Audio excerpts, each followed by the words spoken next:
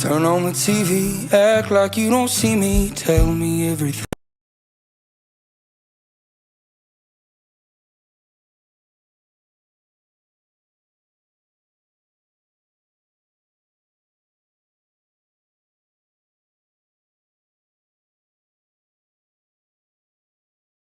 It takes a lot. It takes like that.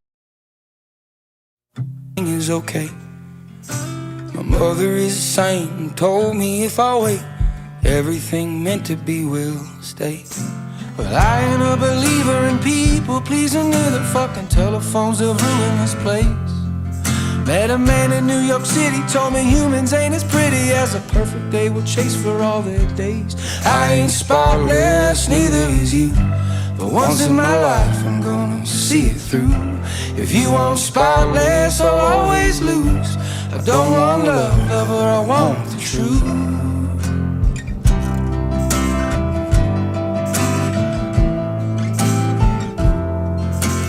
People die 1,000 times to get to who they are. You were praying to the heavens on a late train car. Your heart knows deeper seasons than my eyes ever will. I'm a self-destructive landslide if you wanna be the hit. I ain't spotless, neither is you, but once in my life I'm gonna see it through. If you wanna leave this, that's okay. Everything meant to be is bound to stay.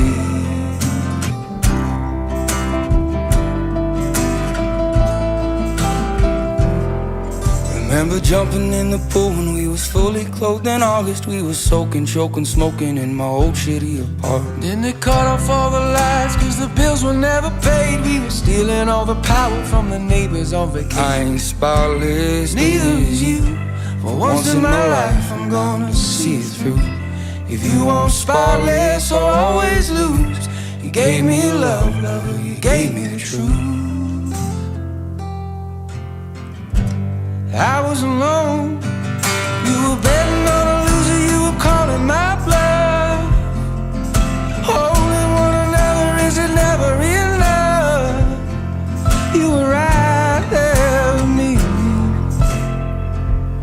I can't stop this, neither can you, but once in my life I'm bound to see it through. If you want spotless, I'll always lose. You gave me love, lover, you gave me the truth.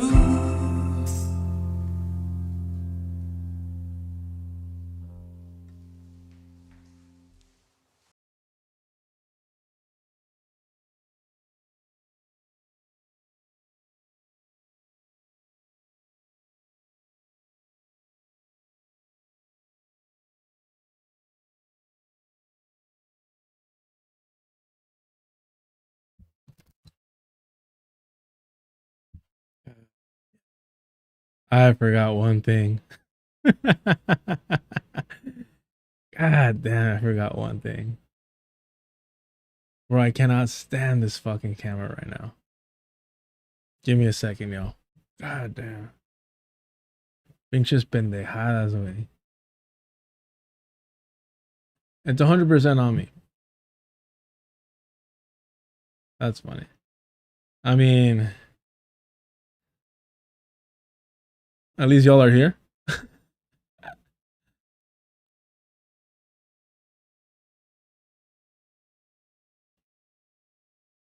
Hacer toda pinche. Ay, ay, pinche pendejadas, güey.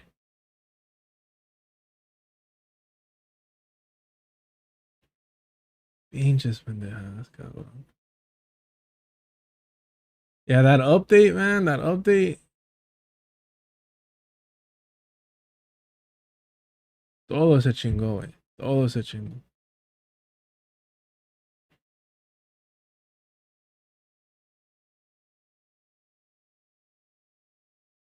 I guess like that, and then I'm gonna move the chat too.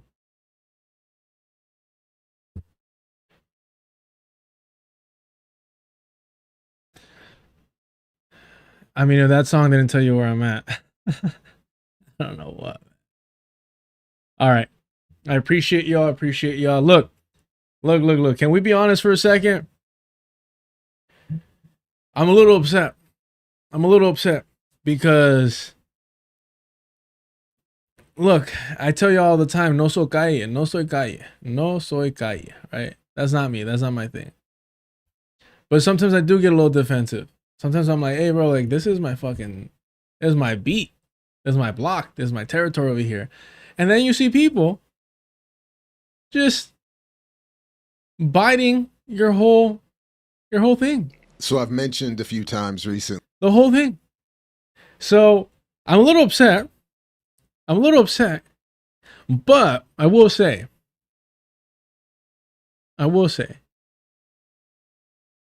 all is forgiven. All is forgiven. Because you know me. I love myself some Jewish on Jewish violence. Not kidding. Shout out to Dr. Ball. I was so hesitant in watching this because I can't stand literally anyone on screen. And Dr. Ball, the professor Petty, knows how to fucking just rage baiting, all that stuff, man. And I was like, I gotta watch this now. And so I started watching it. And man, it took me back because it's been a cool minute since I've like really truly like lost my shit in traffic. So that was rough. That was a rough, like watching that while like in bumper to bumper fucking an hour plus traffic. I was losing it. I was not in a good place. So shout out to Dr. Ball for yeah, just yeah, it was so good. It was so good. I appreciate that. I only watched a bit of his, so if you haven't seen his coverage, please check it out. Definitely, you're gonna get a different vibe from me, 100%. I think Dr. Ball took a very, he put the tribe first. All right. There's like 20 other jokes I can't make. All right, let's get to it because this is all we're covering today. I appreciate y'all for showing up. Thank you so much. If you want to help the channel out, please hit the like. Please subscribe if you haven't already. Hit the notification bell if you want to know when I go live. I was actually thinking about going live tonight instead of this shorter stream, but I was like, nah, this will force me to just lock into this conversation. And again, all love and appreciation to Black Liberation Media, Dr. Ball, Saturdays with Renee, Psychic Militancy. Lara just dropped her book. I was watching, all the coverage on that. Had a great conversation with Omar, which y'all know I'm a huge fan of. So please check that out as well. Let me make sure. I've seen this twice already. This is my second time through it. Solidarities. I mean, you cannot ask for a better conversation than this. You cannot ask for a better conversation than this. So please check that out. Just great. Just absolutely great. Why is the Dome TV? I was just catching up on his conversation with Dr. Gerald Horn that just happened 9 days ago. This was dope. This AI infrastructure I mean, why is the Dome TV? I'm always, since day one, been shouting them out. To have an intellectual powerhouse like Dr. Gerald Horn on and to be able to like just get the best out of him. I do think that they have the best conversations of, Dr. Gerald Horn's on multiple different shows and all this, but yeah, just outstanding. Really insightful. All right, let's get to it. Yeah, let's start off with, we'll do this. Short read. Oh, the mass trauma, man, it gets good. Mind you, again, I did not watch all of Dr. Ball's coverage of this, so I'm sure we're going to have some disagreements or things that we're going to focus on differently. So I'm excited to watch that after the fact. Let me just move this a tiny bit more and then we should be good. I'll move the chat because the chat is more reliable here. That shit was bothering me, and that's still it's better. It's gonna bother me, but it's better.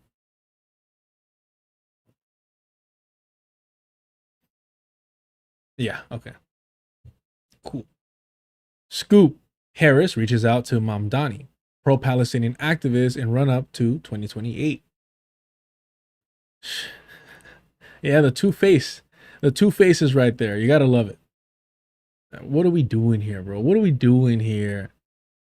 What are we doing? All right, give me 1 sec.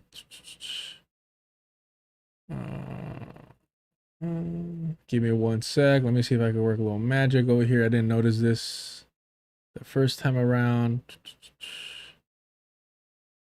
We'll do this. Oh. I think this one was the one that worked last time. Invalid host. Come on, bro. Oh, that's why. My bad.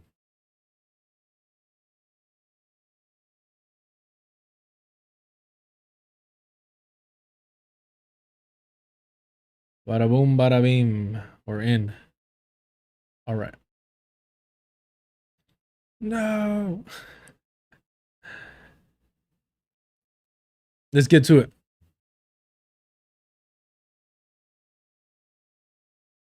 Gio, thank you so much for the gifted. Appreciate that.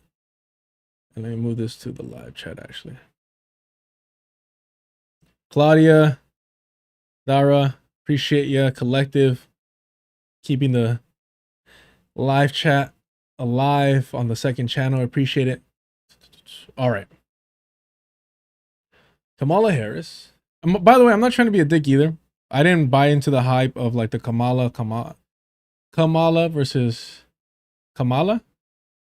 Mainly because it was never raised until she was running, but I'm pretty sure that Biden called her both repeatedly, right?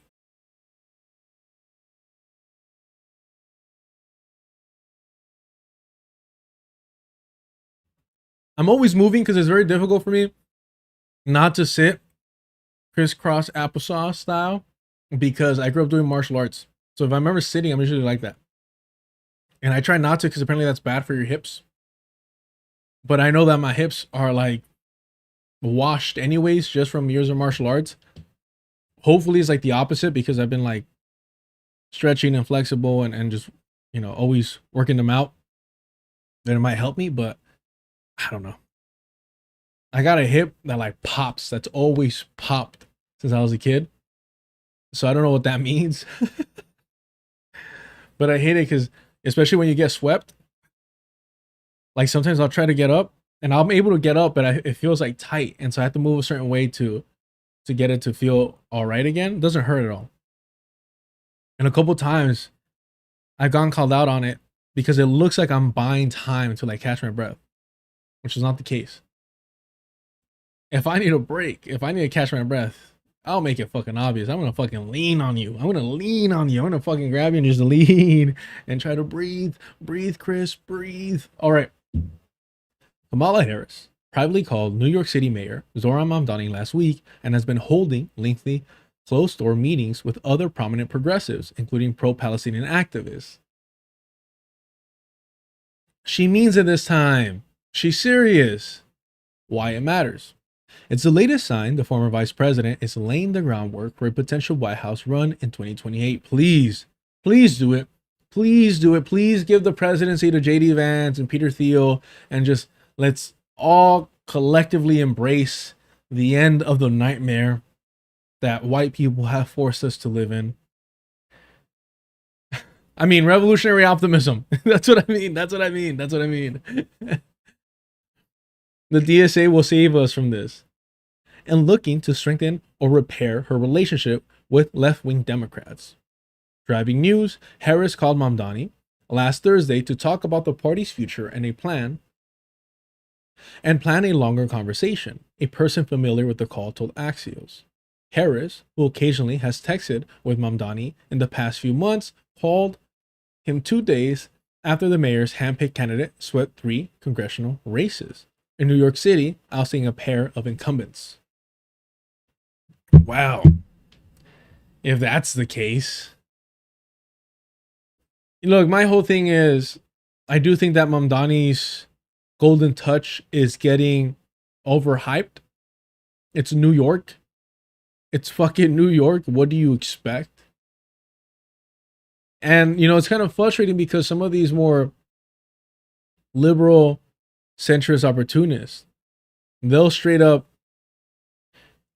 call this out accurately a couple times. They'll call this out pretty accurately a couple times. And one of those being that the DSA is patting themselves on the back in a way that doesn't really make sense with the realities of politics right now, right? When the Republican Party is in office, especially around the midterms, you see a big swing in the other direction, right?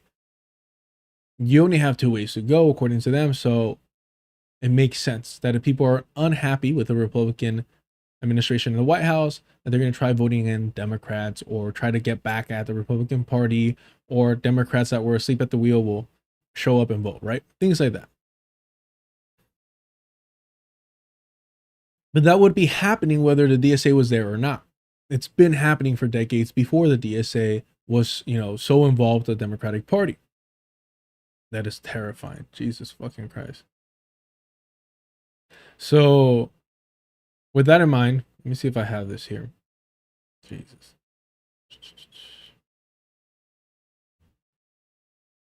Not only that, but these liberals have pointed out the fact that winning in a blue state, in a blue fucking district, county, you name it, is not as difficult or proving something miraculously. Yeah. Anywho, English. That it would be if they were winning in red states. In fact, if they were winning in red counties, red states, it would demonstrate that people actually are understanding what the DSA is proposing, or at least what they're pretending to propose, right? Let me pull this up here. Was I vamping? Was I stalling? Perhaps. Here we go.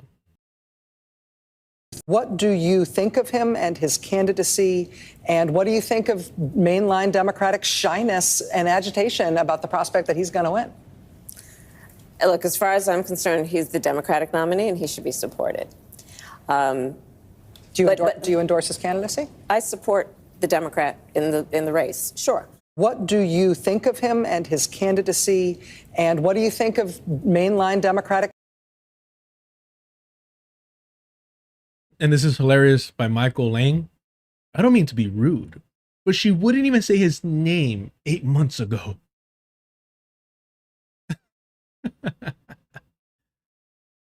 Man, the cult of personality that has risen from Zohran Mamdani is absolutely hilarious.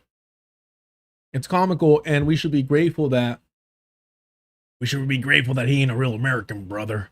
No, we should be grateful that he can't follow through on Obama's trajectory to the White House because he ain't a real red-blooded American like you and I, right? Like, it's just, this guy would have a lot. It would be interesting if he could, because I would love to see him versus Graham Plattner, like the rough guy, like, you know, real American boy, right? Versus the immigrant, that immigrant story, always smiling and always for the whites, you know. Believe me, I would have a blast celebrating the complete and total embrace of the U.S. empire and National Socialism. Would be complete. Win or lose Mamdani or fucking Grant Plattner. But that would be fucking awesome, man. And just seeing how liberals would just be trying to justify that shit. So good. So good.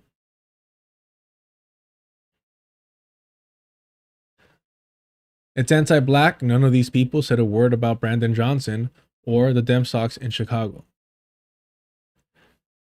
Wow, Gio.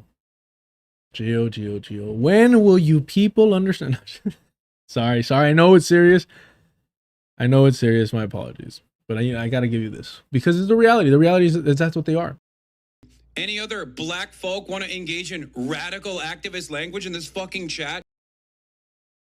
They do not care unless it's positive PR for them. They do not care. There's a reason why they ignored Cuba for decade after decade until it became a popular topic enough to where Hassan Piker would go. And because Hassan Piker went, then you have Georgie going because, I mean, he wants to be friends with him so desperately and so badly.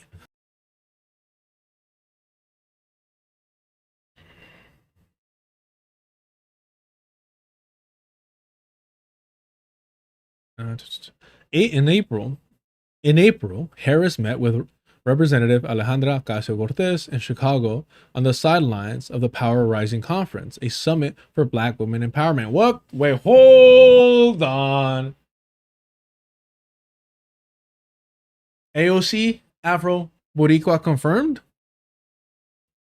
AOC Afro Boricua confirmed here and Axios bearing the headline? What are we doing here?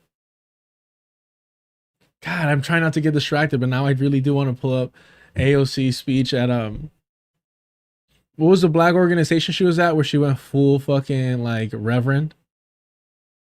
First of all, she's like stealing my whole bit, right? As y'all know, the fucking white supremacists over there and Georgia's fans believe that I am fucking Afro-Latino, which you could only think if like you're obsessed with like blooded quantums, one drop rules, fucking skull. What was it? Y'all remember? I'm just gonna put black event. Here it is. It worked. I'm proud to be a bartender. Ain't nothing wrong with that. There's nothing wrong with working retail, folding clothes for other people to buy. There is nothing wrong with preparing the food that your neighbors will eat. There is nothing wrong with driving the buses that take your family to work. There is nothing wrong with being a working person in the United States of America, and there is everything dignified about it. I, in fact, am encouraged when people remind the country of my past, not because of anything about my story, but because it communicates that if I could work in a restaurant and become a member of the United States Congress, so can you. All right, she got a little too hyped up at the end. But at the beginning, you could hear it, the huge difference. The huge difference. I love these moments, man. Yeah. The National Action Network. There we go. All right, all right. So there we go. And look, all I'm saying is that if Harris doesn't run, we still could get the first black woman president if AOC decides to run. Harris and her team also have been reaching out to pro-Palestinian activists during the past year, including at least one who helped lead the uncommitted movement. I fucking told y'all that shit was a farce. The fact that Rashida Tlaib did not run as an independent solely on the one single issue of a full arms embargo on the Zionist entity. And because her sister, right? Her sister was in charge.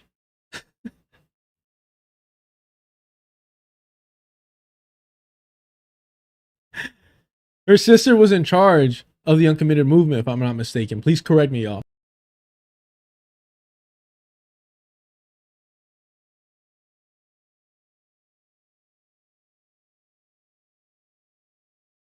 In 2024, the uncommitted Democratic delegates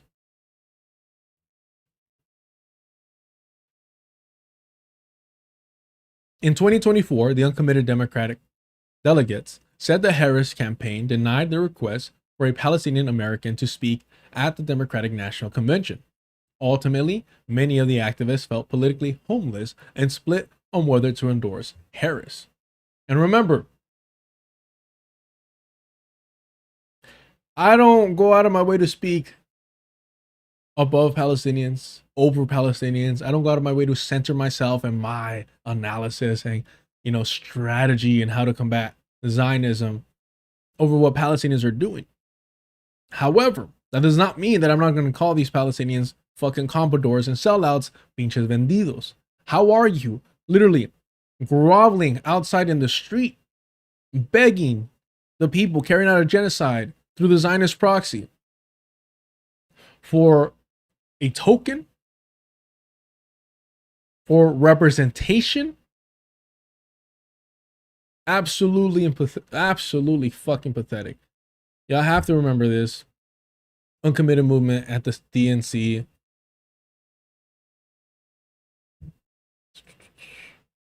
What I butcher.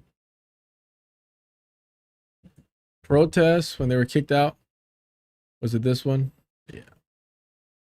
We need a speaker, a Palestinian American speaker to speak from this stage. I'm waiting for the call. The Vice President's team is aware of what we're doing here. DNC leadership is aware of what we're doing here. We've been trying to have this conversation in private, trying to be reasonable. We are reasonable. We feel like we're being very reasonable. Just let a Palestinian American speak. And so the response that we just received is a speaker is not happening. Of course, democracy now. Of course. Could something else work? Would you be open to a private meeting? Absolute, like they're literally groveling. They're literally fucking groveling.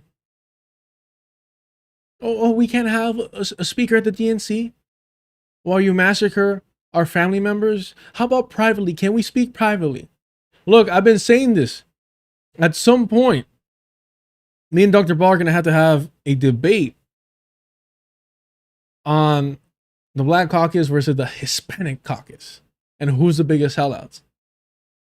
We're going to give y'all some time, but Palestinians, at some point, you might be able to compete if you have motherfuckers like this begging and groveling for the Democratic Party to fucking notice them, to give them a job, to create connections for them.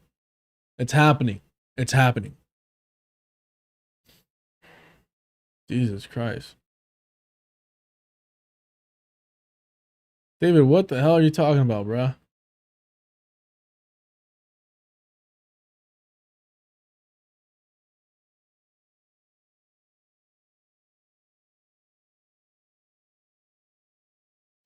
David, what are we doing, bro? Chill out. Look. Come on, y'all. Come on, y'all.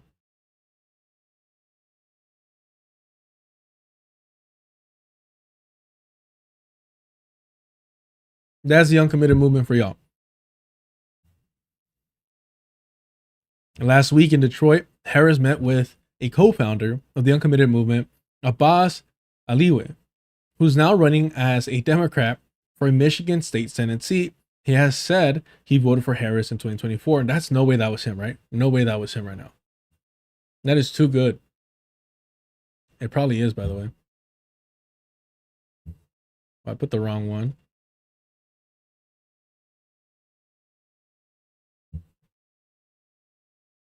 Oh, fuck. That's hilarious. This shit wasn't even planned. That is too fucking good. God damn. Running as a Democrat. You sad fucking pathetic sellout. You might as well be in the Palestinian Authority, cabrón. Absolute pathetic. And I've heard some things and I know some things. Absolutely fucking pathetic. Wow. David, I'm going to tell you right now, dog. I don't know what's going on with you. First, with the weird grossness, and now with the soccer fucking updates. You're lucky I'm in a rush today, or else permanent life ban. All right. What a complete... He's going to and he was bragging about voting for her in 2024. All right, Hassan. Harris also talked recently with James Zogby. No.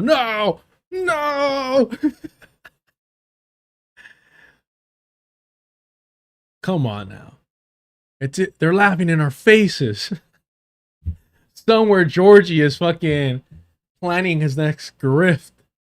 A longtime member of the Democratic National Committee who has advocated for Palestinian rights, according to sources familiar with their conversations. Alawi told us, I want to call him Alawi. Alawi told Axios that Harris requested the meeting after months of private conversations. She initiated months, bro. Months. You've been selling out.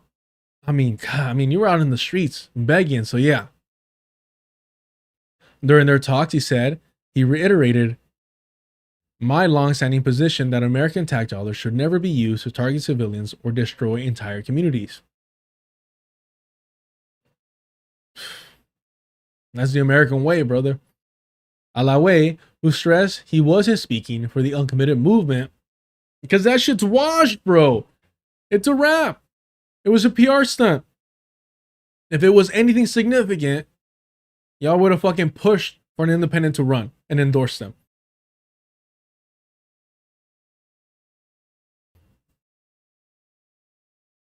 Being uncommitted doesn't threaten anyone. Endorsing a third party fucking politician would have. Added, he shared with her the members of the community that I'm seeking to represent have recently lost family members in Israeli airstrikes that have been supported by the US. Zogby and spokespeople of Harris and Mamdani declined to comment.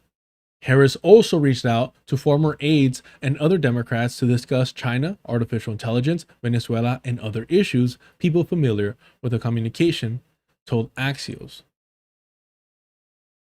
Flashback, many on the left were disappointed that Harris didn't distance herself from Biden's reflexively pro-Israel stance during the 2024 general election.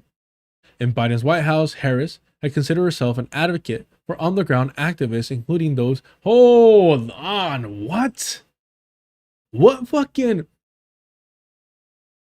rewriting of history is this?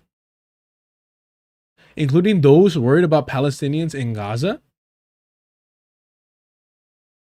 She had her office organize meetings and calls with progressive advocates. She wrote in her 2025 book, I guess the book didn't do so well, but okay, 107 Days, that she privately pleaded with Biden to show more empathy for civilians killed in Gaza. He couldn't do it. While Biden could passionately state, I am a Zionist, his remarks about innocent Palestinians came off as inadequate and forced. Harris also wrote that she sometimes was frustrated with pro-Palestinian protesters, interrupting her campaign events in 2024. That's at least some honesty. The issue was not binary, but the outcome of this election certainly was. Oh, okay. Well, it's complicated. It's complicated. Just like Sam Cedar thinks, it's complicated. It's complicated. Zionism, it's a complicated thing. No, this is just an Axios most recent news about Harris' potential run 2028, right? And in real time, the vice president had concerns about the lack of empathy for Palestinians in the way the Biden White House presented their policies. She tried then, as she continues now, to hear opinions beyond Foggy Bottom in Pennsylvania Avenue. Damn, bro. Mind you, this is all.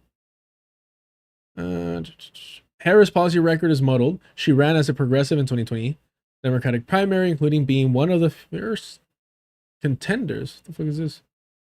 One of the first contenders to embrace Senator Bernie Sanders' Medicare for All bill, but then distanced herself from several of those proposals in 2024. If she runs, she wouldn't clear the Democratic field for president, and many in the party doubt her ability to win a general election.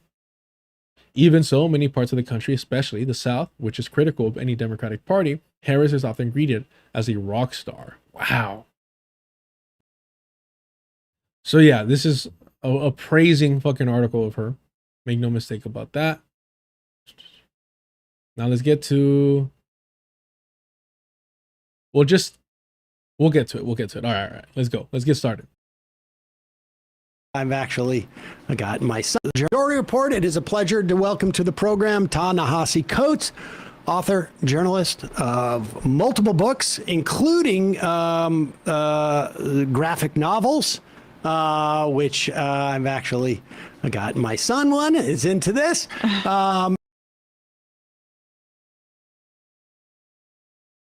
Look, Coates run on Black Panther. He did one of the most lib shit possible, which is he made Wakanda a democracy. So just keep that in mind. Just keep that in mind. That's what he did with it. I don't know why Sam is blushing, maybe because he's lying or some shit. But okay. And also a contributing editor of Vanity Fair, Sterling Brown Endowed Chair in the English Department at Howard University. And we're here to discuss, at least in part, his piece, Did Kamala Harris' silence on Gaza cost her the White House and Vanity Fair? Ta-Nehisi, welcome to the program. Ta-Nehisi, Coates, you know, he wrote a, bro, 20 fucking years. 20 fucking years doing this shit. And he can't get a fucking introduction down. And no, it's not a fucking speech impediment. It's unprofessionalism. That's all it is. Unprofessionalism. Mediocrity. That's what it fucking is. And he's rewarded for it like a typical fucking white man. I don't care that he's Jewish. It's so fucking frustrating to have to listen to this shit. Every fucking other word.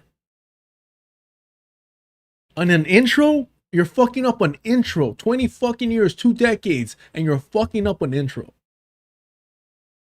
It's just so fucking like, try, homie, try. How easy is it to be a fucking white man, bro? And don't give me this shit that it's a speech impediment. I don't want to hear the bullshit. Georgie was saying the same thing. I have Tourette's out of fucking nowhere. Do all colonizers have Tourette's? Fucking Ethan Klein's cousin over here. Fuck it, they're all Jewish now. Program. Well, thanks for having me, Sam and Emma. Chris, good to see you. Let's just start. What is your opinion? Just, I mean, on a, before we get into actually the breaking down this question.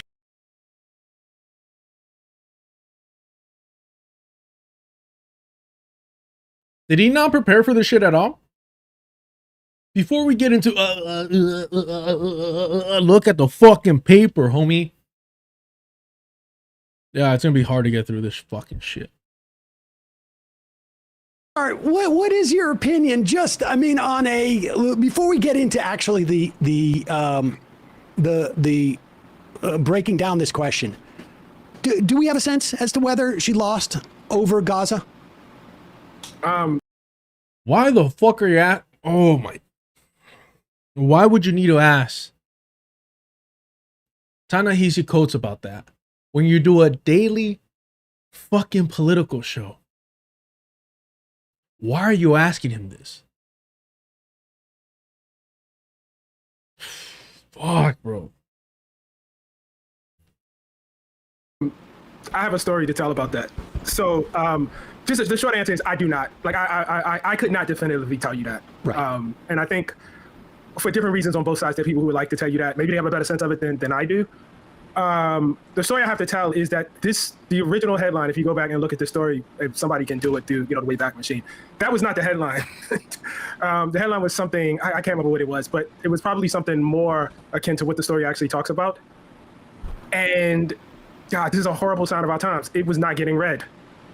And so we had to like figure out on our side, and I was intimately a part of this. Like, look, we just spent all the time doing this research, doing all this reading and everything. How do we get this thing? Like, how do we get people into this, much more complicated conversation that we want to have, that I want to have actually about American empire, about Palestine, about Gaza, how that actually fits into, American history, and what happens when that has a collision with, the Black freedom tradition in this country that in fact made Kamala Harris possible in the first place.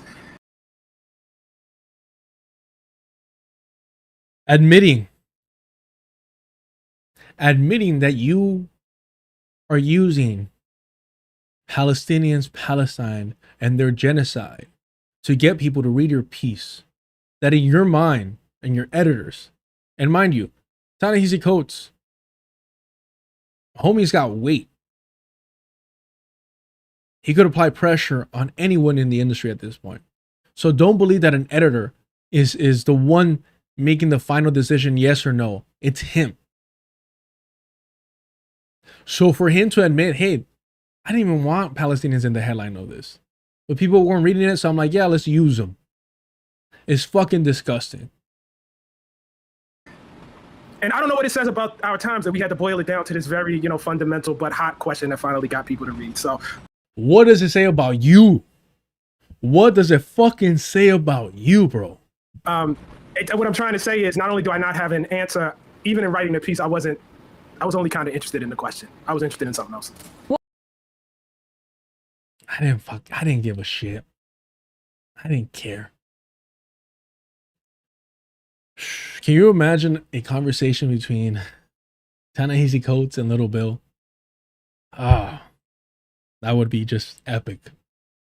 Well, what I love about the piece, I mean, there's so much to love here, but one of the major themes is about adding empire to the list of adversaries to Black people gaining power politically in this country. And at the very least, updating it to make sure that that's included to reflect the history here. There's one great quote of yours, I have it here on page 11, just saying, Gaza is not a betrayal of American democratic tradition, but an expression of an American imperial tradition. Can you expand on that? Because I also think it ties into how you interwove Fannie Lou Hamer's radicalism into the piece and contrasting how that was kind of distorted by the DNC and then embraced in a different way by the uncommitted movement. Yeah, thanks for that question. I mean, the first thing I have to say is that a broader critique or the notion that the Black struggle is not just about, Black people's right to follow other immigrant groups and become white, to integrate, the power. That's a long standing critique that, it's very hard to not be aware of that. Everybody knows the famous James Baldwin quote about, integrating a burning house. I have to be honest with you, until probably I went over to Palestine in 2023, and then all of the reading and all the conversation that spun out of that, I could not have told you that in detail what that meant. So, okay, did I know that obviously, the United States of America was built on the theft of land, the genocide of the indigenous, people of the country? Yes, I knew that. Did I understand that that was immediately followed by, the overthrow of the Queen of Hawaii? Yeah, I kind of knew that. Did I understand, This is why I'm telling you, I fucking hate liberals.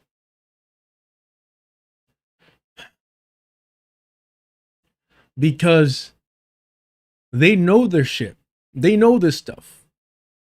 Remember, the Zionist Guard was defending the kibbutz and the original Zionist project.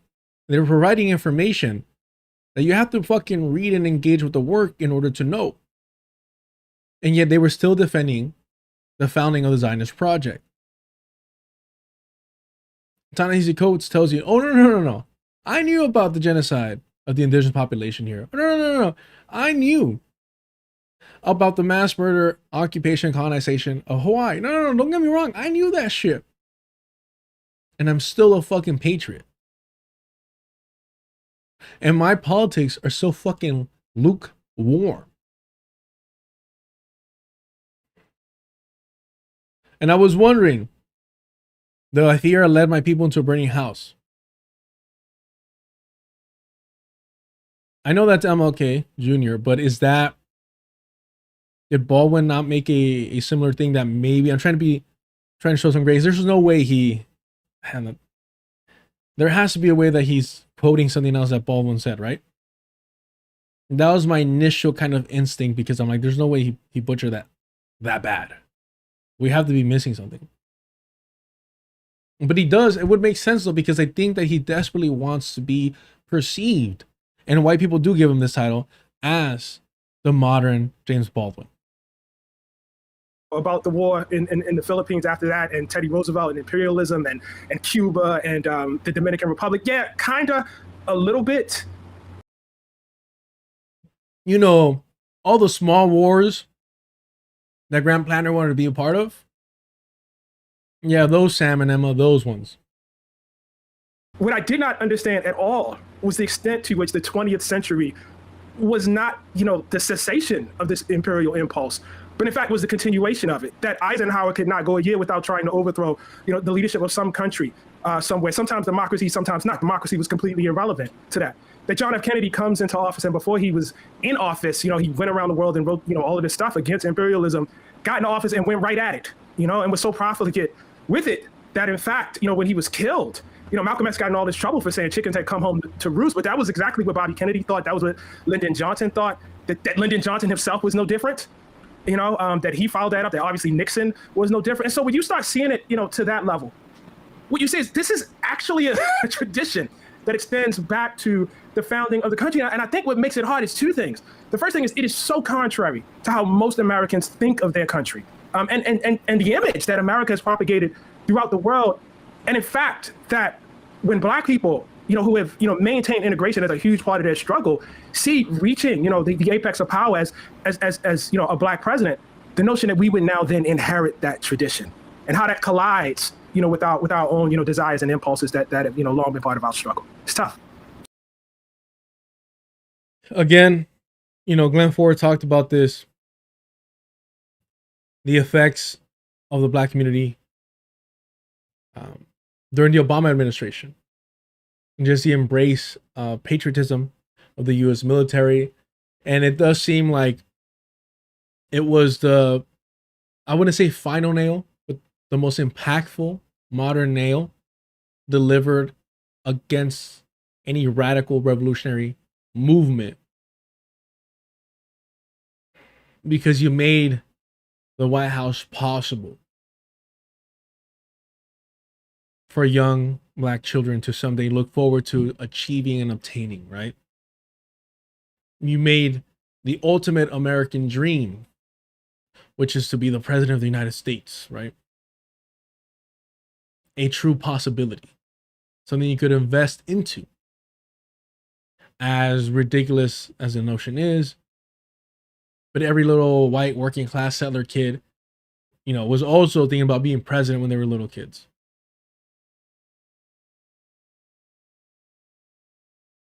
When I was in the part of your piece where you are comparing that era of Kennedy and I will say the fact that he does not spend time acknowledging that not also is it ending any revolutionary potential in the Black community, but it's also completely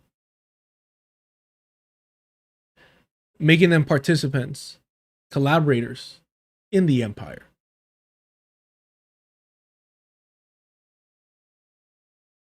Like this whole, I've been having great conversations recently, and one of those is about questioning the whole narrative of internal colonies. And I'm always down to be questioned and pushed on. And unfortunately, I haven't been able to get my hands on the paper that kind of expands on it more thoroughly than the conversation I had. But it is interesting to be like, what is the development of these quote unquote internal colonies as they continue to invest more and more into the US empire? At what point do you cease to take that position, that role, and you've been fully indoctrinated into achieving the American dream, aka whiteness, regardless of how you're being treated?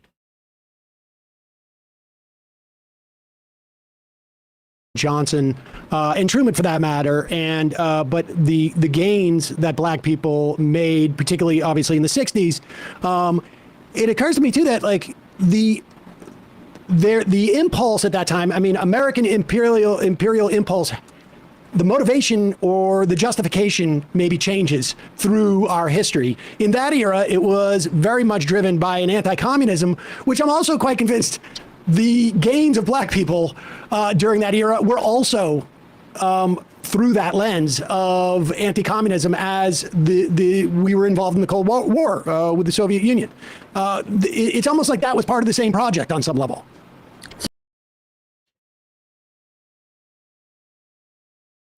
Okay, that's a question that Dr. CBS would, I'm sure could do an entire semester and give a lecture of. I don't know if Coates is the best person to ask this to. Yeah, but one of the really, and I'm glad you asked that question because there was no room to get into this in the piece, but one of the really chilling things is the extent to which, like, communism was often just an excuse. For instance, when Mossadegh was not a communist, and that was the excuse they gave for overthrowing him. But the real reason was they wanted access to, the oil that, he was threatening to nationalize or had nationalized. Our Ben's in Guatemala. I mean, he's not like a puppet, of the Soviet Union, but they use, communism as this excuse. And so, look, had it been communism, that would have been wrong enough. But so many of these governments were not. I mean, what? You see what I mean? Sam asked him a question about the relationship of the black community and communism generally, right? When he mentions the Soviet Union and their rights and how the U.S. tried to respond to the growing revolutionary fervor within the black community. And immediately, Ta-Nehisi Coates goes and talks about Mossadegh. You see what I'm saying? Like, it's just like, why would you need to go all the way there in order to make your point about something here? About a community that you're essentially, I'm sorry, but the spokesperson for. Of course, unfairly and undeserved, but can we be honest about the way that the media treats Ta-Nehisi Coates?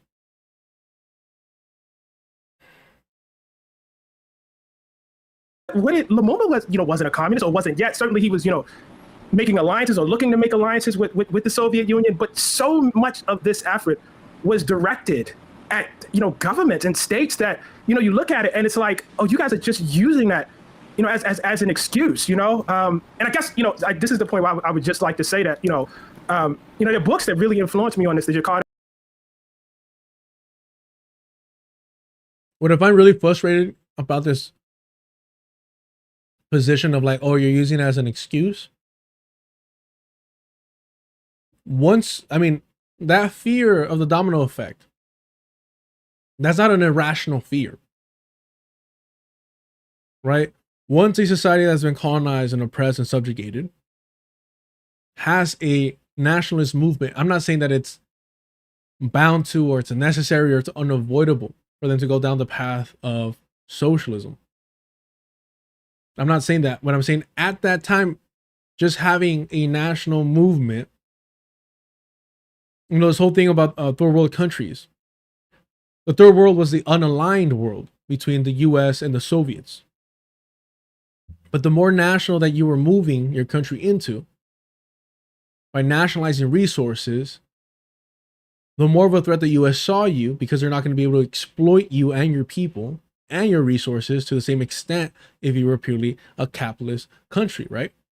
And so that was going to force you to align with, for safety, for security, with the Soviet Union. So this isn't an irrational fear or just a complete lie. Understand, like, it's self-preservation what the empire was and is doing. It's self-preservation. It's not an irrational act. It might be an irrational strategy that they're taking, but the act itself is not irrational. Trying to destroy Iran is not an irrational act by the US. The Trump administration might be going about it in an irrational way, but that's totally different. Yeah, Grenada, absolutely. Method, Stephen Kinzel book, the brothers, and what you see in that work.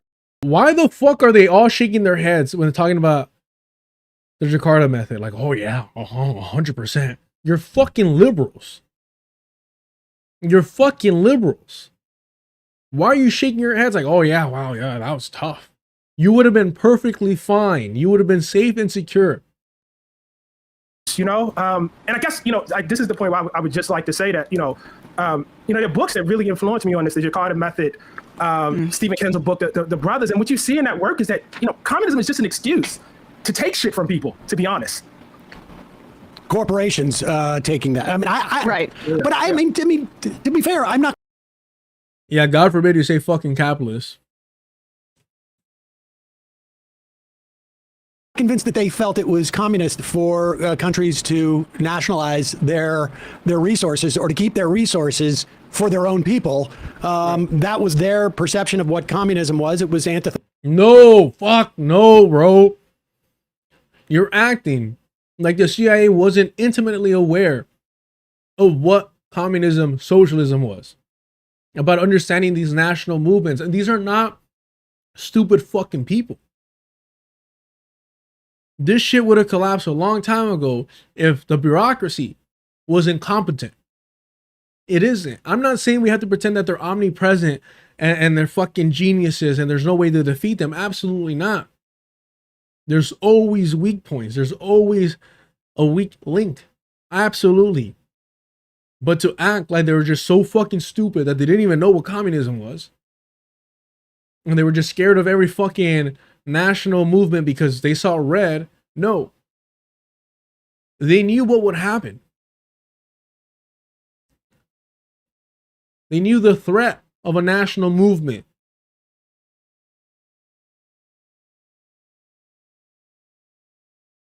Antithetical to capitalism, which is in and of itself has a sort of imperialistic quality. I mean, it's the shark has to keep moving or it dies type of situation.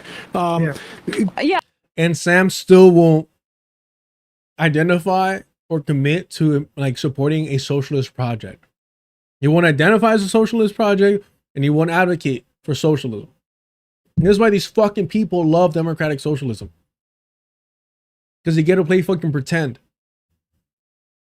Yeah, I just to expand on that, I'm curious about your thoughts on this. You know, when this might be my favorite fucking part. I might be early, but this might be my favorite fucking part.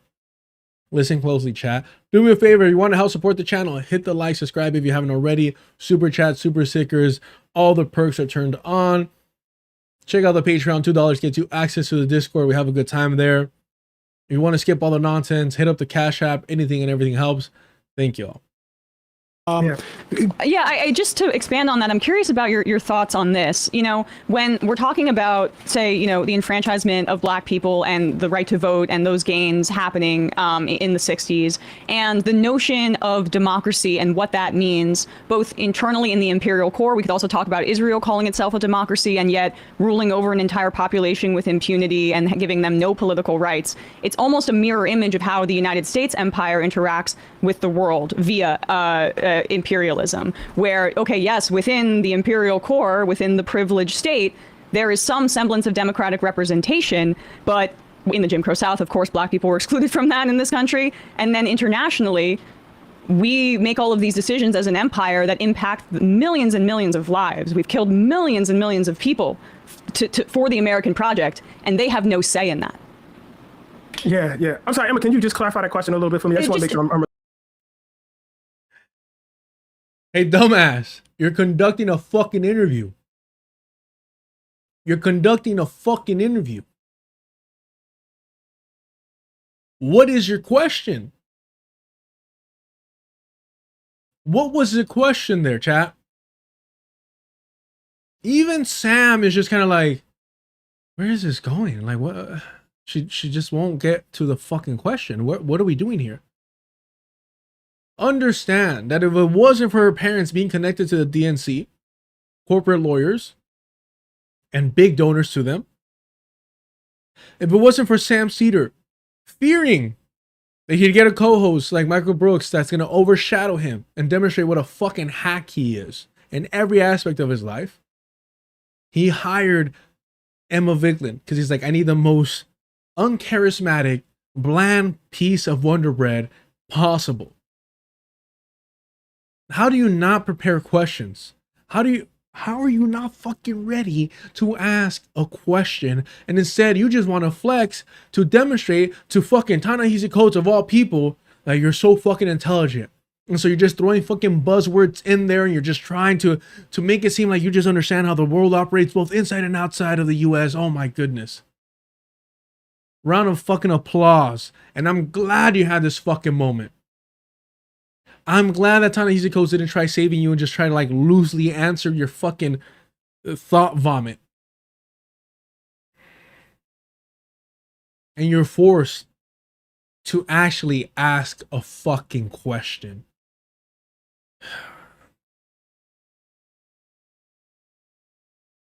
We talk about mediocre white men.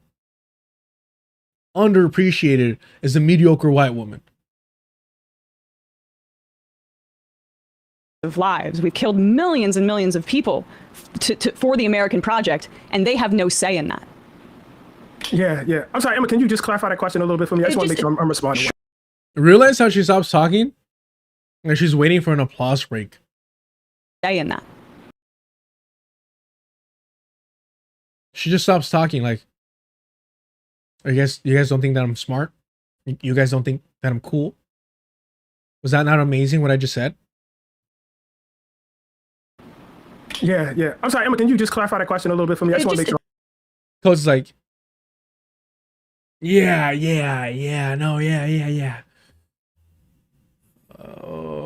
What the fuck do I say to that? Is there a question in there? God damn.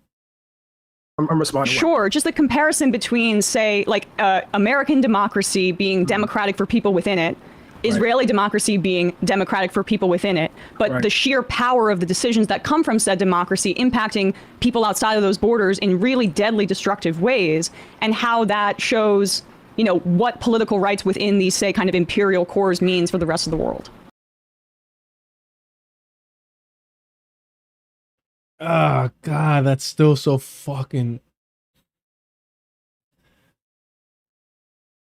How does the lack of democracy within settler colonial projects affect the daily lives of those outside of the imperial core? Is that her question? So is she implying that if we had more democratic rights within the settler colonial projects, both the US and the Zionist one, that would be a positive, like a net positive for the rest of the world? Is that what she's... I don't know. It's not a question, right? It's chat. I'm not just... Look, I know how I can get. I get it. I'm a sexist. I'm a misogynist. Soy machista, 100%, whatever. But the question is, what was her question? Because he gave her a second chance. He still looks lost. Sam is so fucking confused. Emma's like, oh God, they're gonna know that I'm a fucking fraud. Yeah, no, exactly. And I think one of the great problems with that, and I haven't spent enough time in Israel proper to understand whether it's true, but certainly within America, it's just like, look, I was raised in a pretty, dissident family, And you're the fucking loser that sold out completely? Is that what you're trying to brag about? You're a radical family and you were the lib? What are we doing here? I was not, completely new to these arguments, but the extent of it is really, really hard. Like, to understand, like, look, in the Black community, Johnson is seen as like one of the good presidents, and to understand that, like, at the same time he's, contemplating and signing the Voting Rights Act, he's engineering the overthrow, of the government in Indonesia that is going to lead to 1 million deaths and God knows how many people, in prison. That many of the people that you hold up, as being part of your very liberating struggle will then in turn do great harm, to other people around the world. I mean, it breaks the brain, because what it should break is your allegiance to empire.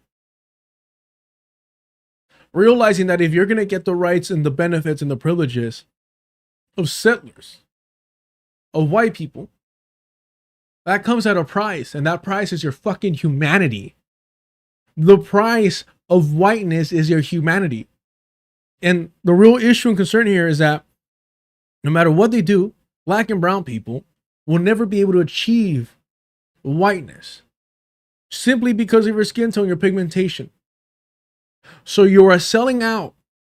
You're selling your fucking soul, your humanity, and the rest of the world, the global majority that looks like you, for something that is unattainable, that you're always going to get fucking scraps for. That should fucking break your allegiance to the empire. It shouldn't make you go, oh, my favorite person is an evil fucking monster. What do I do? Oh, golly gee willikers. Where do I go from here? The liberal says, rationalize it. Vote blue next time. Vote more blue. Vote harder blue. That's what the liberal will tell you. Because then it's like, okay, so what am I actually trying to do here? Like, what is my struggle? Because in these communities, I mean, people really, really are suffering. This is happening at the very same time, that people are being lynched, that your leaders are being shot down, that you are suffering, segregation. By who? By the fucking state. By the fucking state. Being assassinated and murdered by the fucking state that you're trying to gain acceptance from and incorporate yourself into completely. Which in and of itself is its own system of plunder. So like what is my place in this? And probably the most sympathetic reading, I can give to, What is my place in this? That's actually a great fucking question.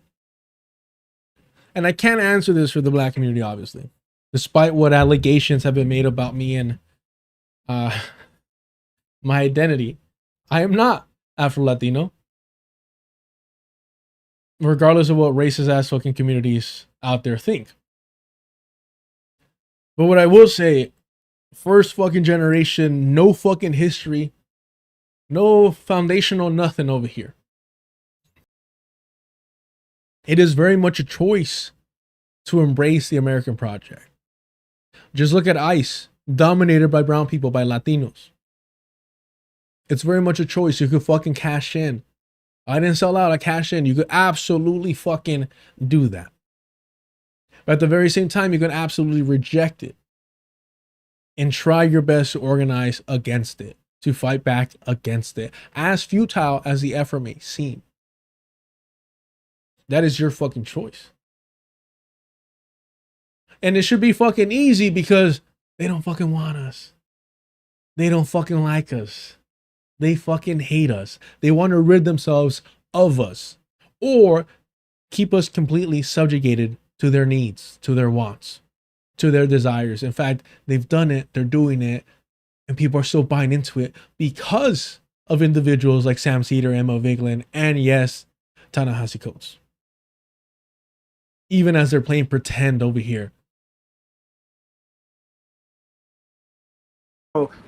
If not to Kamala Harris, but to certainly, the movement that supported her among black people, it's like, how are we supposed to think about this? Like who are we supposed to be, inside this? And I wrote that piece to challenge people on that particular point.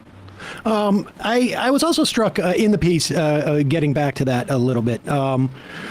There was a quote by Tiffany Cross, journalist and author, who was part of an early movement to get Biden to commit to naming a black woman as the vice presidential nominee. And the quote is, I would think, I would hope anyway, that a black woman is someone who's going to say the uncomfortable thing. I would trust that a black woman could not see tens of thousands of children being murdered and not be struck by that, not be moved by that. Whether you're a mother or not, I trust we experienced that. We saw that firsthand of violence in America, and we've had to tap into our humanity in a certain way. I mean, I counted 8 ums already, but okay. The piece is in many ways about that sort of paradox of where black people have to now sort of like in power buy into the same I guess the contemporary version of what was happening in this country years back, or some iteration of it. But are we like? Is that a problem? I mean, with our politics on some level. I mean, I see this with Jews, right? Like, I was 14 ums. I see this with Jews. And look, not to be You say we. Who are you referring to when you're talking about Sam, huh? Well, I don't settlers, Europeans. Hold on. You're talking about white people, or are you talking about Jewish people? No. You do have to give Sam credit for immediately going into like a Jewish pose. Like just immediately like, they say, like, what are we doing, bro? What the fuck? What are you doing? Like immediately. Look at this shit. What the fuck? Tell me I'm lying, chat. Tell me I'm lying, chat. I mean, with our politics on some level. I mean, I see this with Jews, right? Like, I was talking. Tell me I'm lying. It's like a fucking meme over here. What are we doing, bro? But yes, of course, and this is why I mentioned that Super Bowl commercial, trying to conflate white Jews, because it is what we're talking about here in the US are white Jews, to black people. Trying to push that narrative that only aids and abets Zionism, that it's somehow a collective struggle or a parallel.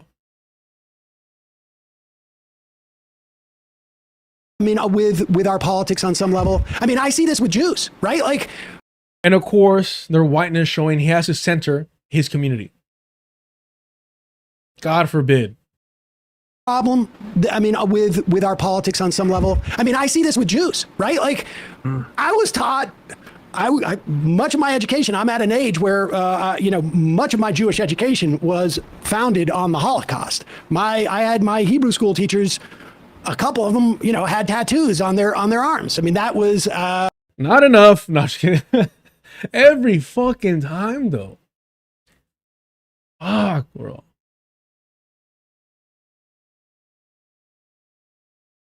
You should be embarrassed. You should be appalled when Jewish people start comparing their suffering of the Holocaust to chattel slavery. Because these motherfuckers had to make up. They had to make up stories about being enslaved. You should be disgusted when these European Jews start yapping and crying and complaining about the Holocaust in comparison to the transatlantic slave trade. It's fucking disgusting. They so badly, they want you to believe, they need you to believe that their suffering is comparable to fucking slavery. It's just fucking appalling. Because if you dare compare a genocide to the Holocaust, anti-Semitic immediately. Immediately it's anti-Semitic. When they say the Holocaust in Gaza, all of these motherfuckers start crying, start complaining. Don't call it a Holocaust. The Holocaust was different. It was from the blah, blah, blah. But we're expected to sit here and allow them to compare the Holocaust, which they exclude, they remove black people from, the Romani from, the disabled from. They remove them from the conversation to solely focus on European Jews. We were 30 years out from the Holocaust when I was 10 or whatever it was, and the lesson that I understood was that like Jews would never do what they're doing in Israel. And I've been proven wrong. And to a certain extent, it's why I think like many Jews turned a blind eye to what was going on there for so many years, because it was just not comprehensible. And on some level, like. And again, this is how you know these fucking people are white. Trying to hide behind ignorance. I think, honestly, like, the Jewish community is innocent because a lot of them just couldn't even comprehend, couldn't even begin to wrap their Jewish minds around the fact that we became the perpetrators of death and destruction. And not to mention that every Jewish major institution was already Zionist when I was going to school. And they were all embracing and studying this and encouraging the eradication and ethnic cleansing of the Palestinian people for decades before I was born. But anywho, I don't think they just knew any better because in their minds, we're the victims. So of course, like, how could we be the perpetrators? Because what would that mean about our soul and Judaism and Zionism? It's so complicated. It's difficult to say what Zionism is and isn't. Anyways, I just had the bar mitzvah of my son, and I can't tell you whether or not the bar mitzvah was held by an anti-Zionist rabbi or not. But anywho, who am I to say that we're not also the victims in some ways? When you think about it. The key thing that should let you know that European Jews are just fucking white people is how often they're crying, how often they center themselves, how often they have this fucking never-ending, unjustified victimhood complex, while the rest of us, black and brown people, aren't allowed to have that shit.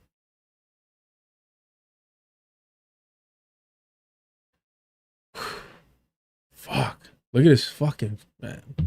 Fuck it. Fuck it. I mean, and to a certain extent, it's why I think like many Jews turned a blind eye to what was going on there for so many years, because it was just not comprehensible. And on some level, like maybe the problem is holding on to these notions that an identity and even the cultural stuff that's built into that identity ends up dictating in these moments. Yeah. So I want to separate two things. You know, I think the one thing you. And by the way, if anyone's wondering, Ta-Nehisi Coates is not a threat to the Zionists whatsoever. After having this LinkedIn discussion that was co-opted by this Jewish individual here, where the two other black people that were hosting it didn't get to say a fucking word or anything of substance. This is what was said at the end anyways. Palestinian people. In less than, because many people feel it's complicated. You say it's not complicated. Less than 20 seconds. What's your message? Less than 20 seconds. I want people to read the book. Well, And I don't make the assumption that somebody would just read the book and have read nothing else about Israel and Palestine. You're still invited to High Holidays. I'll see you at the show. You're still invited to High Holiday. In other words, while you may have toed the line, you haven't done or said anything that would make us Zionist Jews upset at you, to rebuke you, to attack you the way we have Palestinians. You're still invited to High Holiday should be seen as a sign that you're a fucking sellout, that you're not a fucking threat. And he says, I'm serious. I mean it, buddy. I mean it, buddy. Excuse me. I mean it, buddy. Absolutely fucking disgusting. I mean it. You're fine. You're good. You're good. You're good. I gave you a little heat, a little pushback because we want to make sure that you become the face or one of the faces of the pro-Palestinian movement because you're not anti-Zionist. We want the watered down versions of the pro-Palestinian movement. That's what they're advocating for. They want Ta-Nehisi Coates to be that face. They want Hassan Piker to be that face. They want Bernie Sanders to be that face. They want Alaway to be the face of that. They want fucking sellouts, vendidos, compradors to be at the forefront, the vanguard of that. David, that's wild. Buddy equals, yeah. It seems that way. Buddy is condescending to me 100%. Oh, I seen people have to get separated. Because, you know, the way that white men, especially over here in Southern California, you know, they try to be slick with it. You're like, all right, buddy. And everybody picks up on it. Everybody knows what you're trying to do. Well, you're a fucking coward. Yeah, absolutely. Controlled opposition, limited hangouts for sure. You mentioned is the notion that because you go through an experience, because you're oppressed, you are necessarily inured from the impulse to oppress other people. That is not. I do appreciate that because I do feel like Dr. Cornel West leans too heavy into that. Leans way too heavy into that. That because your people have struggled, your community has struggled with something, that you're like somehow organically righteous moving forward. Yeah, that's fucking bullshit. You are necessarily inured from the impulse to oppress other people. That is nonsense. You know what I mean? Like that just, there's just, you know, it's not just Jews, it's not just black folks. I mean, we just have plenty of experience of, you know, immigrant group after immigrant group, you say coming from Europe over here and actually, you know, duplicating oppression even as they flee from it and throughout the world. I mean, that just is a consistent thing of humanity.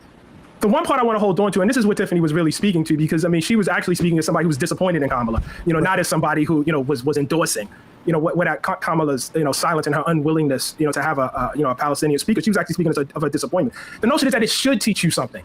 And I do hold to that. I do hold to that because, like, I do think that it's important to ask of people who have been oppressed, who have been, you know, terrorized themselves, who have been excluded and marginalized themselves, that they learn something from that.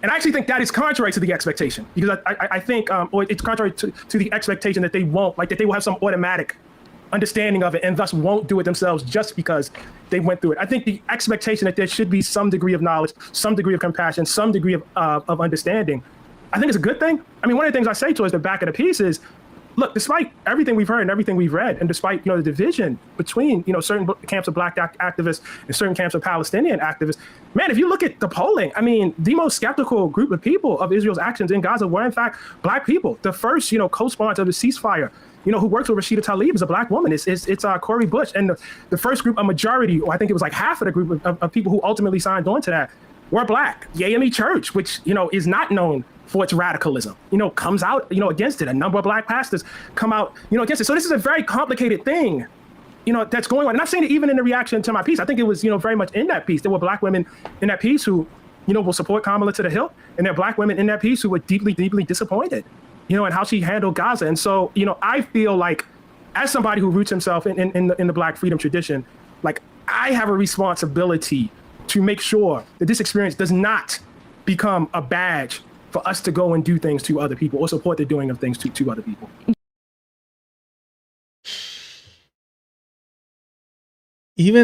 Sorry, educate me, chat, educate me. Is that a common saying? Is that a common way to describe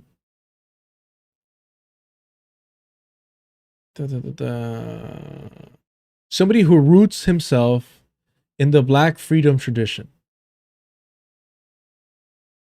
The Black freedom, I only got like 20 minutes left. Black freedom tradition. So I can't look it up. So chat, help me out.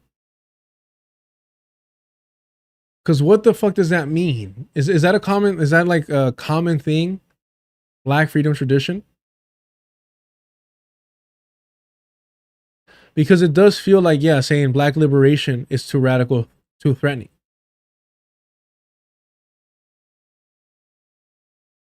That's a thing you've heard? Okay.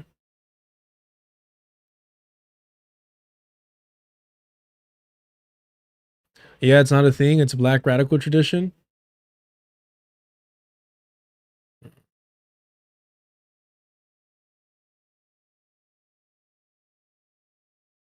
I don't know. It's a question.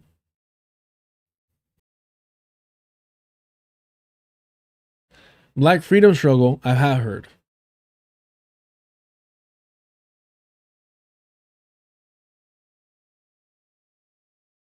It's a Black radical tradition.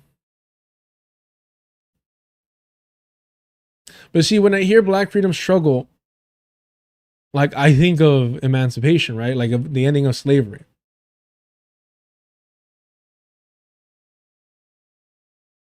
Yeah, and it's also when you see all. But hold on.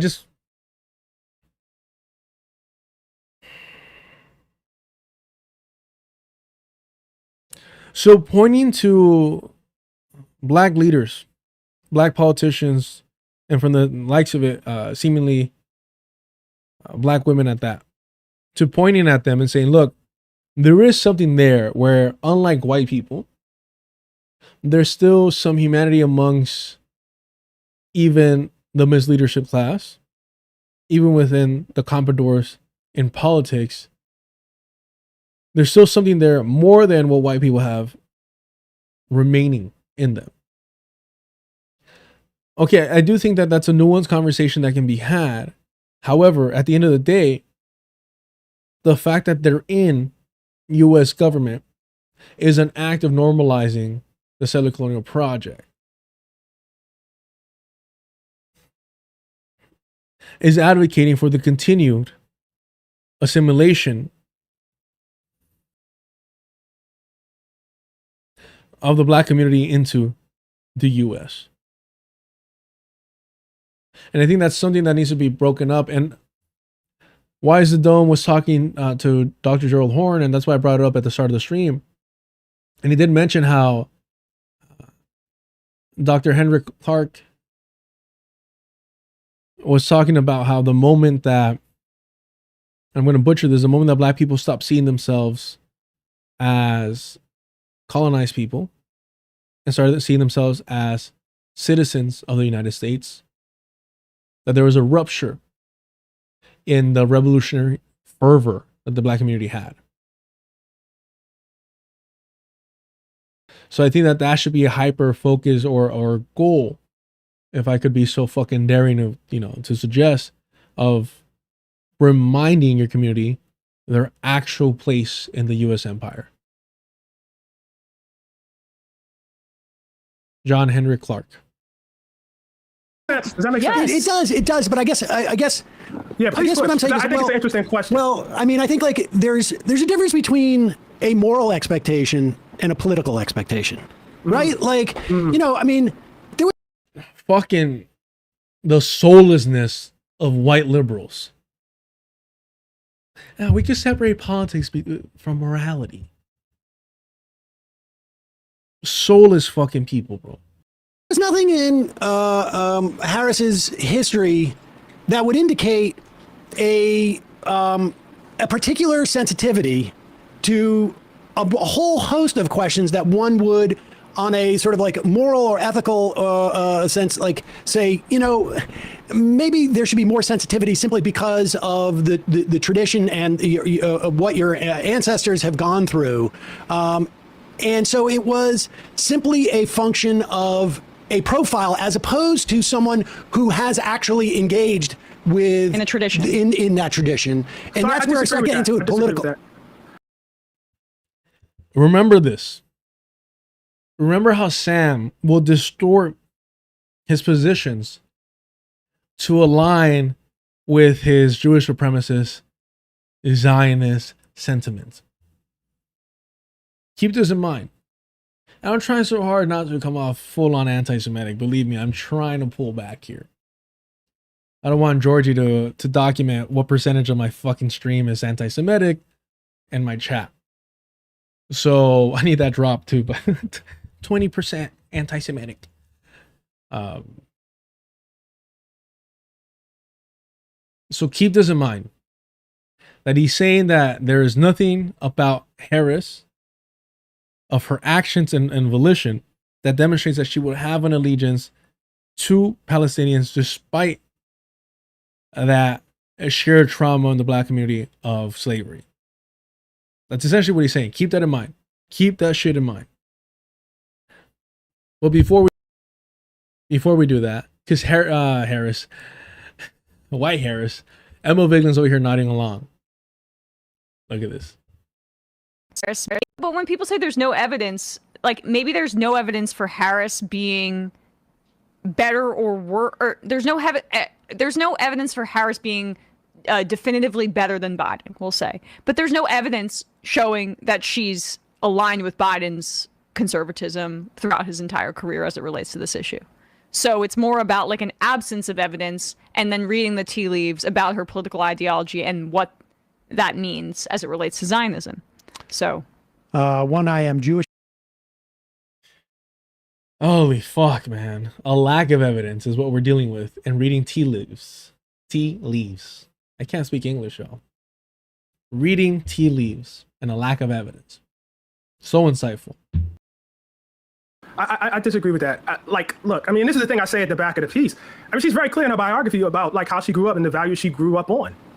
She talks about her, her parents being involved in the protest tradition. She was born in 1964 in the Bay Area, which is a hotbed of political activism and radicalism. She's very clear in her book about who she was raised on, about seeing people like Amiri Barak, about seeing people like Fannie Lou Hamer and how that influenced her. She herself roots herself in. Now you can say in her career, like maybe that's what I'm talking about. Yeah, I mean she may self-proclaim, but I love that Coates is like, well, in her book, she sounds like a badass. Yeah, it's her fucking book, ghostwritten or not. It's her fucking book. Ghostwriting aside, let's have a heart-to-heart. Sorry. This is so fucking embarrassing.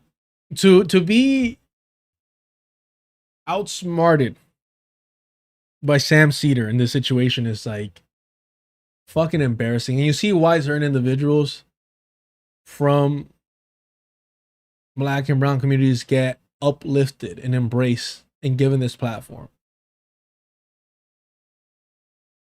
There's a requirement.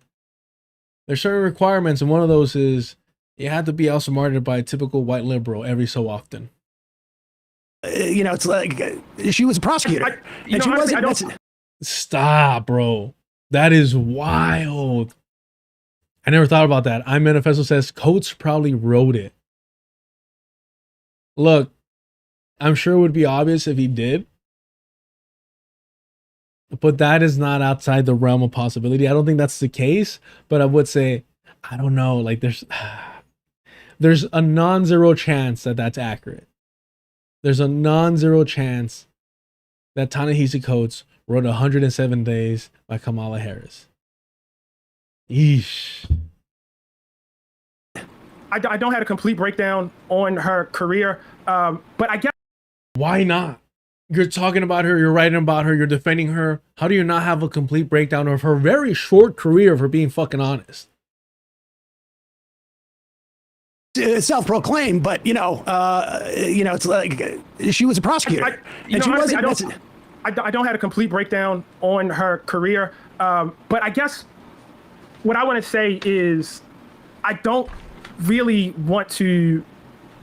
I am deeply uncomfortable condemning or writing off people who looked at her, saw themselves in her, and also said, we expect you to see some measure of our struggle and your humanity in other people. Now, maybe they were ultimately wrong, in that, but. Maybe, just maybe. And this is the reason why I'm like, just get these motherfuckers elected. I think the true path to accelerationism is getting these fucking Democrats elected. Because I think the reality and how jaded people are going to be to realize, oh shit, even when we vote in the Kamala Harris, the Democratic Socialist, everything's going to remain the same in terms of the settler colonial project causing destruction, mayhem, and chaos around the world.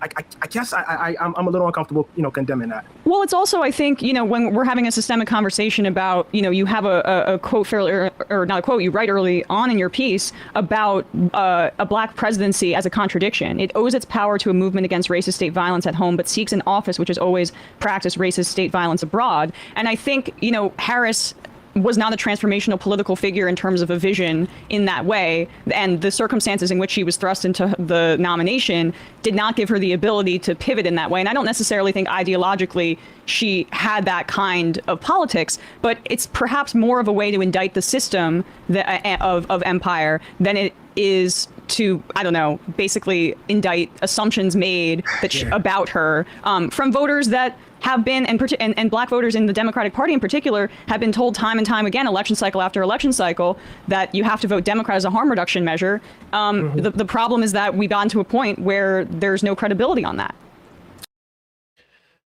So of course, Emma, she knows how to play this fucking game, in the sense that, if you pay attention, what she's trying to do is, once again, like she did throughout the entire 107 days of Harris' campaign, is try and lessen the responsibilities of Harris. She was the vice president when the genocide of Palestinians started and throughout.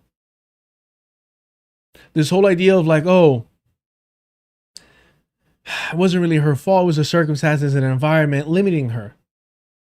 It's why, like, I'm so sick and fucking tired of seeing that whole Michael Brooks, the great white savior, saint quote of like, be kind to people, be vicious to systems, or some bullshit like that. Well, these systems require people to exist. These systems require complacent, obedient people to exist, to reproduce themselves. And these people raise their children and influence others around them to compromise their humanity, to sell their fucking souls in order to serve these fucking systems. So no. Be cruel to all these motherfuckers, the system and the individuals upholding them. The system does not pull the trigger. An individual does. Well, not yet. I mean, AI is getting there, but. Yeah, less credibility. Yeah, no. I was like, one of the things I really was trying to do was to some degree take the focus off of her and think about this, like the idea of a black presidency period, and to a large extent about the presidency. And, Sam, I think the question you're kind of getting at is probably one that I have been thinking about. I love when a guest is confident enough to be like, Oh yeah, Emma Vigeland. Yeah, sure. Sam, what you brought up earlier before she started yapping, I love that moment. Since I came back from Palestine. You understand what I'm saying? Like the extent to which these groups and this history actually matters when you're talking about, actual power. And, Emma, I guess at the end, I'm still trying to figure this out myself, and I don't have a firm answer here, but I guess the question I am asking myself, which goes beyond the scope of that piece, what is a black presidency actually worth? Like, what are we trying to do here? And maybe larger than that, to what extent? We had Obama, 8 years of Obama, and you're still asking yourself this fucking question. This is what I mean. Like, it's weaponized, like, incompetence. Like, to pretend that it's still a fucking question is atrocious. This is counter-revolutionary propaganda. To act like, oh, I wonder, maybe we need, like, a female black president, and then a trans black president, and then what comes after that? A disabled black president. Like, what are we doing here? Like, we have to try every variation of a black president to find out what it truly means for the black community. One wasn't enough. Extent, should we be organizing our politics around individuals as presidents? Now, presidents have a lot of power. I'm not, saying the presidency, period, but individuals, as presidents. There was nothing, to your point, Sam, there was nothing, if you look at the biography of Abraham Lincoln, that would indicate the kind of impact he would ultimately have on black life in this country. He was a pretty middle of the road, and really kind of remained one until like the last 2 years of his life, really, as you get deeper into the war. What I think is that we maybe give more attention to the character of people than we should, and don't pay attention to maybe the history and the context that's happening around them, that ultimately may, shape them, more than how great they are, necessarily as a human being, or, how courageous they are themselves. I'm sorry, but in order to rise above those situations, I would not consider Abraham Lincoln that. In order to rise above your environment, you have to have courage. You have to have courage. What do you mean? If you lack courage, if you're not principled, then you're just going to blend into your environment. To stand out requires courage and bravery. Obviously, depending on what you're opposing or standing out against, determines how much courage and bravery is required. But to go against the grain, like, we're not wired that way. It does require courage. We're wired to go with the masses, the safety of the group. So sticking out makes you a fucking target. It absolutely does require courage. So if a person lacks courage before the presidency, what makes you think that they're going to somehow have the courage to stop a genocide during their presidency? Yeah, I mean, it's about, I think, having a collectivist worldview as well, which I think, perhaps at one point, maybe we'll talk about New York. We're having some of, I think people's minds are changing about what Zohran Mamdani describes as the warmth of collectivism versus the rugged individualism that sometimes I think sets people, figureheads like Kamala Harris up to be, I mean, frankly, the way that that Biden sidelined her, and also at the beginning, Holy shit, bro. I forgot this talking point. I forgot this fucking talking point.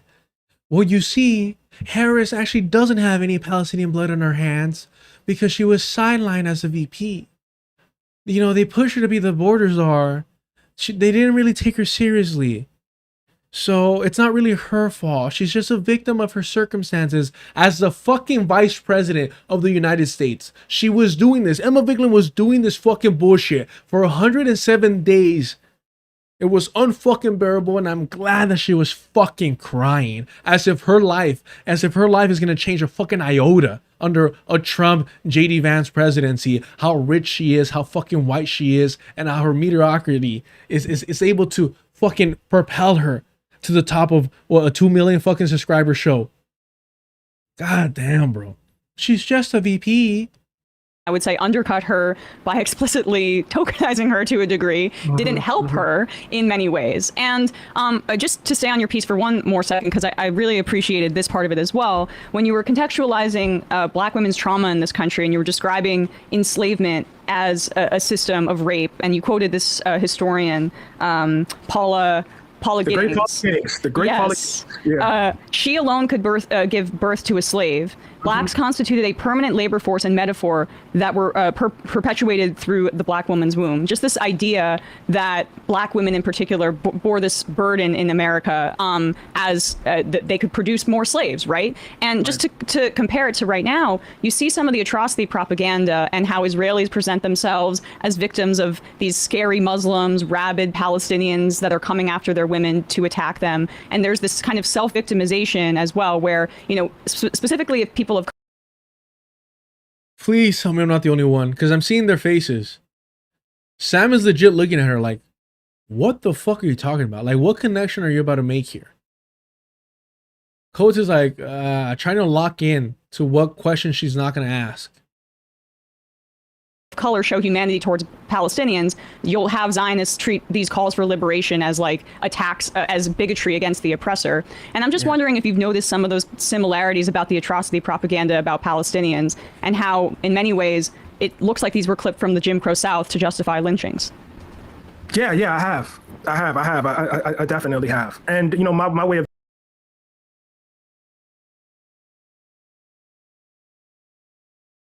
You know what it is? It's like, she'll read something and she thinks it's like cool. She thinks it's like impactful. And so she'll save that quote. And she lacks the intellectual capabilities to smoothly connect it.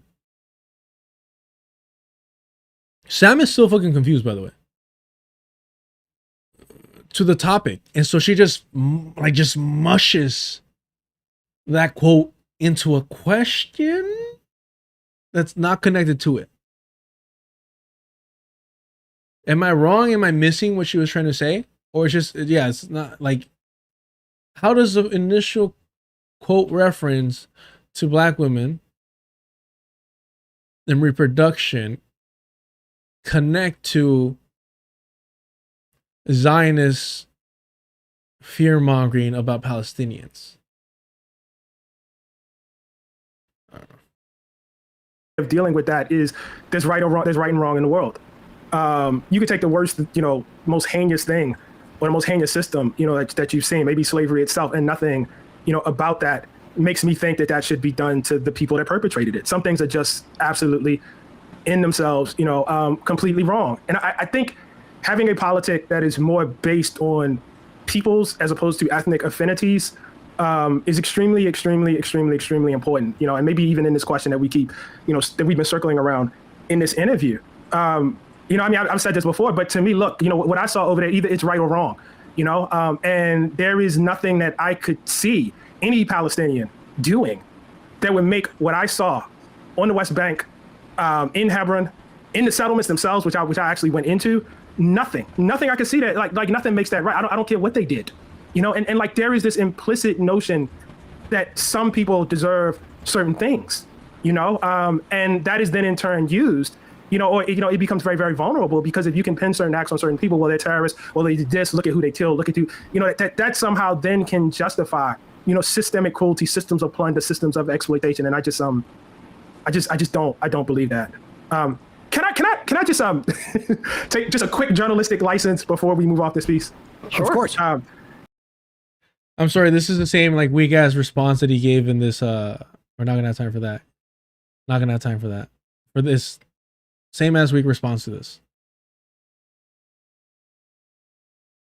It's not in opposition to the Zionist project.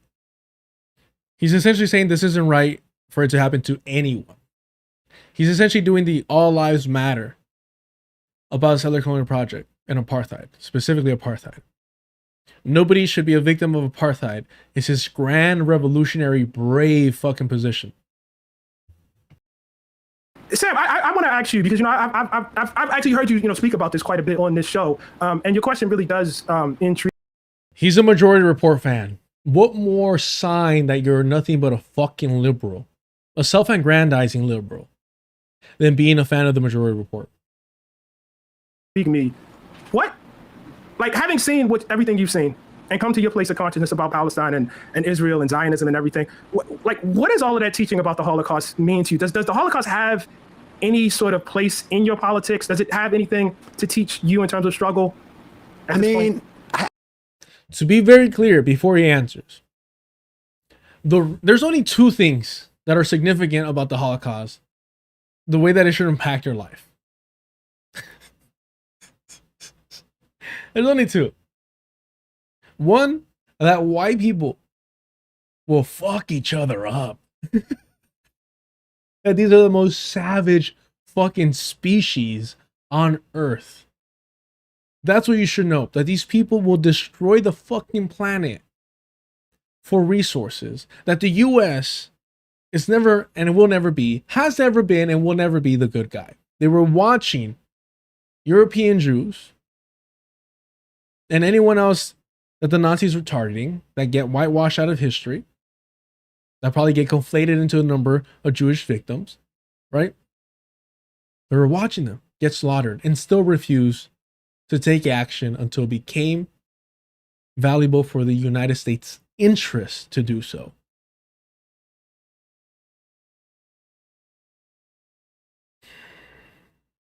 And the other thing, of course, and connected to that is that we only learn about it because it makes the US look like the good guys. It makes the US look like the good guys. That's it. That's it. Not because they truly care about Jewish suffering, Romani suffering. It's not disabled people suffering. It's not any of that. The queer community suffering. None of that. They don't give a fuck about any of that. It's propaganda. It's US propaganda that eventually got turned into Zionist propaganda. There it is.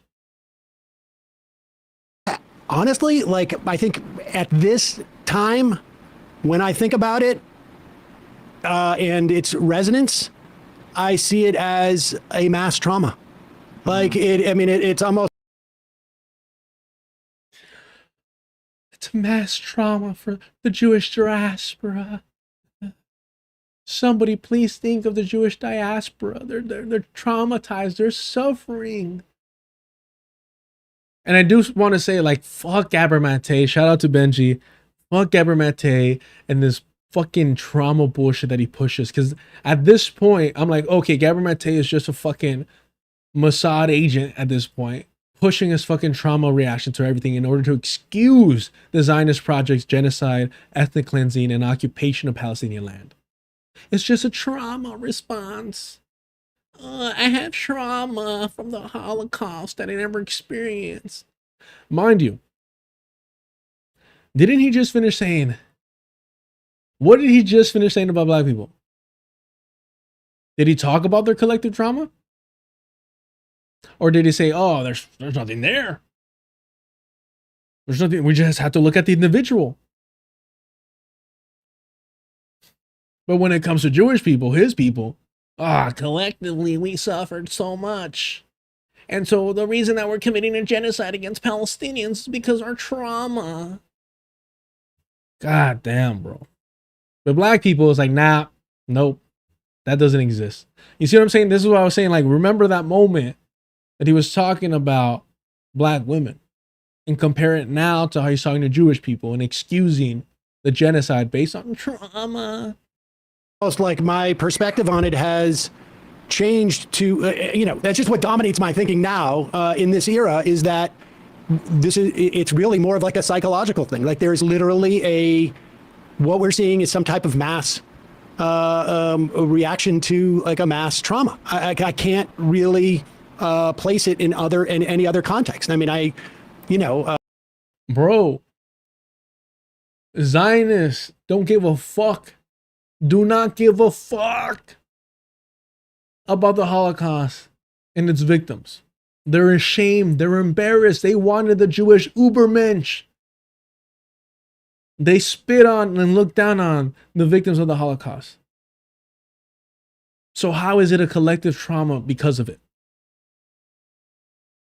Do me a favor, y'all. Help support the channel, super chat, super stickers. I can't do the pitch. I get that voice. And if you want to avoid the greedy YouTube, go ahead and hit up the Cash App. You say we. Who are you referring to when you're talking about Sam, huh? Well, I don't Settlers, European. Hold on. You're talking about white people, or are you talking about Jewish people? No. The relationship between the Holocaust and Israel was so cemented in my young Jewish teachings. I think as a kid I was aware. My son just got bar mitzvahed, and I remember my bar mitzvah speech. I said something to the effect of like, "We're all here because of the Holocaust, and like we feel guilty," and that was not met with the not everybody was excited about that, but at the time, so fucking brave. Oh, this guy was killing it on the mic since his bar mitzvah. So brave. Again, please, somebody find out. Sam, was the rabbi that carried out your bar mitzvah, was the synagogue that you go to anti-Zionist, calling for the decolonization of Palestine, or is it another one of these 99.999 Zionist, Jewish supremacists, white supremacist synagogues? But in retrospect, I think I was onto something on some level. Like there was a in the license that many people perceive that it gives them, I think, is just really problematic. Like somehow, I think it's just like a trauma reaction, which is, I hope people don't interpret as an excuse. But then also empowered by. Yeah, it's not an excuse. It's just collective trauma. I'm not making excuses. It's just we're kind of still the victims if you think about it. God damn, bro. By like the state as well, and by institutions in ways. I think that came after. I think the impetus. Look, the people in the Irgun and the Haganah and the Stern gang, they justified doing some horrible things, and I think it was because we're owed something. We have license, and I think that Somebody please correct me. Yeah, what they felt owed was a land for themselves as Europeans. They were bringing Western civilization to the region. They didn't want the black, African, brown, Arabic Jews. They didn't want that. They wanted a Western civilization. They were only forced to incorporate black and brown Jews because they lacked the numbers. They really thought they were going to get everybody to pull up, and they couldn't, and they didn't. And so they need, every settler colonial project needs people to take up space. They need people for the fodder. Again, I love when they just brush aside and shut down Emma Vigeland. It's amazing. Disseminates through a people, and I think that disseminates through a people, and he thinks it's not an excuse, but that just it passes on. You touch somebody, and suddenly you experience the Holocaust yourself. We read the Torah together, and we're all there. We're all reliving the Holocaust. We're all in the camps. Bro, what the fuck is this? What the fuck? Fuck, man. This is... God, I hate all these fucking people, man. And look, there's a nice little variety in front of me. So what do I mean by that? And I don't know how you recover from that. I have no idea. But it's a bad thing. This is how you know these fucking people adore and praise Peter Beinart. I don't know how we recover from that. I don't know how we recover from that trauma. As you're carrying out a fucking genocide and you refuse to still call yourself an anti-Zionist. Unless, of course, it means that you still are able to support the continued existence of the Zionist project.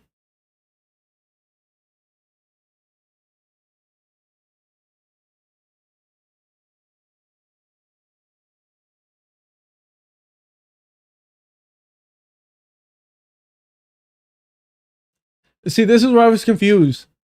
The answer isn't we need better guns, because that's a pretty good fucking answer to being targeted as a community. But the answer that Zionists propose is we need to go earn whiteness through colonization. And then we'll be safe.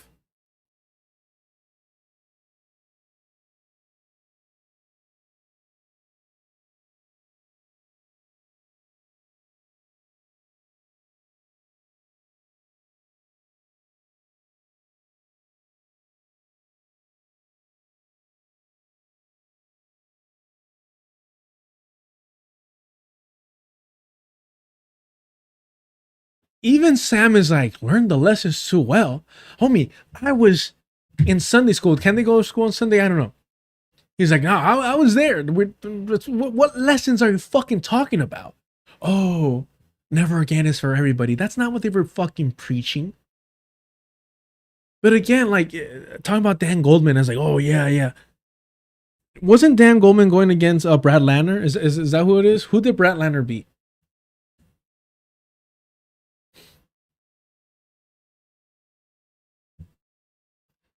He beat Dan Goldman. Oh my gosh, this fucker's quoting, referencing a community voting for a liberal Zionist, a self-described liberal Zionist, over a regular Zionist and Dan Goldman.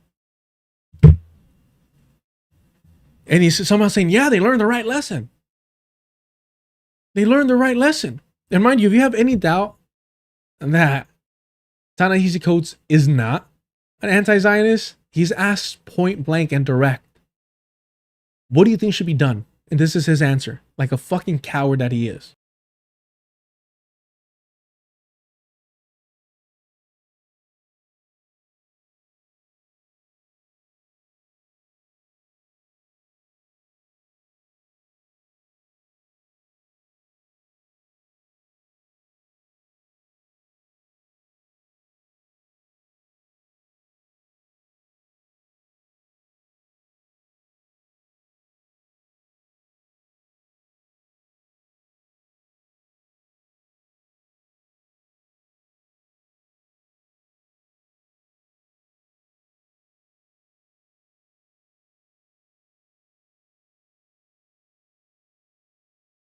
Oh, I don't want to speak over them.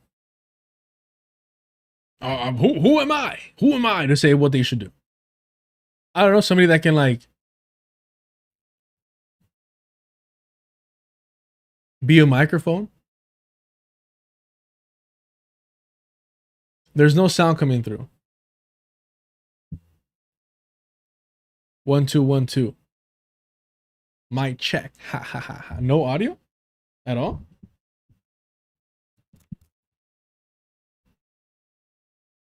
It's not playing. What's not playing?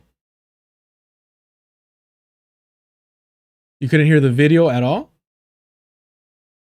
Hold on. Oh shit, I see. God damn it.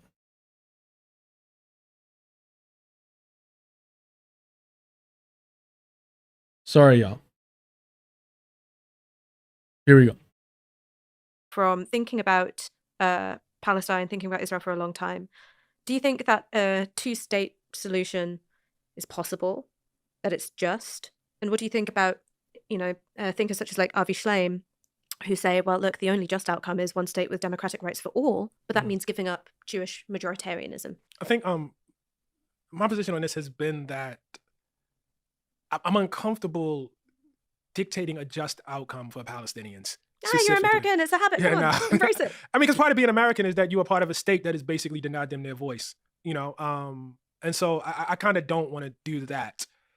You wouldn't have to. This is what I'm talking about. You would not have to, like, speak over them if you actually engaged and platformed and spoke to Palestinians, not the compradors, Palestinians calling for their liberation.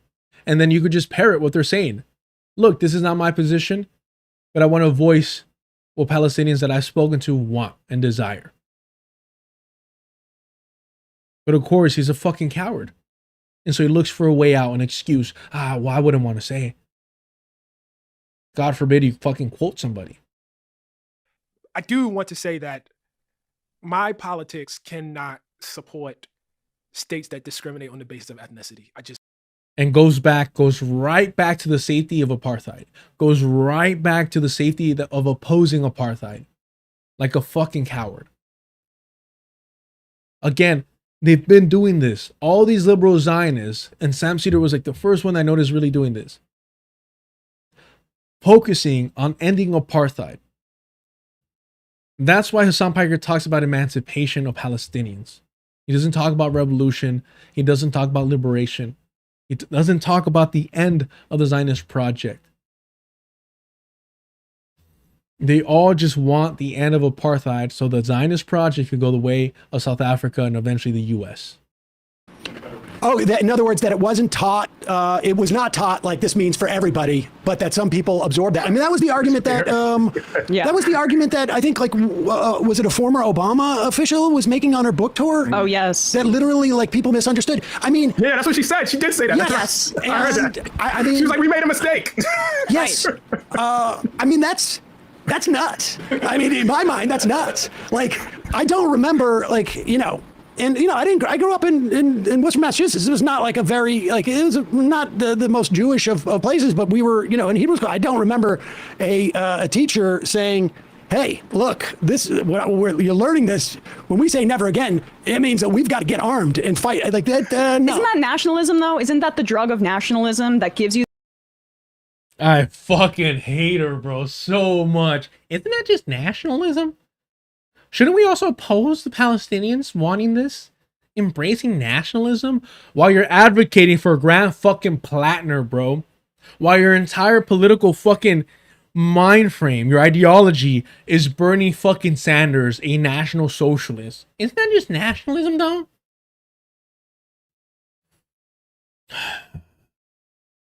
You this feeling of empowerment and pride, and it can be addicting in and of itself. And you have Israeli nationalists that say we are not the Jews that would let the Holocaust happen to us. Right. And that is not reflective of Jewish diaspora in this country at all. Holy shit. Fuck you, little Bill. What the fuck? Where is the talking points coming from?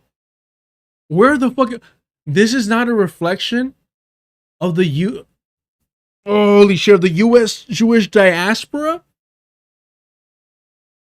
The ones lobbying for the Zionist project, the one funding for the Zionist project, the ones having land sales for the Zionist projects, the one that are enlisting in the fucking IOF at higher rates than they do for the U.S. military, that fucking diaspora. Do you see how all these people are here to normalize Zionism? It is fucking disgusting.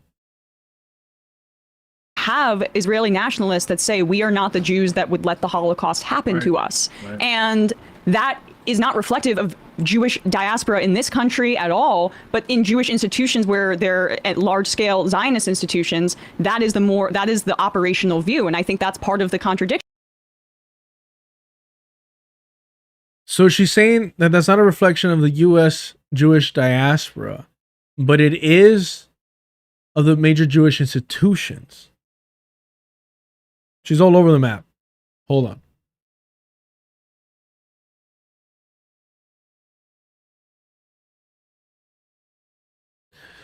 We are not the Jews that would let the Holocaust happen to us, and that is not reflective of Jewish diaspora in this country at all. But in Jewish institutions where they're at large-scale Zionist institutions, that is the operational view. And I think that's part of the contradiction when you see that, you know, a majority of Jewish Democrats believe Israel's committing genocide, but the Jewish institutions are not reflecting the population in this country. Sure, buddy, sure. When you see that, you know, a majority of Jewish Democrats believe Israel's committing genocide, but the Jewish institutions are not reflecting the population in this country. And who's going to those Jewish institutions? Who's funding those Jewish institutions? Who's protecting those Jewish institutions?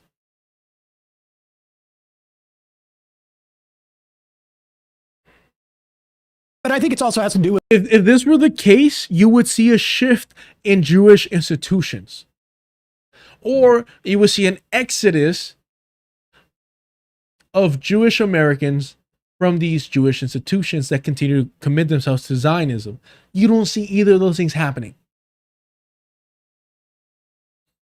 Just because you recognize it as a genocide does not mean that you're anti-Zionist.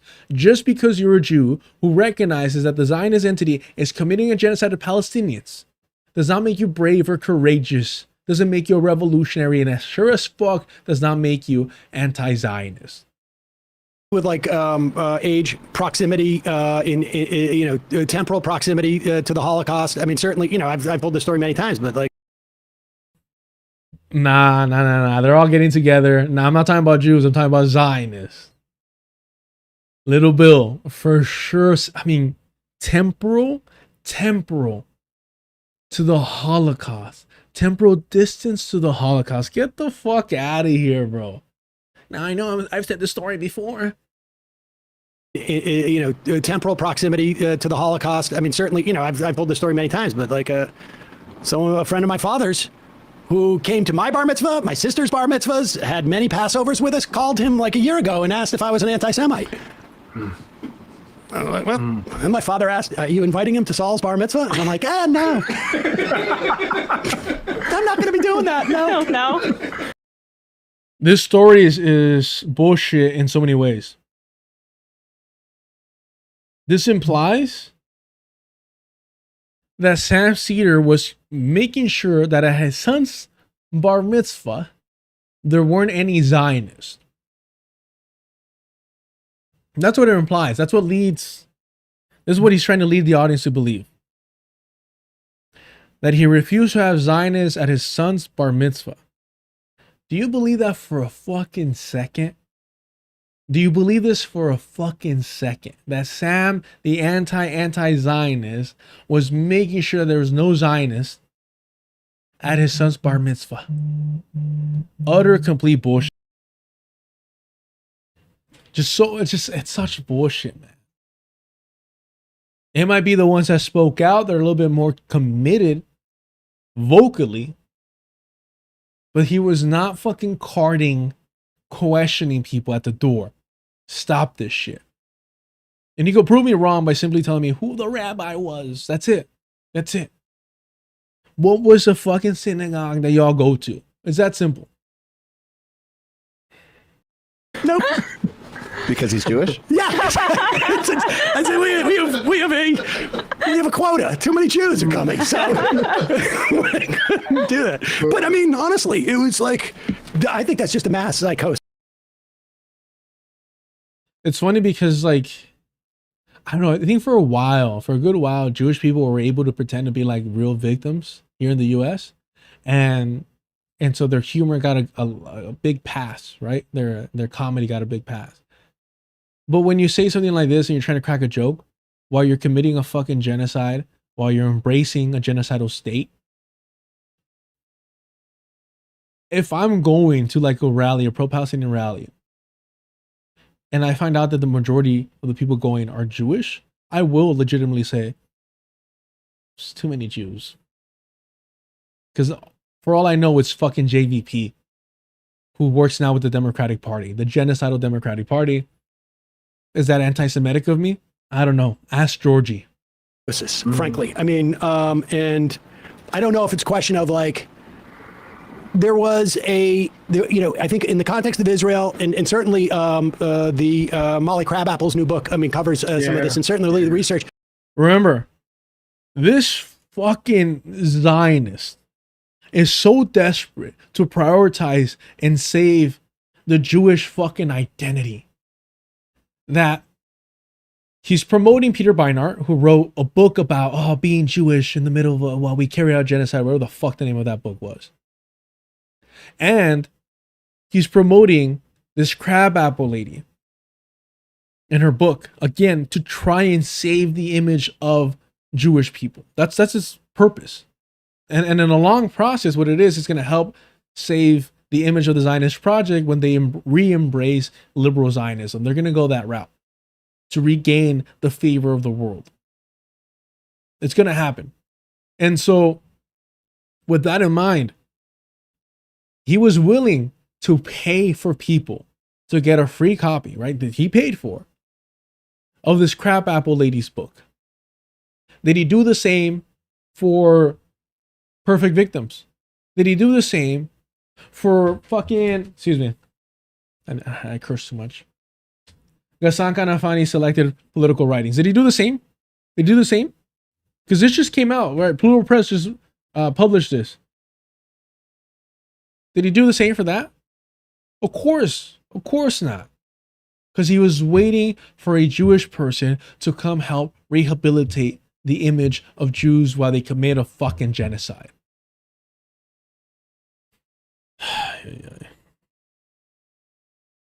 Where is it? So no. There was a disdain for the Jewry of Europe. There was a victim blaming, I think, that took place. And I think like the reason why Benjamin Netanyahu, calls himself Benjamin Netanyahu as opposed to change his name, I don't want to dead name him. I don't remember what it was. But I think it was an idea of escaping. I don't want to dead name him. So is he, okay, we have to choose one. Chat, we have to choose one. I don't want to dead name him. Speaking about Benjamin Netanyahu. Are you mocking trans people in this case? Or by cracking a joke? Or are you legit saying like, no. The suffering that Benjamin Netanyahu went through. The suffering that Benjamin Netanyahu went through. He had every right to change his name. And we have to honor and respect that. It's one or the other. What the fuck are we doing?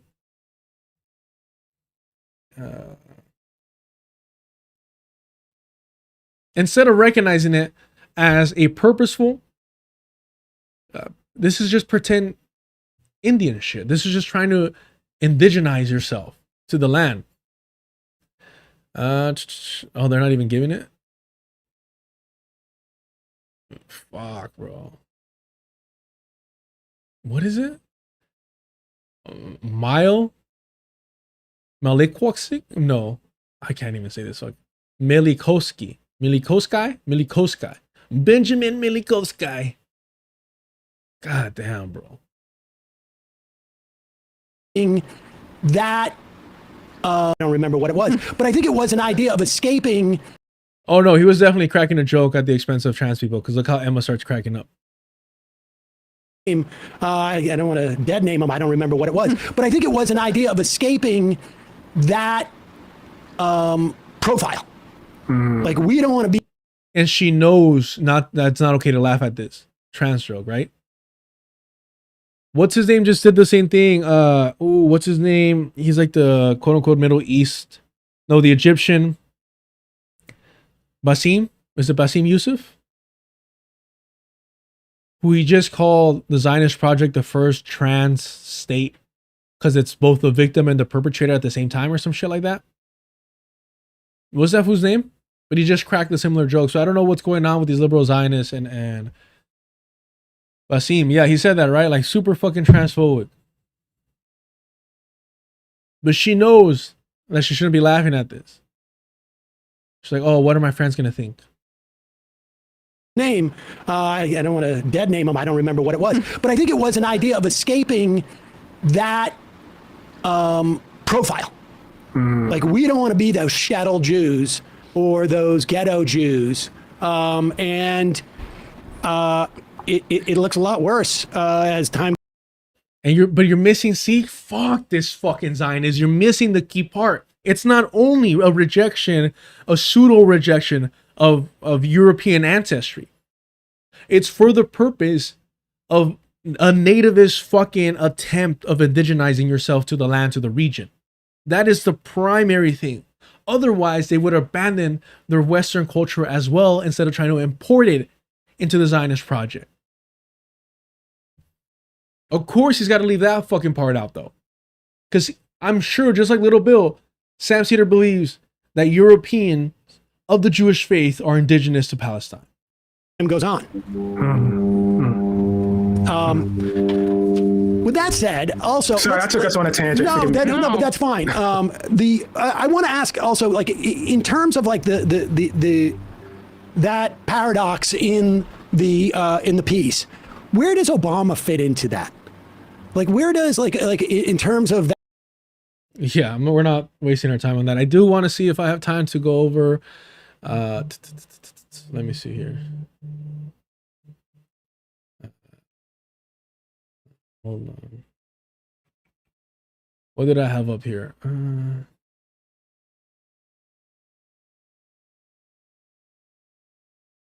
So many of these are good though, man. I'm so frustrated that I'm running out of time. The Fed led to Maybe we could watch a little bit of this. Joe Biden appointing a record number of black women, led to all of these policies around that cut child poverty, cut black child poverty, cut black unemployment. These are real things, right? Like these are like people are not just making shit up and becoming cowards. And so it takes a lot. It takes that's a movement that folks have worked for that stands on the shoulders of other movements. And you really want to believe that, okay, if we can get her through, once she's through, you know what I mean? She will do the right thing. Of course, talking about Harris.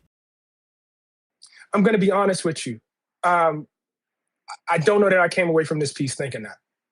I came away from it thinking, of course, she would have been better than Trump. We all know that. We do know that.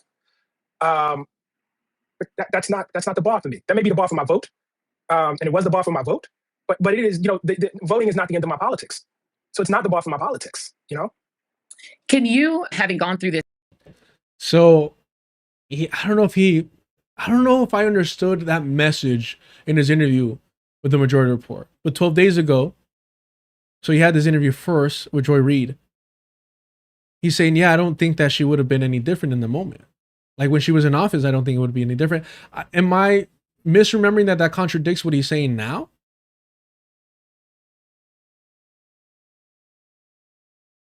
This exercise of really thinking through how a black president, because we've seen a black president that did not really stand against empire. Unfortunately, probably couldn't because he was the first. Can you? This is why I wanted to show this. Joy Reid was like, Obama just couldn't. He was the first. He couldn't align against empire, but the next one will. But then they're going to be the second one, so maybe the third one will. But 3 is kind of a weird number, So maybe the ones after that.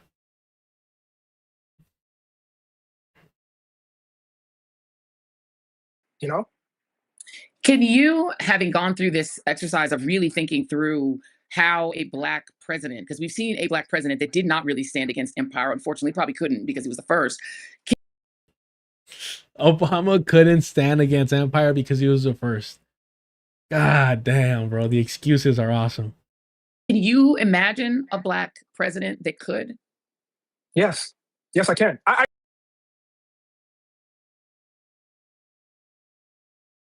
Can you imagine? Can you imagine, chat? Can you imagine a black president that could oppose empire? That fucking contradiction. Gotta love it.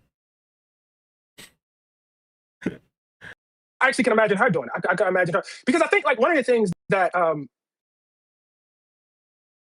How can you imagine her doing it if you just said that you didn't think she had it in her? The first. Can you imagine a black president that could?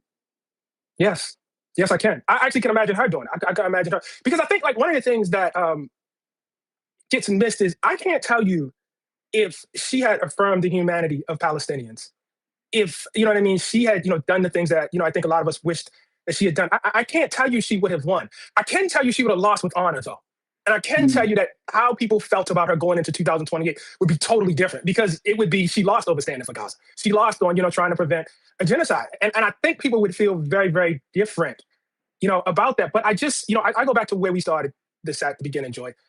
It takes an incredible, incredible amount of courage. And it probably takes a movement. Like when you think about, her getting there, it probably takes a lot more. And I don't, know what that actually I do. What am I saying? I don't. The circle that was around her, the circle that, and not just because she's Kamala Harris, but because she was the Democratic nominee and because she had, such a short amount of time. Thus, the circle that would have been around any Democratic nominee at that time was not a circle that would have reinforced affirming the life of Palestinian people and thus our own lives, by the way. I got to get that in, and thus our own lives. And I don't want to, talk too much, but I'll come back to that in a moment. No, I want you to. Yeah. So again, the excuse is, the time. She didn't have a lot of time. It was the people around her. It wasn't her. And again, shout out to Dr. Ball. Check out his coverage of this. I Mix What I Like. He talks about how Kamala Harris has, sworn allegiance to the Zionist project time and time again, even before being VP. and that she's bragged about it. So again, it highlights how somebody like Emma Vigeland is either a straight up Zionist propagandist, a liberal Zionist propagandist, or she's just wholly fucking ignorant on what her job is supposed to be.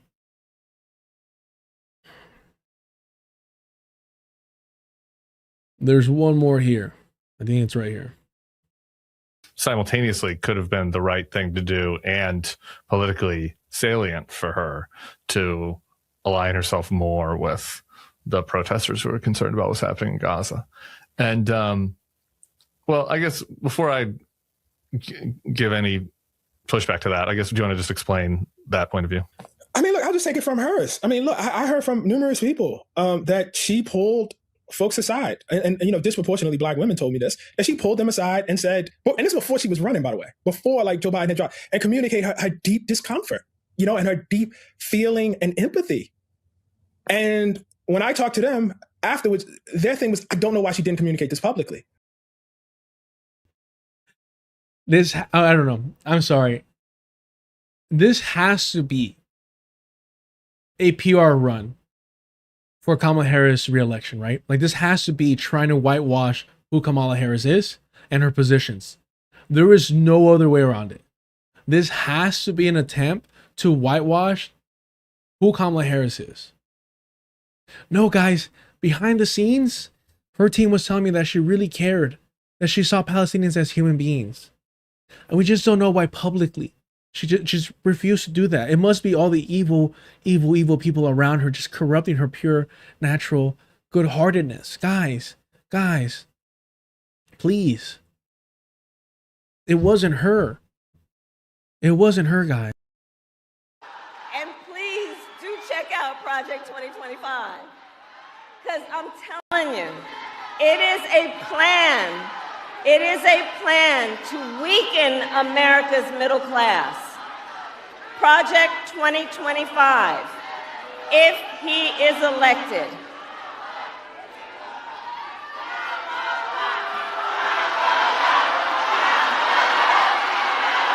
It's all good.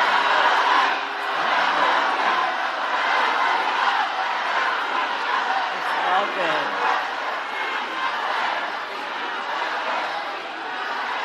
I'm here because we believe in democracy. Everyone's voice matters, but I am speaking now. I am speaking now. I'm here because we believe in democracy. We're not going to hold any primaries. Okay, yeah. But she's speaking.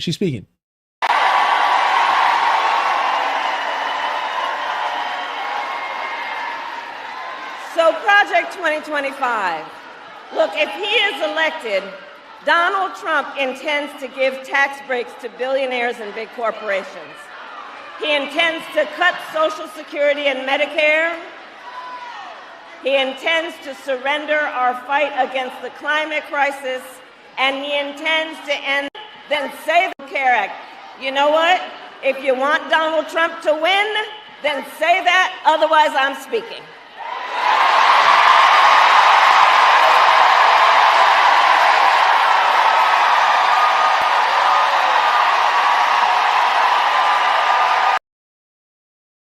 And you expect me not to be happy that she lost? You expect me not to be happy that she lost? That's tough. So let me just start from the perspective of what my reporting told me was like what she presented publicly was not what she actually believed. Now, I could be wrong about that. I could be wrong, but this was told to me. I heard this numerous times. It's not like something I just heard from one person. And so the first thing is I would say is, were you true to your own beliefs? And were you true to your own beliefs about the value of human life? Secondarily to that, are you being true to the people you claim, as I talked about, with Fannie Lou Hamer, and Coretta Scott King? And the third thing is, Tim, I can't give an ultimate verdict on whether Gaza lost her the election or not. And I can't give a verdict on whether they would have won her the election. But I do want to say this. There are some things worth losing for. And there are some things that people will remember you differently when you lose for them. And I just think that had Kamala Harris lost, and that was certainly a possibility, simply because she echoed it and stated the beliefs as they were communicated to me, I think people would think about, and I'm just not solely talking about Palestinian Americans. I think the party would think about her a lot differently in this moment. I just have two thoughts on that. Well, she wouldn't be in the fucking party if she were able to do that. And two, you mean the voters, not the party. There is one part here that I did want to check out. I think it's just Palestinian. Face, maybe.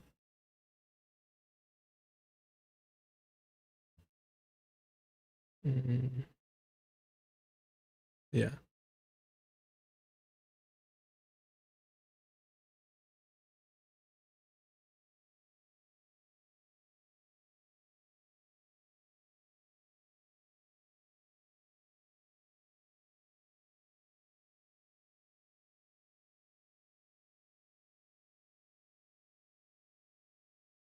Which I did, and pretty much what I said is, look, we as Black people, and I went in front of calculus over whether there are things worth losing for. Yeah, I mean, look, I voted for it, you know what I mean, and I told people, and I went in front of majority Muslim and Arab American audiences and had to explain myself, which I did. Can you imagine? Oh man, I know this is fucked up.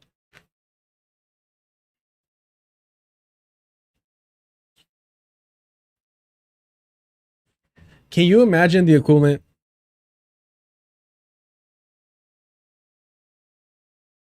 If the U.S. empire was carrying out a genocide against, let's say, the connections between Africans in Africa and you Africans here was stronger. I'm talking first, second, third generation.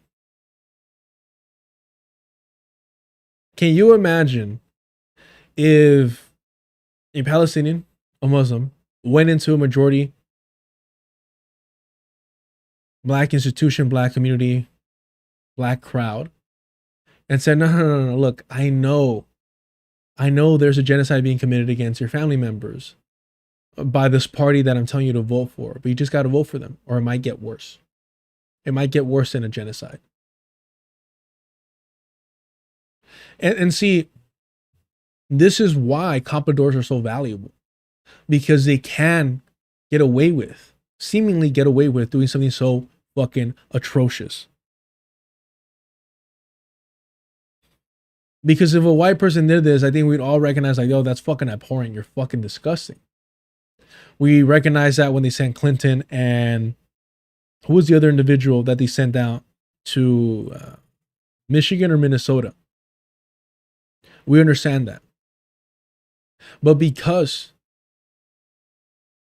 Ta-Nehisi Coates is supposed to represent the Black community, because he's one of the good liberals within the Democratic Party, he gets a pass to do something so abhorrent and fucking disgusting as to tell the Palestinian community to vote for their executioners, and he gets no flack over it.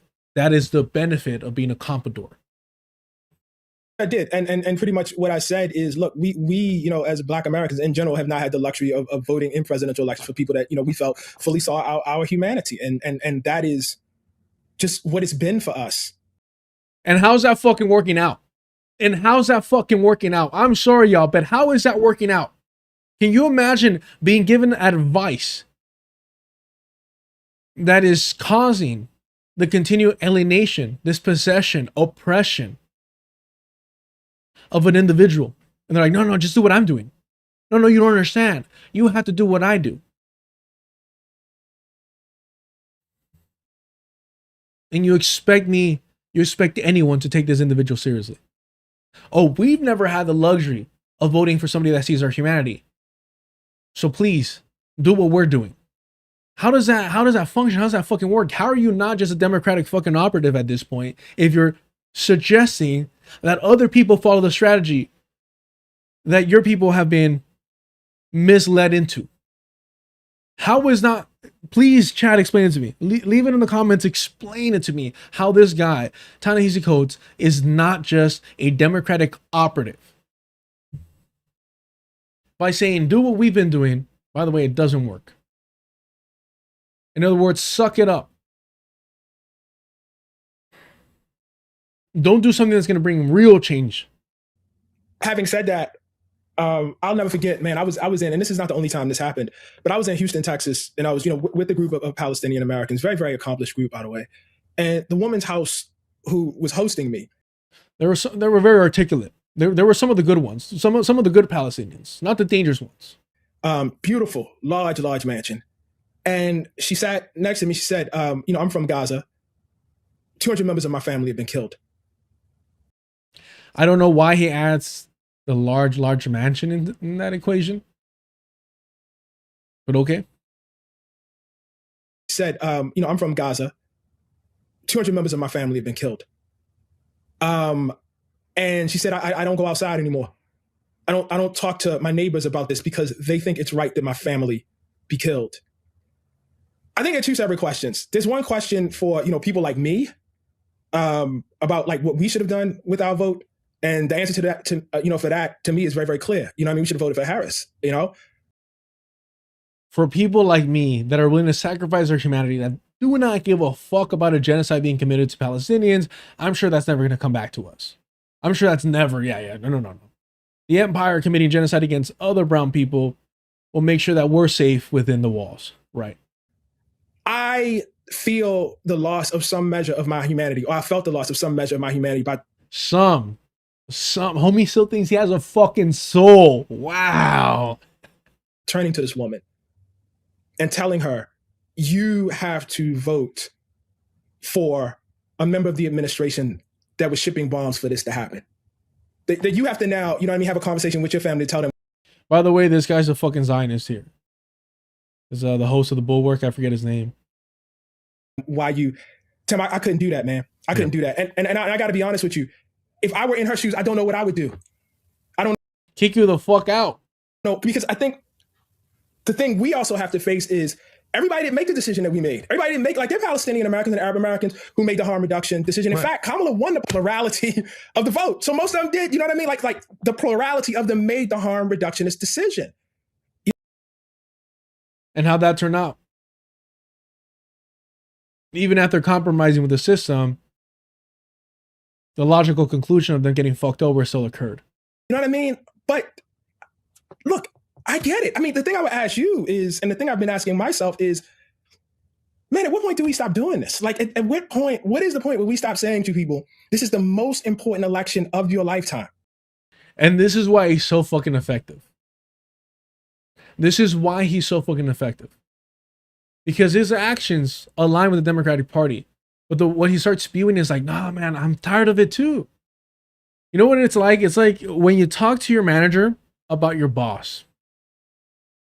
And you're like frustrated, like, dude, I feel like they're fucking us over, this and that. And the manager's like, yeah, bro, I get it, man. I get it, but we just, the economy, it's kind of tough finding other jobs right now. So we rock the boat a little too much. It's going to be difficult, like, come on, man. Like, just, let's just try working hard, keeping our heads down. And I'm sure the boss is going to give us a pizza party at any moment. It's just going to happen. Don't worry, bro. Yeah. Management. No. Yeah. So we're getting a slight bonus. It's not as big as last year. So I feel you, bro. I'm struggling too. I feel you. Our bonus isn't as big as last year. I know you didn't get a bonus this year, but like, trust me, bro, like just work harder. And like, look, I hate management too, but like they're dealing with a lot right now. Believe me, I can't really tell you. I've seen some stuff, but believe me though, but stick to it, bro. Like stick to it. I'll take care of you. Don't worry, bro. Don't worry. No, I won't tell them this. I won't tell them that. And then boom, pink slip, homie, get the fuck out of here. And you must accept things that, in this case, you must accept the murder of your family members, the killing of your family members.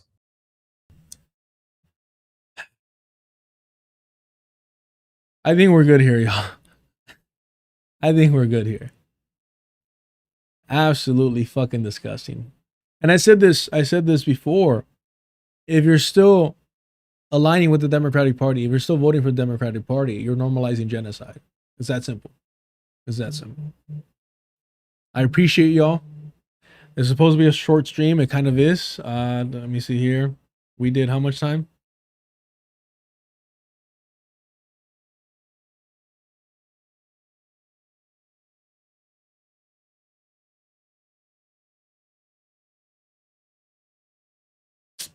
Hold on. Give me 1 second. Give me 1 sec, chat. Give me 1 second. Hold on. It's a flag on the field. Hold on, chat. I might be lying and we might have a fucking long stream right now. Give me one sec. How'd I do, chat? How'd I do? Technically 230, 240. Okay. Millennial manager? Yeah, that's brutal. That's brutal. I mean, I'm so grateful for being like in a blue collar job because goddamn. I've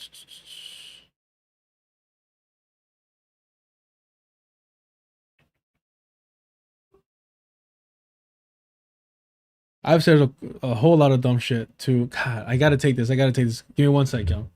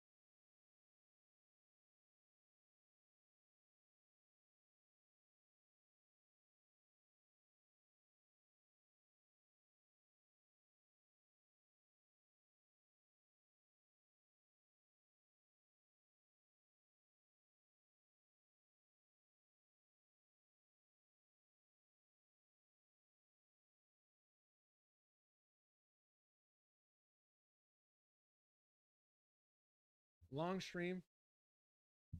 We're sticking it out. I do have to pay. I do gotta pay rent though. That's the thing. I gotta pay rent at some point.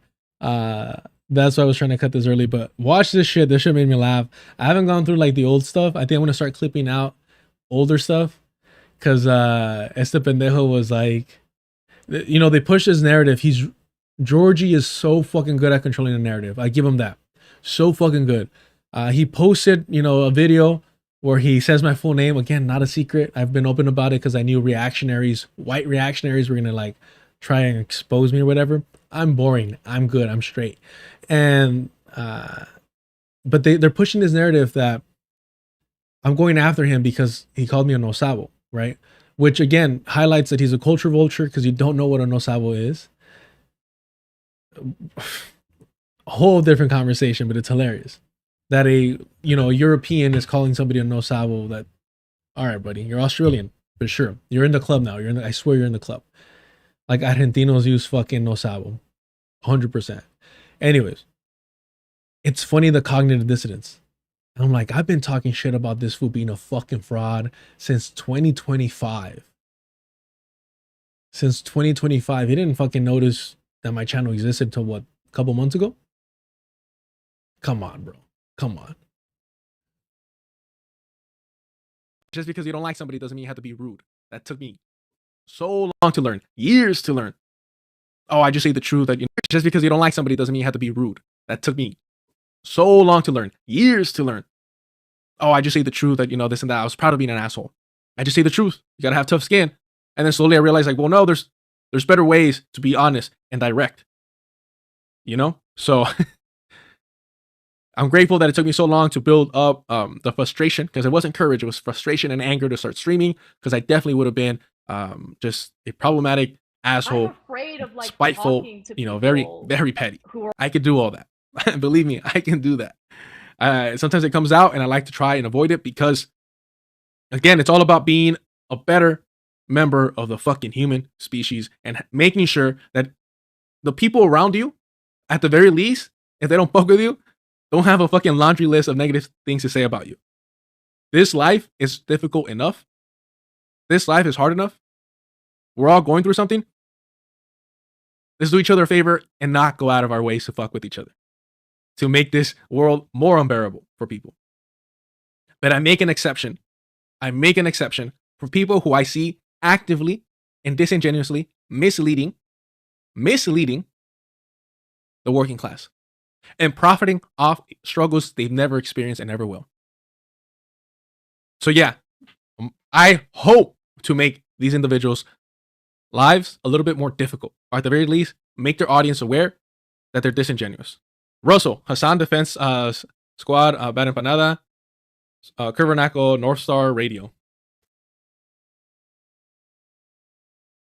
Well, Hassan only started fucking with Bad Empanada when Bad Empanada started defending him, because for Hassan, it's all about personal interest. So let's get into it. Again, Bad Empanada, if you want to copyright this shit, do what you got to do. I'll go down to Argentina and I'll apologize. All right, I'll do that. However, you're late to the fucking party and you aided and abetted in defending Hassan Piker, and now you're trying to double back and be like, oh shit, this guy's no different than Owen Jones. He's a fucking normalizer. He's using his platform, the largest political platform there is on the left, to normalize liberal Zionism.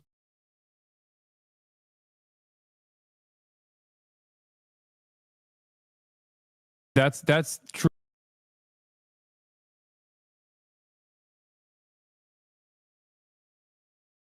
But you know, I just started talking shit recently. 1 year ago, only, 700 views? I'll be right back, y'all. I gotta pay rent, homies.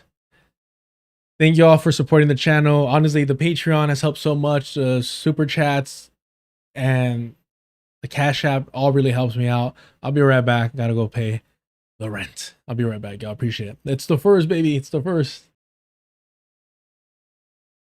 True liberalism. That would be progress, I think. Like one side, one on each side of me. You. Yeah, Devil I'm and here. devil Well, and I'm angel. here as a defender of the Democratic Party, specifically We know. Bernie SS Sanders. And it starts. This is what, so the right, and I'm talking about like neo-Nazis, they're great at doing this. The straw man thing, whatever the fuck, right? Oh, I'm going to call Bernie Sanders SS. Because you have to be, yeah, it's so ridiculous to think that Bernie Sanders is in the SS. That he's a fucking Nazi level guy, right? And that way, whatever criticism you have of Bernie Sanders is associated with this, radical fucking extremist position that he's in the SS, right? So you downplay the criticism by exaggerating the legitimate accusations and claims and arguments against a lifelong Zionist like Bernie Sanders. So, off the bat, already off the bat, downplaying the fact that Bernie Sanders is a lifelong Zionist and is a genocide denier. He was praising Golda Meir on Pod Save America. He was praising Golda Meir on Pod Save America when Golda Meir carried out chemical weapons attack against Palestinians to ethnically cleanse the land. That's who Bernie Sanders is. So yeah, he might not have been part of the Orgun.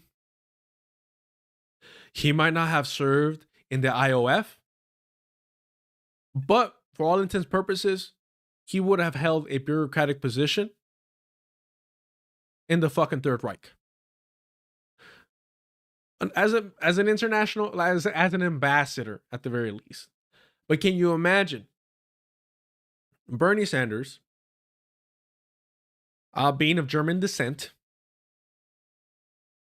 and during the Holocaust, refusing to call it a genocide, claiming that Nazi Germany has the right to defend itself? Would you then joke? Would you then jokingly say that he was Bernie SS Sanders? Or would that be closer to the fucking truth than you're comfortable with, Hassan? But again, it's all a fucking game, and Bad Empanada is another fucking opportunist. All these white men are. So he's gonna play nice. Yeah, exactly. And I'm here to defend the Democratic Party's position because I think that they're working tirelessly around the clock for a ceasefire, and I think people like Bad Empanada don't understand or appreciate that Kamala Harris would have been different in the way she dealt with Israel.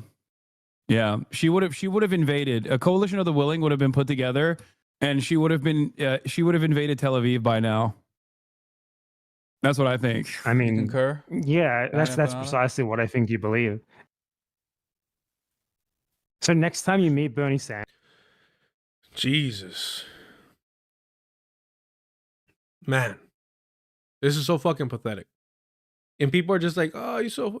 First of all, if somebody's funny, I'll be the first one to admit it. If somebody's funny, I'll be the first one to admit it. Because for me, if you're funny, I don't care who the fuck you are, I'm going to give you that. I could hate you on a personal level. And I'm like, hey, but he's a funny motherfucker. That's what I'll do. Hassan is not funny. He doesn't need to be. He's attractive. It is what it is. It's fine. So this exaggerated fucking straw man to, make fun of anybody to his left is pathetic. The whole working tirelessly, that's Alejandra Ocasio-Cortez who enabled and covered for the ongoing genocide of Palestinians while at the DNC. You also interviewed her and refused to call her out on it. In fact, you gave her a pro-Palestinian pamphlet. Disgusting. This idea that Kamala Harris, exaggerating, she would have done this, she would have done that. Homie, you fucking voted for her. Furthermore, you refuse to have any third-party members on to encourage people on the left, people with, a soul and aren't willing to normalize genocide, to start organizing outside of the Democratic Party politically. I'm not saying the Green Party is the answer. I'm not saying I agree with the PSL completely. I'm not saying Cornel West wasn't doing some weirdo fucking shit. What I'm getting at is that Hassan Piker is unwilling to challenge the Democratic Party in any real regard. He'll be critical of them, but just like a liberal Zionist can be critical of the Zionist entity, that doesn't mean they're anti-Zionist.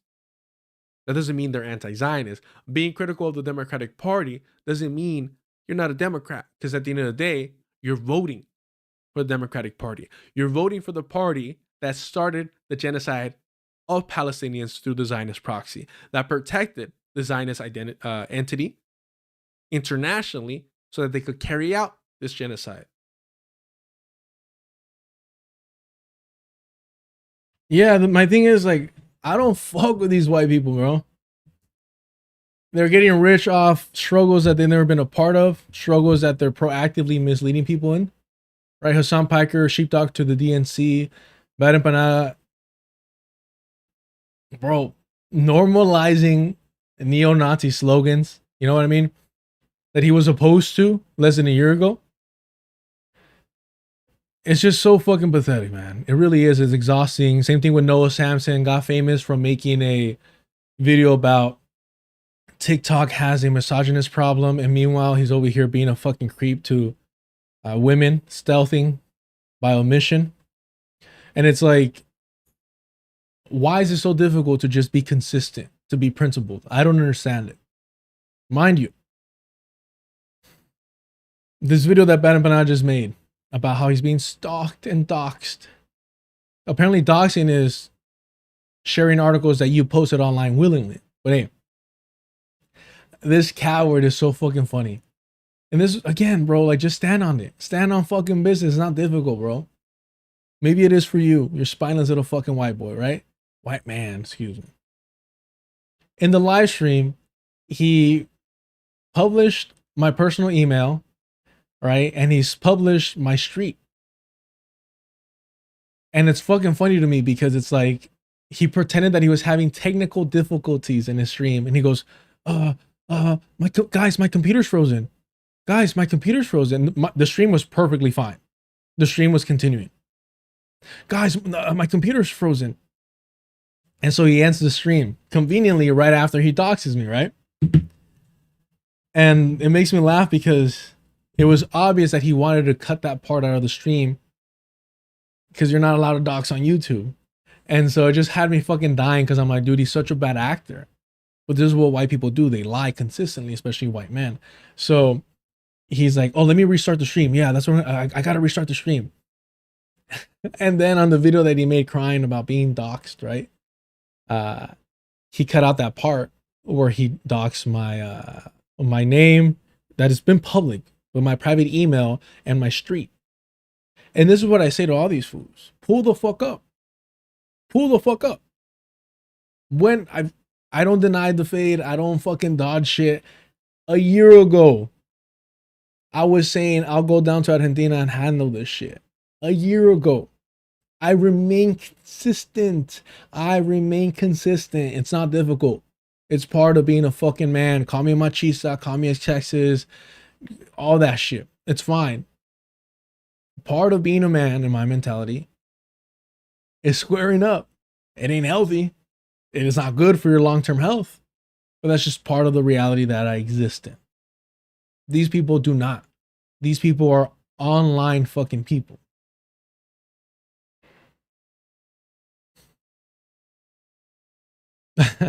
Yeah. And it's, to me, it's amusing because the biggest group of cry bullies ever, biggest groups of fucking cry bullies ever. These people were trying to get Ethan Kids Klein children to get taken by Child Protective Services. And I said at the time, I remain consistent. I don't give a fuck what happens to Zionists and their families. The same way I don't give a fuck what happened to Australian settlers and their families. However, I said it, if you mess with somebody's kids, be aware that they're going to go after you like hardcore, which is what Ethan has been doing with all these lawsuits. That's just a reality. You're messing with somebody's children. But it's funny to me how suddenly I can't make fun of the fact that George became his father with his abusive nature towards women. I can't make fun of the fact that at 14, he didn't square up. I was a whole lot younger squaring up, but we're not all built the same. I get that. And he's proving it now to this day. He's proving it to this day. And it's just amusing to me that this fool and his audience are the biggest cry bullies ever. Bro, you were already attacking children. You already were doing it. But the reality is, I think that there was something going on in his head. He was so desperate to call Child Protective Services on Ethan Klein's kids that are, mind you, living in a multi-million-dollar home. Nannies and all. Because he was so desperate that somebody would have called Child Protective Services in his home. And nobody did. I'm sorry. I'm sorry you went through that. Now I'm understanding and being more compassionate. Go fuck yourself, bro. Pull the fuck up. I don't give a shit, homie. I ain't your dad. I ain't your dad, bro. Like I give a fuck what happens to colonizers, baby boy. Come on now. Come on now. Like I give a shit what happens to you fucking people behind closed doors. Que te duele, cabrón. El primero que llora, pierde. Y estabas chillando, güey. Y sigues chillando. All right. Perfect. And look, I understand that some of y'all may feel uncomfortable with this approach. But my entire life, I've enjoyed being able to, indulge in my more primal, shit-talking instincts. by going after the bullies and treating them the way they treat others. The golden rule, baby, the golden rule. Treat others like you want to be treated. You actually went after somebody's children. I'm going after your childhood. And this is how you're crying? I got some Jamaica. A little too sweet. I like a little bitter. I like feeling like a little, you know? But hey.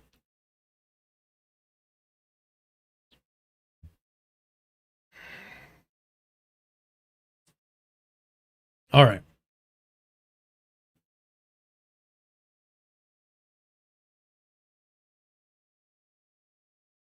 I think defending innocent, weaker people is part of what, if we're going to have an idea of what manhood is, manliness, what being a man is, I think defending weaker people is part of it. And I learned that very young, very intimately. But you don't hear me crying about it online, do you? Analogy nature. I know you cannot fight. Yeah. That'd be tough. That'd be tough.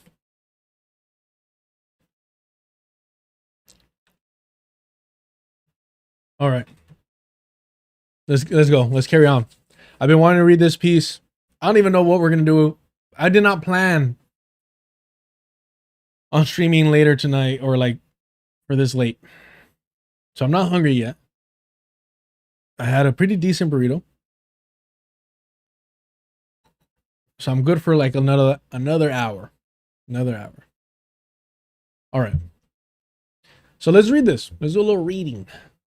Y'all know that so far, Red Clarion has been just hitting out of the park. So I'm excited to read this.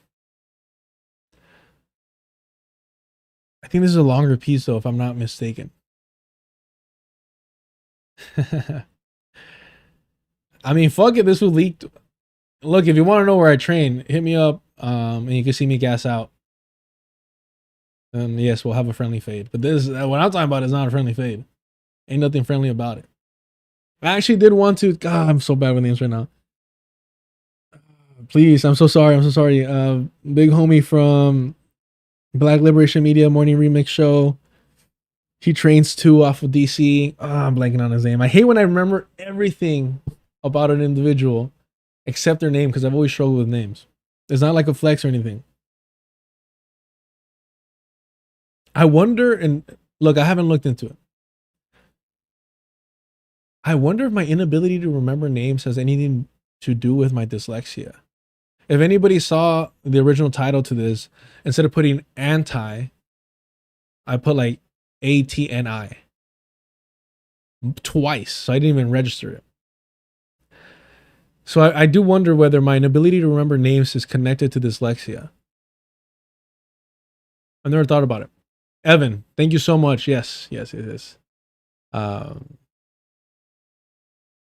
I know he trains and he's in DC, and he said he found a really cool gym. Again, I remember all this, but I'm just horrible with names. And I was like, dude, like finding a good gym that isn't like super fucking Blue Lives Matter flag, American fucking patriot shit all over the wall is very difficult. Now I will say, I was talking to my coach, who's actually in Thailand. I don't know if he's back yet. He was in Thailand. We have some really, really like solid younger kids that fight in the gym who are going to be absolute fucking killers if they stick with it. And they were in Thailand. They qualified. 2 of them qualified for the US team in this tournament. But before he left, we were talking, and I was like, dude, I'm so like, I'm glad that you don't have all this American shit all over the place, this and that, even though they represent like Team USA. He has in the past. And he's like, yeah, it's like whatever. And then I'm like, I'm glad that you don't have like that weird like cop discount shit too and all that stuff. He goes, oh no, we have that. And I was like, what? Like I've never seen a pig in that space. And I'm like, oh shit, I didn't know. He's like, yeah. He goes, but we're not gonna have a commie discount. And then he just like laughs at me and walks away. Like, before you ask, no. But yes. All right. Is that CTE? Probably. At this point, I've been in martial arts most of my life, so I've been concussed a few fucking times. But I was bringing up Evan to say, Like, yeah, like I would love to like be able to like, if I had a little bit more freedom, travel and like go train with Evan and do like a, you know, you know, film some stuff for Black Liberation Media and just, you know, get some more eyes on self-defense and stuff like that. I don't know. When I was younger, for a while, I was like the scrawniest, like youngest person at the gym. And so I was I was catching beatings, bro. And so I learned how to like just close space quickly, stay in tight. And so I don't mind sparring like heavier opponents and stuff like that, teammates. But I always feel like if you're the heavier person, like you're not getting a full workout because you are pulling back.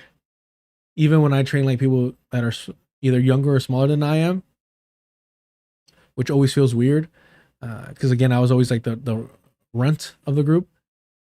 Like I make sure that like I'm working more on defense and counters than trying to put fucking like hands on these foods. All right, let's get to it. We got to read something. So I'll knock this out.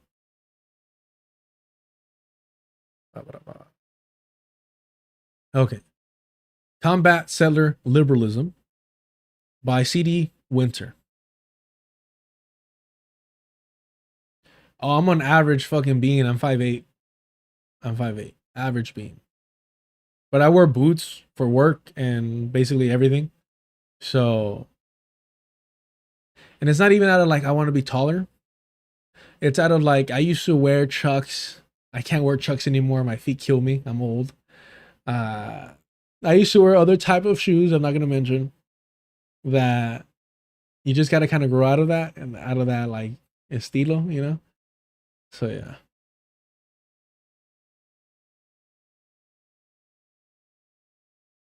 Well, to be specific, when I talk about gym, I mean like what people would call like a dojo or like, you know, like a Muay Thai gym, MMA gym. That's what I mean. I hate going to the actual like to the gym to lift weights and stuff. It's so fucking boring to me. Chucks give me bunions. Yeah. Yeah, don't get me wrong. You get some good training in with like different weight classes and stuff, especially if you're like, what, you guys want me to tell you I was wearing Cortezes?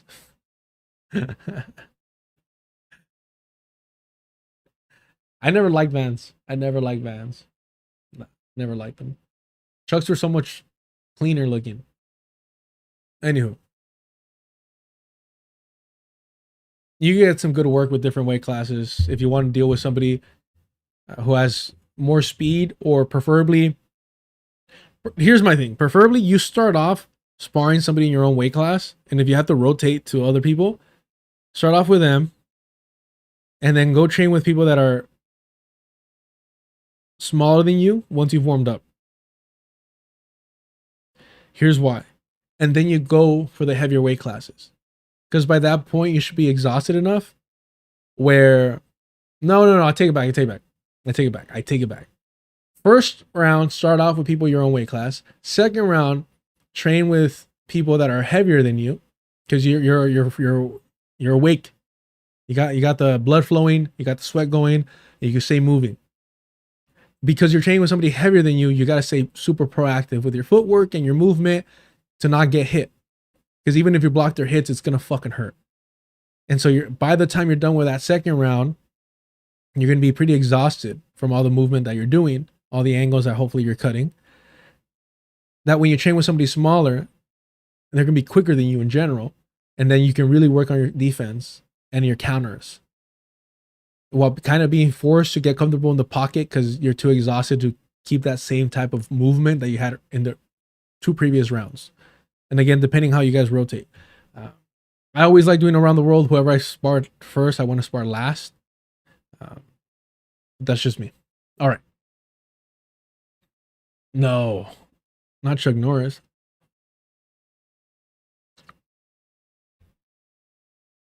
Of course not. I would never say something like that. Okay. Again, from the top. Red Clarion, Been killing it. Let's keep the ball rolling. Combat Settler Liberalism by C.D. Winter. I love this. However this was inspired, I love it. I love it. Love it. Do me a favor, y'all. Hit the like button. Hit the notification bell if you want to know when I go live. If you want to help support the channel, check out the Patreon. $2 gets you access to the Discord. We have a good time there.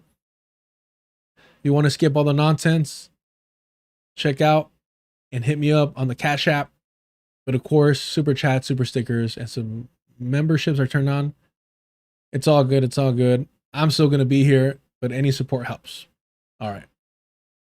Estimated reading time, 20 minutes. I don't know why this has become a popular thing to add the estimated reading time. Put 20 minutes on the clock. We're at 3:10. We're at 3:10 chat. 3 hours and 10 minutes in. Yeah. I'm going to try my best. All right.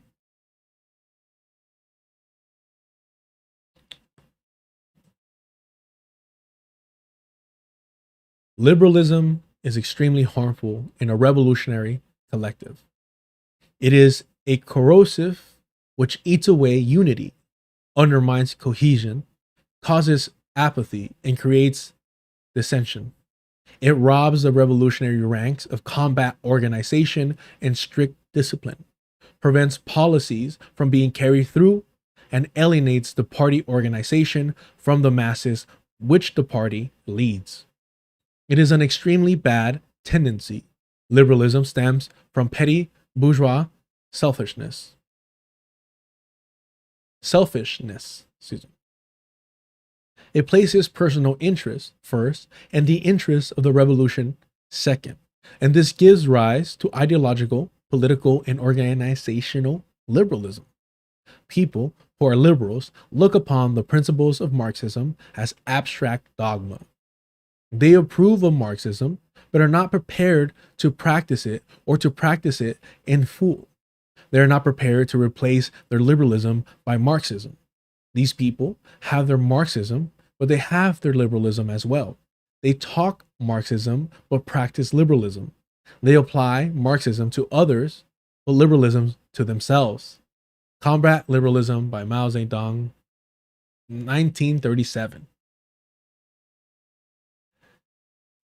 And much like Stalin, and I think even more so, Mao is able to kind of just break shit down so effectively. When we talk about discipline, so often we relate that with fascism for good reason. You know, reactionaries love that shit.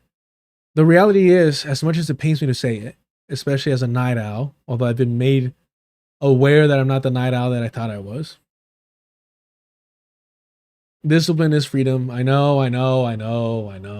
I hate myself for realizing this.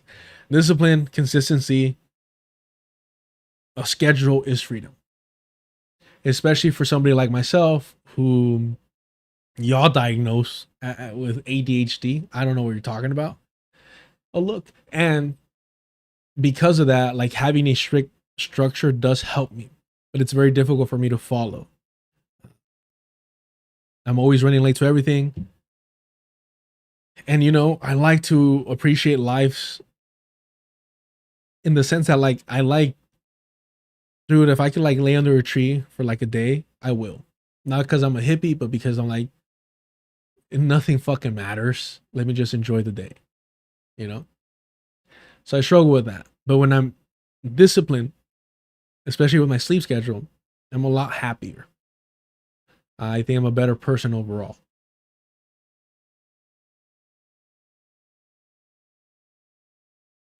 But this all right here about, you know, Marxism for everybody else, liberalism for me. I mean, that's every fucking like lefty streamer. They all just yap about it. And then you ask, like, what's your actual like history? Organizing, going outside, unless it's making them money. And I'm not saying that I'm fucking that guy, but I don't pretend to be like they do.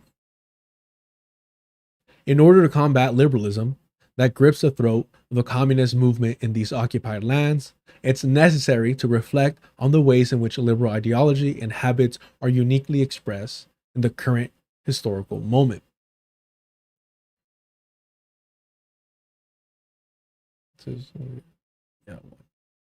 Someone should do something. The first type of settler liberalism is perhaps the most common among the settler masses. It is the someone else should do something type.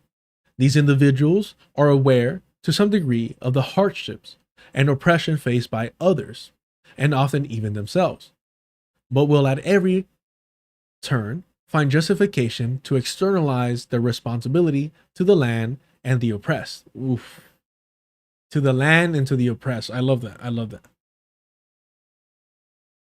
There's nothing I can do is the credo of the first type of the settler liberalism. This first type can often be found twisting themselves into knots to politically justify their self-imposed helplessness, usually by blaming others for their failures. The fault is aimed upon the misleadership of the movement, their attachment to their luxuries and comforts, or their attachments to their personal safety. In the last case, they will justify their inaction by inflating the threat posed by the settler state, painting it as an invincible force which must not be provoked to violence. This stubborn attitude leads inevitably to political nihilism, or self-interest electoralism, or a deeply cynical overlap of the two. Many individuals who identify as communists, socialists, anarchists, etc., but refuse to struggle for radical organization are in fact guilty of the first type of settler liberalism, and are simply using radical rhetoric and symbology to mask their complicity with the imperial system, consciously or not. The salve? I was about to say, I think I'm killing this fucking first paragraph, but no. Okay, so maybe a typo?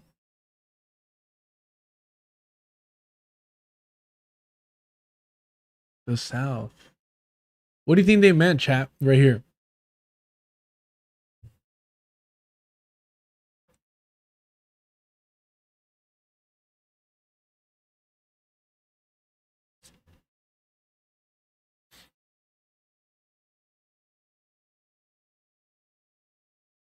Naughty typo? What the fuck does it mean?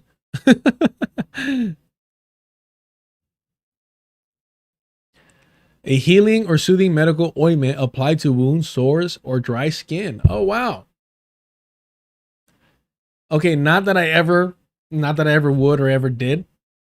Is this like salvia? Does this have some type of the same shit? How do you say it? Salve. Just salve. Okay. Well, that's a good word though. That's a nice little word for Scrabble. The salve for this first type of liberalism is organized action with concrete goals and a rejection of the habit of political performance devoid of substance. Sorry I asked. Jesus, I'm being judged over here.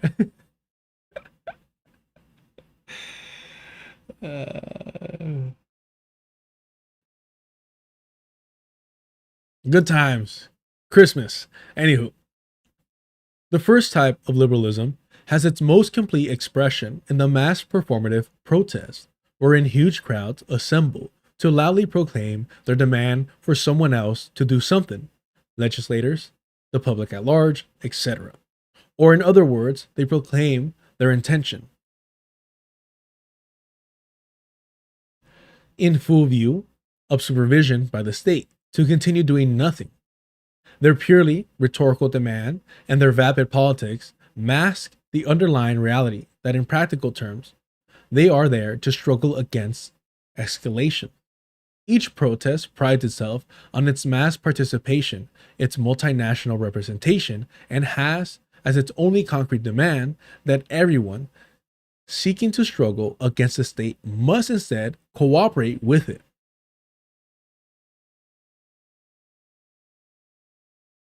I mean, name every fucking organization. I know FRSO? Bars? No, who am I thinking about? Who just had some big leak about one of their chapters?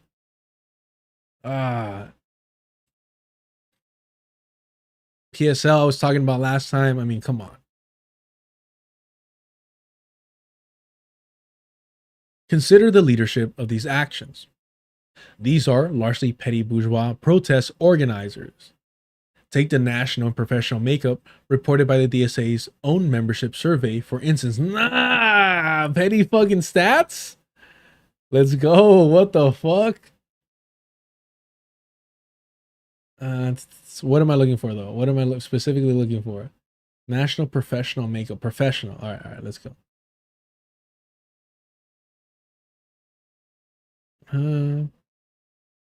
Okay, here.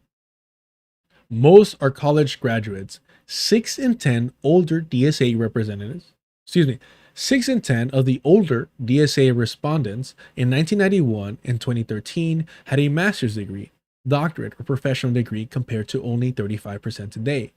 Looking just at those respondents 25 years old or older, more than 80% have bachelor's degree, as in 2013 and 2017. I mean, this would be more interesting. I mean, I wasn't getting the... This isn't the cheese I was anticipating. So, I mean, what they're saying is that they've...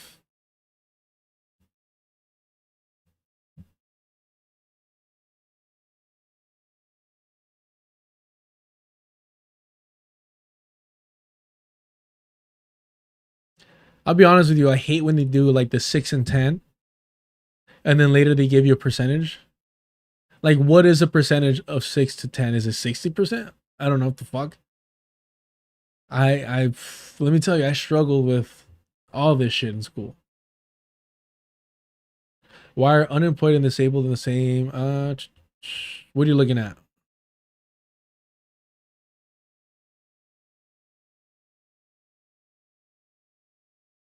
You, woman, you. Which one are you looking at? What subcategory? I'll drop this in the chat too if you guys want to be chismosos. Yeah, okay. Yeah. Look, you laugh. I got it right. So, ha. Okay, so for me, this tells me that as they've grown, they've reached less. They've been less elitist. So why is this a negative? Look, I take wins when I can from y'all. All right. I wouldn't want it any other way though, chat. These fucking weirdos, these cry bullies. Nah, bro. I appreciate, y'all picking on me. Whose appeals to where we started.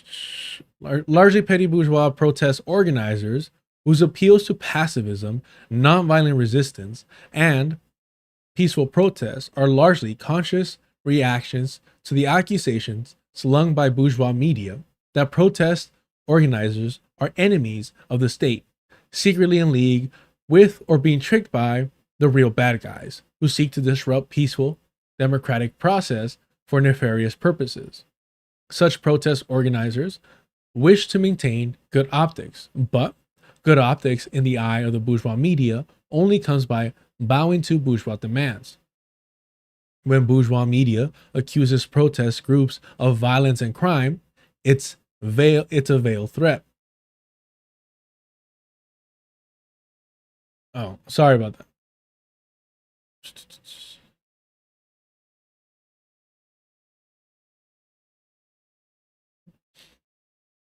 There, I just dropped the link to this article.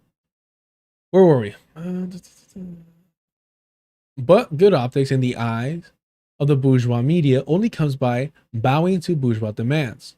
When bourgeois media accuses protest groups of violence and crime, it's a veiled threat. Whose side are you on, ours or theirs?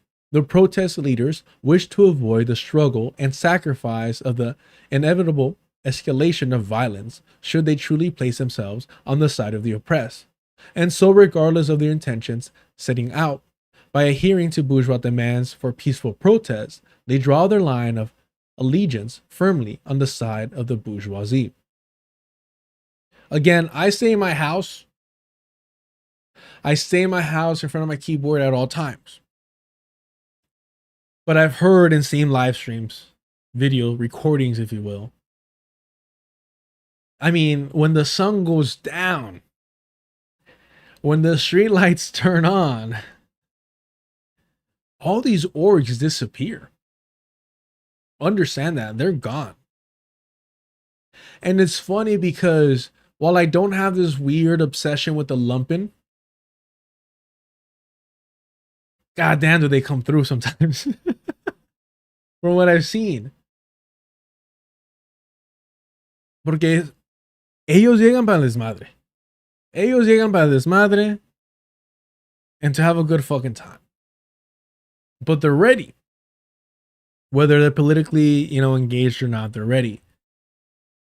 And yeah, you got people that are there to help and stay throughout the night, and that's dope. And all credit to them too. But in terms of the organizations, they're gone. And it's not like, I mean, maybe, I don't know, maybe people are going home and changing. Maybe people are hitting up their cars and changing. Maybe something's going on to where they come back and I'm not aware, right? That could always be a case. But I figured that the numbers would somehow be similar. But shit gets a little lonely after dark. I'm not going to lie to you.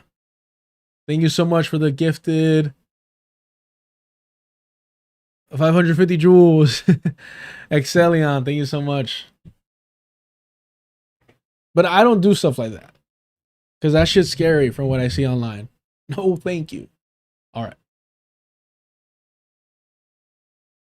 Protest leaders making appeals to pacifism are the white flag of surrender to the state. The red flags waved about at these legal protests are merely bait to draw the gullible. Woo!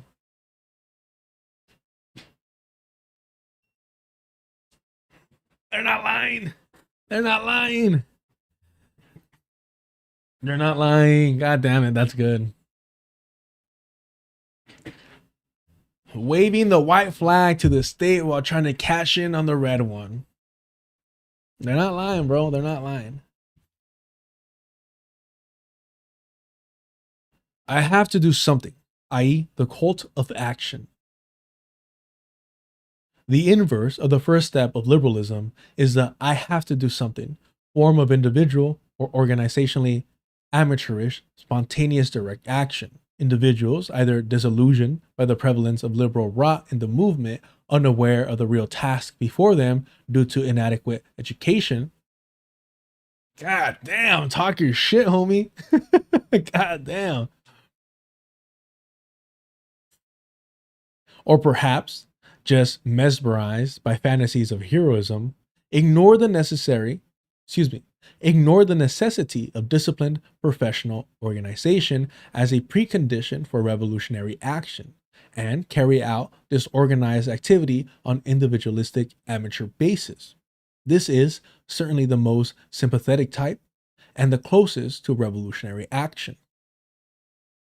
Damn, homie, if you talk about, if this is how you're talking about people you're sympathetic to, or god damn, Amateo. All right. And yeah, I mean, I'm loving this so far. However, if these second type individuals come together to form organizations guided by the same second type error, they will remain limited to local work that can only react to the problems at hand. For example, providing survival services to homeless folks, which again is not a negative thing. It's super necessary and something that should be applauded and celebrated. But its limitations need to be recognized. You'll never hear me talking shit about mutual aid, but we have to acknowledge its limitations and how inadequate it is for a larger movement.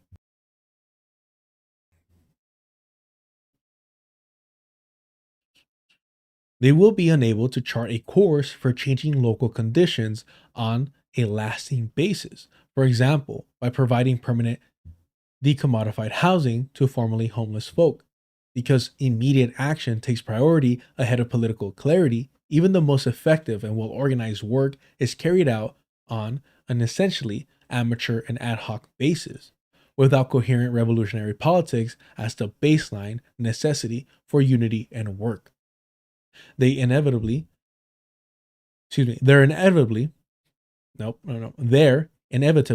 comes a point where some of the participants in these organizations have different ideas for what direction to take their work than a strictly revolutionary outlook would provide for. This produces an inherently unstable political unity that will inevitably lead to catastrophic splits. All right, my one complaint. Let's just chill with it. Every time I have to pronounce this word, I feel like I have to rush through it, which throws off my pace. But, English and all. This is a great article, sending it to all my future former comrades. No need for long ass resignation letter when you got something like this. I mean, they were in the PSL for decades. They gotta leave in an annoying way, I guess. I watered this down too. I hadn't had a torta de milanesa in fucking ages. Thank you so much. And so when I asked La Señora, chicken is always the safe fucking option. So I'm like, oh, ¿qué recomiende, pollo o milanesa? And of course, she's like, oh, los dos. Pero acabo de hacer la milanesa. So I'm like, all right, cool. She said both, but she just made it. I don't even know how to translate. I don't even know what it is in English, to be honest. Milanesa. Let's find out. Anyway, no, I can't get distracted. And so I'm like, fuck it, I haven't had one in a cool minute. And I think that's my favorite torta. And I still haven't had one in a good minute because it's like chicken is just a safe option. Pollo, whatever. However you guys make it, it's a safe option. God damn, that torta was bomb as fuck. But la agua estaba muy dulce. It was too sweet. Yeah, no, I want one right now too, but a little stranded.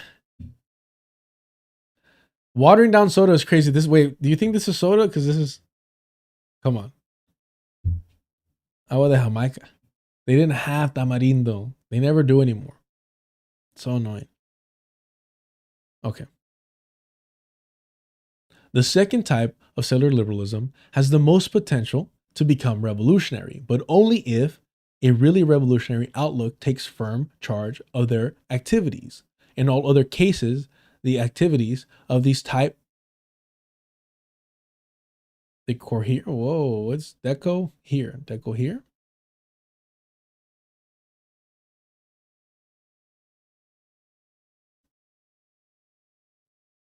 Okay, all right. You're trying to embarrass me, huh? Publicly.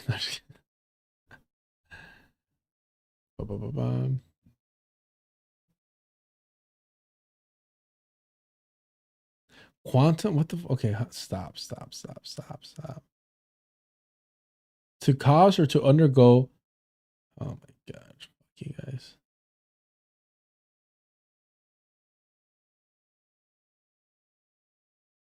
The process where a delicate quantum system interacts with its environment and loses its unique quantum properties.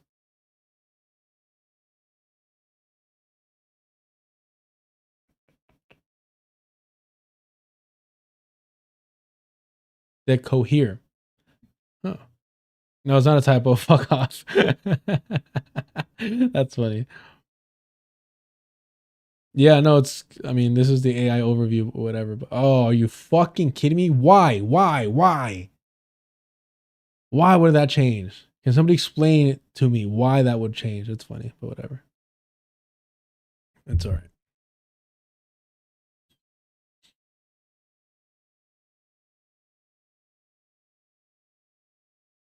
What's annoying is el pinche desmadre que tengo atrás, güey.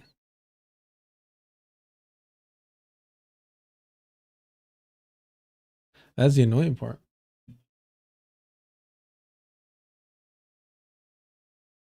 Things have been rough. I have not been able to clean the room in a minute. All right. I think that's fine. Kind of. There we go. And maybe this. No, that's fine.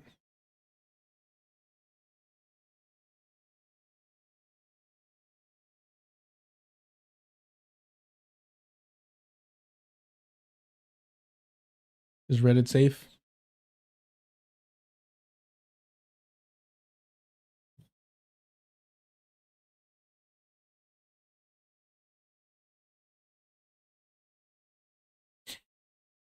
Quantum. Okay, we're not doing this. I'm not this. I'm not this smart. Let's stop this shit. All right, all right. It just means to come apart from the inside. Oh, nice. Who said this? Everybody, New Mexi Bean is a nerd. Confirmed. All right. Hold on. I'll do it first. I'll do it first. Where are you? Where are you? Where are you?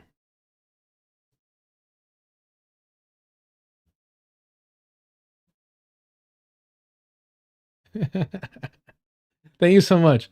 That's fucking awesome. All right. I looked at the dictionary and the dictionary was giving me the same quantum bullshit. That's why I didn't click on that. Everybody say thank you, Mexi Bean. New Mexi Bean.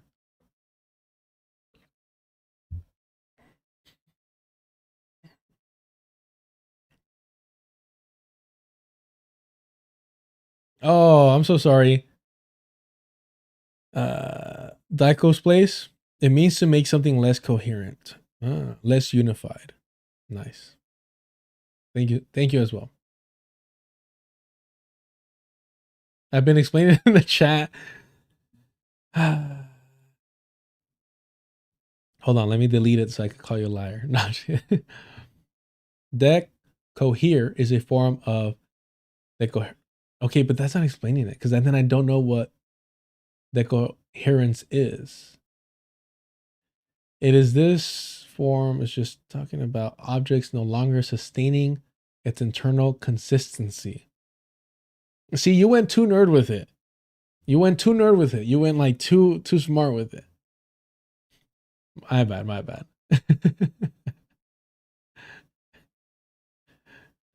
To pull apart, essentially. Okay. Okay. Awesome. No, I appreciate y'all. Honestly, I really do. I really do.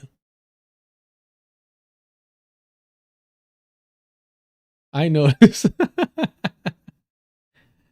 It's saying that the activity stopped being consistent. Okay. Nice. No, it's not. This is not ADHD. I think that we're trying to learn. And some people are just want us to say ignorant. And those people don't want the best for you, chat. I am not those people.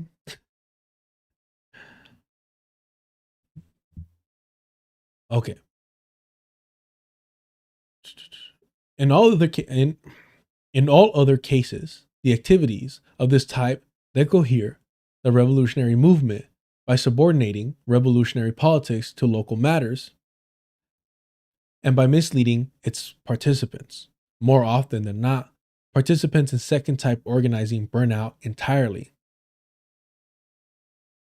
Okay. I'm not going to say I haven't seen it. Okay.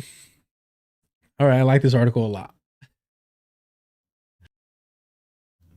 This can be due to overwork, wherein unprofessional orgs demand excessive volunteer work of their most active and dedicated members.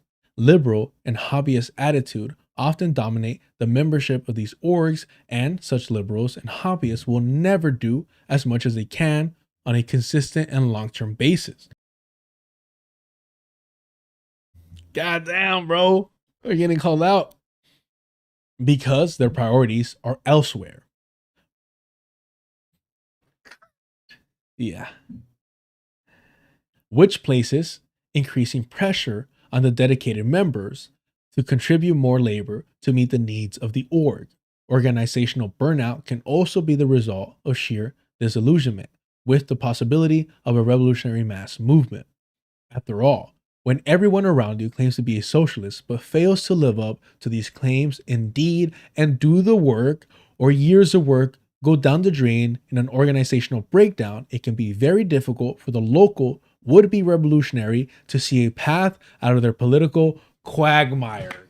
Oh, damn, bro. Wow. You know why I love this? You know why I love this? Because you kind of have to see this shit or experience it. You kind of have to experience this shit or see this shit go down. Because if you don't, this all seems very kind of like theoretical. It's not, bro. Like, this is so fucking accurate. This is like annoyingly fucking accurate. Fuck. God damn. And it's so frustrating because I'm like, of course we would all be experiencing this shit to some degree or another. Of course we would be. Nothing's fucking original. We're all experiencing the same shit in different fucking variations. God damn it. In the best case scenario, when this liberal approach to political struggle has led the creation of an organization which is concretely providing for the needs of the community, serious and swift effort must be made by its members to seek the assistance of other, more developed communist organizations and begin. Okay, hold on, let's finish. In beginning the process of proletarian professionalization, these orgs may be called upon in sharing the duties the members have taken on to ensure the services being provided are not interrupted.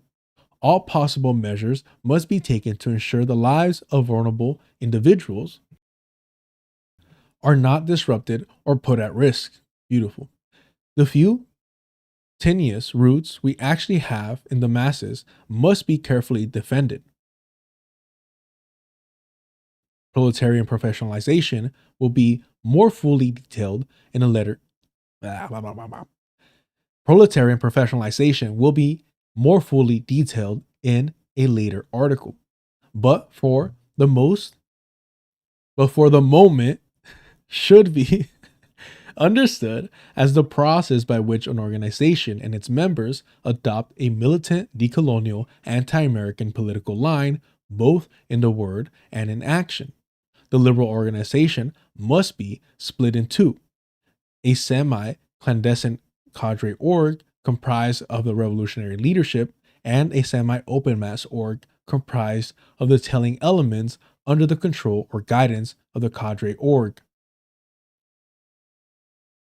That last part is so essential and easily, maybe possibly the most difficult. I'm down to argue about it.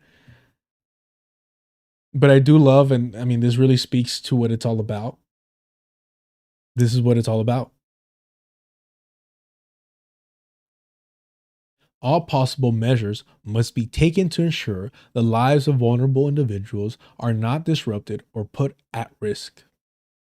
Man. Okay, I'll link the article again.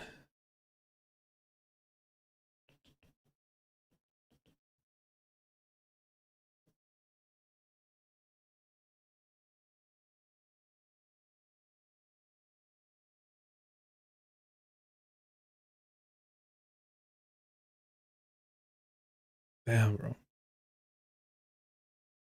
The one thing I will say though, I've been in situations where like you reach out to a more established organization and they just take things a completely different direction, and yeah, I'm very upset.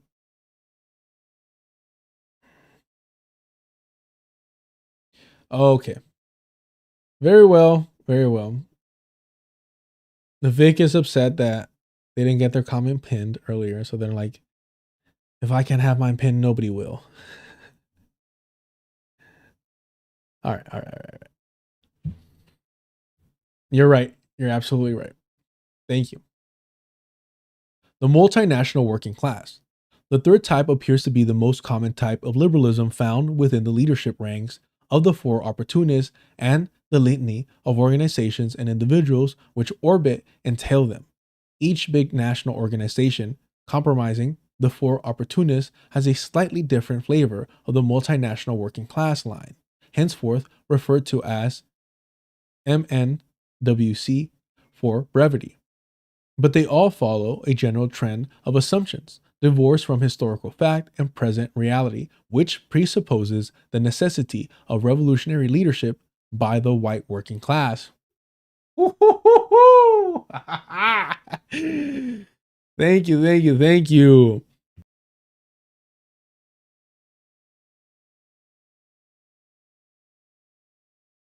Let's get to it, motherfuckers. Hell yeah. I'm gonna read this out though. I really do like. I wanted to stick. Multinational working class is a smokescreen which smuggles white nationalism into the ranks of communism. God damn. Yes! Yes, bro. Yes! God damn, yes!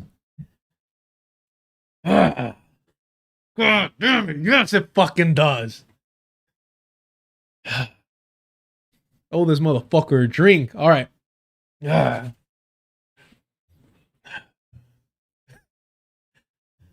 Multinational working class is a smokescreen which smuggles white nationalism into the ranks of communism. How is this the case? Proponents of multinational working class may openly speak at great length, sometimes even to the exclusion of anything else. Of the great and terrible crimes of the white settler nation, but they always deny the necessity of its complete subjugation or liquidation. Papa. Yes. Yes. Oh my gosh, the way that they wave that off, right? The way they're just like, no, that was horrible what we did to the native people. But anywho, the white working class is the majority, so we need to fucking yeah, man. We need to appeal to them. They will dance around this denial by inventing mythical prophecies of a multinational working class, which will surely soon unite and overthrow their mutual oppressors, the big imperialist bourgeoisie. If only the divisive minorities would stop being oh my. If only these goddamn minorities stop making it all about themselves and their fucking oppression, then maybe the white man can get to work with the white woman and lead us to prosperity, safety, and the fucking utopia that white Jesus promised us. I mean, Karl Marx promised us. God damn, bro. If it wasn't for you colored folks speaking up and distracting Bernie Sanders from his mission, we would have universal fucking health care by now. God damn. If it wasn't for these fucking spics making ICE angry, Rene Good, Alex Parenti will still be with us today. All right. All right. God damn. The crimes of the oppressor nation are offloaded onto the oppressor elites, denying the white working classes complicity in global colonial holocaust. Man. Sorry, I forgot what it was for again. Multinational working class, yes. Multinational working class launders its denial by ideologically positioning the white workers as oppressed comrades in arms alongside members of the actually oppressed nations, erasing the real material processes which reproduce national oppression in order to absolve themselves of the need to do anything which might jeopardize their material privileges. The multinational working class proponents then have the gall to call upon the oppressed to adopt their line in the name of multinational unity, and will accuse those who reject this heinous demand of being wreckers, ethno-nationalists, or worse. Yeah. You know, an article or a book or something that's fucking good when you're like, fuck you, thank you. Yeah, man. Wow. I mean, we've seen Hassan Piker advocate that, those of us in the belly of the beast don't benefit from U.S. imperialism, which is just disgusting. Motherfucker should be dangling from his fucking ankles, bro. Where are we at?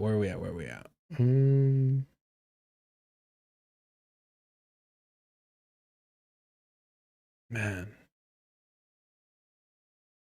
That is so fucking good. Oh, yes, this here. Jeopardizing their material privileges. I mean, again, pitfalls of liberalism by Kwame Ture. That's what they're most concerned about, maintaining their comfort.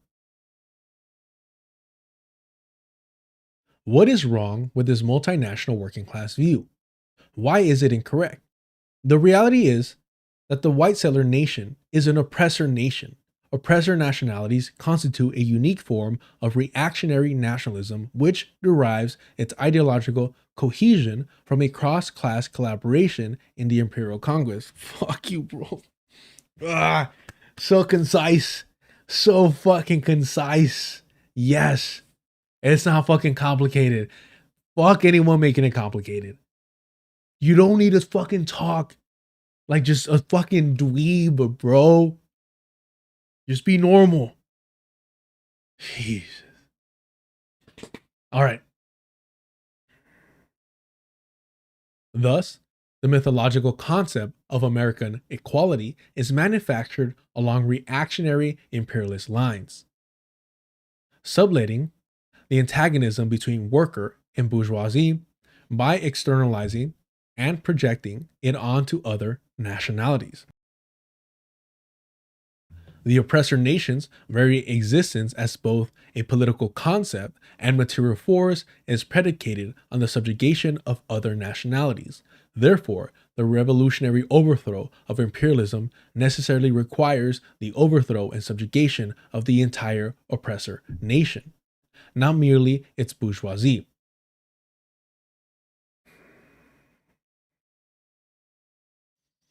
When all you could do is nod. And see, motherfuckers, these compradors, this is where you're going to be getting. Align with them. Be a fucking patriot. Be an American, brother. Go ahead and do that shit.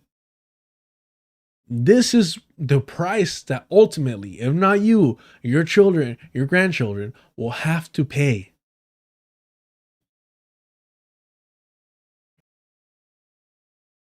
Where are we at?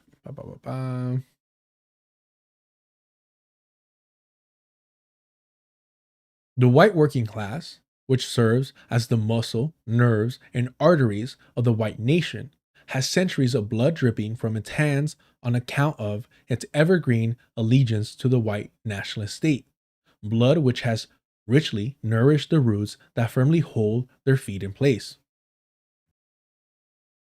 The white workers can only even begin to abolish their deeply rooted material positionality by the ever-loyal compradors of colonial genocide and environmental holocaust by completely uprooting themselves and entering life and death revolutionary struggle for complete independence from the imperialist system and all the benefits it offers.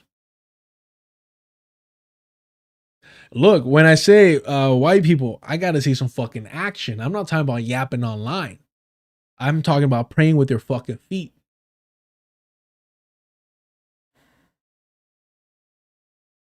Man. Complete independence should be taken to mean, especially and most importantly, independence from the land expropriation regime of colonial private property, which necessarily preconditions unity with revolutionary national liberation. Land back. You say land back and you make a liberal fucking stutter, shake, quake in their fucking feet. Shoes? Quake in their shoes? Anywho. I mean, it's funny, and I don't think I'll ever be able to find it. But there's a clip about like Sam Seder talking about land back, and he legit says, I don't know about that. I think Native people should have the national parks back, which is the most noble, savage, fucking racist thing you could say.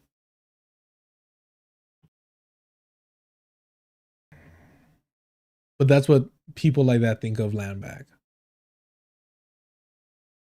The white working class, as a class, can never find unity with the workers of the oppressed nations. Rather, white individuals who break from white society will continue to find unity with the oppressed by actively seeking the abolition of the white working class.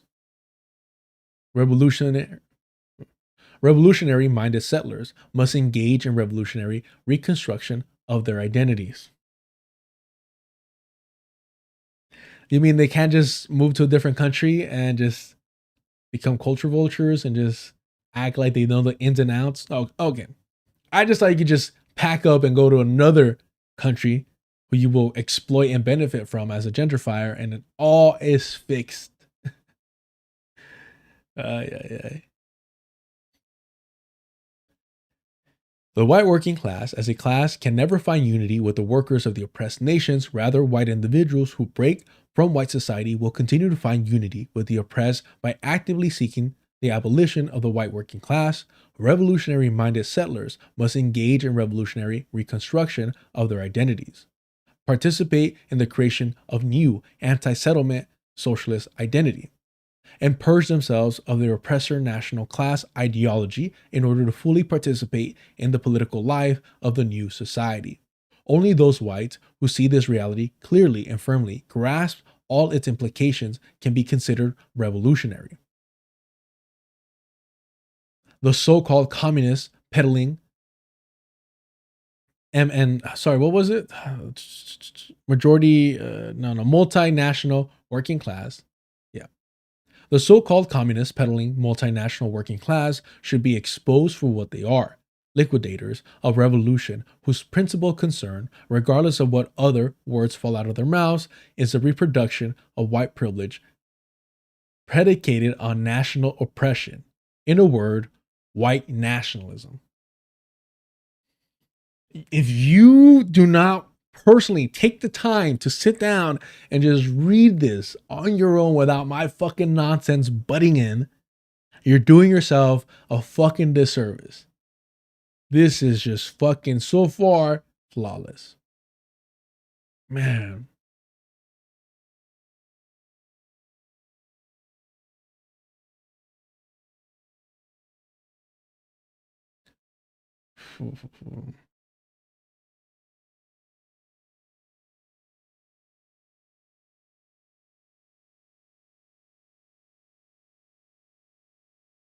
The third type of liberalism is the most dangerous and insidious.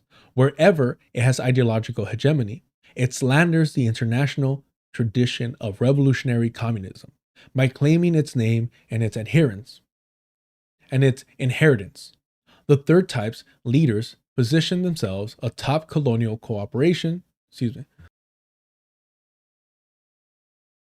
Let's start that from the top. The third type of liberalism is the most dangerous and insidious. Wherever it has ideological hegemony, it slanders the international tradition of revolutionary communism by claiming its name and its inheritance. The third type's leaders position themselves atop colonial corporations bearing red branding, whose sole business is selling bloody scraps of the flayed hide of communism on the political market. Their depraved insistence on flattening national oppression into a difference of opinion serves a concrete purpose, which is to sustain the ideological hegemony of white supremacy among even the most left radical of settlers. This process reproduces the unity of settler colonial politics by refraining non-antagonistic differences, white workers and white bourgeoisie, as antagonistic, and reframing antagonistic differences, settler and colonized, as non-antagonistic. Thus, a mythology of communism as a white movement is manufactured and turned against the oppressed. Acting in lockstep with colonial white supremacy, a twisted reflection of liberation is waved before us, promising us salvation. If only we help the whites get better wages. If only we help the whites get better wages as a consequence, even though settlements with large populations of white radicals become rigidly and impenetrably, become rigidly and impenetrably white supremacists. A potential ally of the revolution is thereby turned into a militant defender of the spoils of colonial conquest. I mean, bro.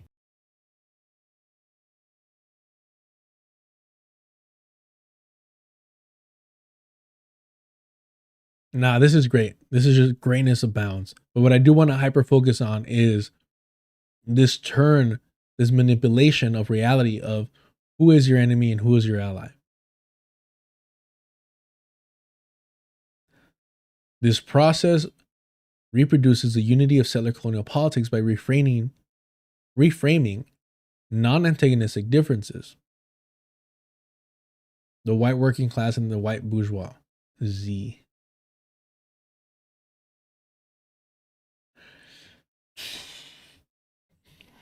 I mean, settler unity. It's the whole kibbutz BS, 100%.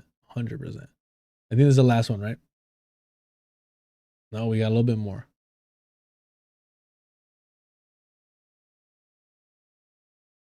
We'll wrap up with this article here, y'all. I appreciate y'all so much. Please check this out on your own. Please hit the like button. Subscribe if you haven't. If you want to help support the channel, super chats, super stickers, and all the weird gift stuff is on and going membership as well. If you want to check out the Patreon, $2 gets you access to the Discord. If you want to skip all the nonsense, support through the Cash App. I appreciate y'all. This is an interesting stream. I was really looking forward to reading this article, and I'm glad that things worked out the way they worked out, and we're here reading it.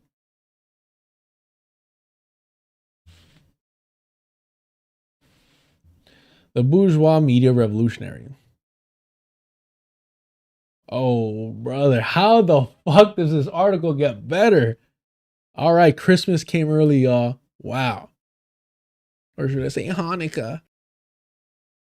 Okay. All media of communication in the age of universal class dominance are necessary class medium. Thus, the political character of social media takes on political character of the dominant class, and all aspects of the functional process of social media become aspects of the functional process of class development and class conflict. While this is probably the wordiest they've gotten, I mean, it clearly is a reflection of, you know, Marx saying that the dominant ideas of a society are the ideas of the bourgeois. All right. It's just that, just rephrasing it for social media. Whatever you're going to be seeing on your timeline is already fucking pre-approved and conditioned.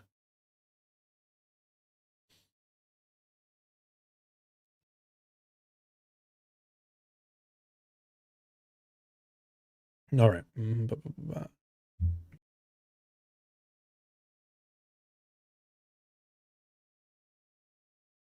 No, yeah, this whole article is amazing. Okay. Social media, i.e., the dominant means of communication in a previous age, this was commonly newspapers, becomes a critical component of the class superstructure, and the class oppression is in part structured through and embodied in social media. The flow of information through all channels is tightly regulated according to the interests of the dominant class, and in case of social media, this is most plainly evident in the form of the algorithm, but also is heavily influenced by and determinant of legal regulations, market structures, and incentives, accessibility and an infrastructure, location and language, and the daily habits, devices, and software used to access media. I mean, if all you could afford is a flip phone, you're going to be missing out on a lot of social conditioning. The fourth and final type of settler liberalism we will discuss here is the revolutionary bourgeois social media. Often recognizing the above three types of liberalism as such, the liberal of the fourth type rejects the clueless misdirection of the first type, the amateurish tactics of the second, and the bureaucratic obstructionism of the third, and thus left with no apparent alternative political avenues to pursue. God, this is gonna be so fucking good. I can already see it. God damn. Woo, I'm really feeling this one. All right. And thus left with no apparent alternative political avenues to pursue, finally arrives at the point of individual or amateur online agitation. Ah, it was you, Fredo. I knew it was you. Do y'all see why I find this online shit embarrassing? I try my best. But I look around in these online streets and I see, who I'm being lumped with, who I'm arguing with, and it's fucking embarrassing. It truly is fucking embarrassing. These are people that, like, I would cross the street just to not be around. These are people that I find utterly disgusting in so many fucking ways. And it's exhausting. But it just goes to show that, like, these people need to be online. And I'm trying to, like, avoid getting, like, sucked into this world as much as possible. I mean, the prime example for me is when somebody says face to face to me, I'm like, drop the location, homie. Let's make it happen. But these people's brains are so rooted in, like, for me, when I was younger, it was like cyberspace, right? So rooted to being online that they truly believe that they're being tough or saying something tough when they say face to face and they mean through fucking Zoom or some shit. It is rough, man. That's funny. I mean, fool's already broken, bro. They're already broken. That's the thing. And it's like, I'm not a bully, but like, I love bullying bullies. And homie's already cracked. This channel, yo, I'm not even at 10K subscribers. This isn't even my full-time gig. Like, I could give example after example. I don't edit down the streams to make them more digestible that often for people so the channel could grow. I don't have a clips channel. I don't have a consistent streaming schedule, which does not help. Consistency is a big part of this. If I was streaming every day, or not every day, let's say 3 days out of the week, 8 a.m. to, like, they say, noon, y'all would know when I was streaming and when you could tap in, instead of this nonsense of like, I'm just gonna go live when I can. There's a lot of things that I'm doing that are preventing the growth of this channel because I have other priorities, other responsibilities. But if I'm already breaking you fucking mentally and not even 10K subscribers, homie, you can't fucking hang with me. You just can't. And it's sad and it's embarrassing. And I got more ammunition that I'm just fucking sitting on because I'm like, well, what the fuck? I just threw a hard jab and you fucking lose your shit and using your YouTube channel to dox me. They're just, homie, no tengo nada. I have nothing but that. What the fuck do I care? I have nothing but that. I'm not you, bro. I can't move country to country. I didn't grow up that comfortable. It's so fucking good. Yeah, man. There's just cry bullies and cyber bullies. Love it. Let's get to it. The fourth type sees clearly that all internal opposition to the imperialist state lies scattered and fragmented and atomized, unable to build sufficient strength to stand up on its own 2 feet, and they resolve correctly that the solution at hand is unity of action, and that agitation must be conducted towards such. Taking to the figurative streets of social media, they shout their message from atop their soapbox and begin to develop a following. That's why I tell y'all, give me compliments. I fucking dare you, and see how quick you get timed out. Who are outside of my race. Let me see you. Thank you. Thank you for subscribing. Let me see you in a community you weren't prior. Let me see you in a community you weren't involved with prior, and see how quick you get fucking banned. Talking shit. You know what I mean? Come on now. It's just sad as fuck, and I don't want people here that have that parasocial itch to go like white knight fight for me, have some self-respect. But that's why I'm never gonna get rich off this shit, by the way, because I don't feed into that shit. These people are smart. These people are smart. They know what they're doing. It's all strategic.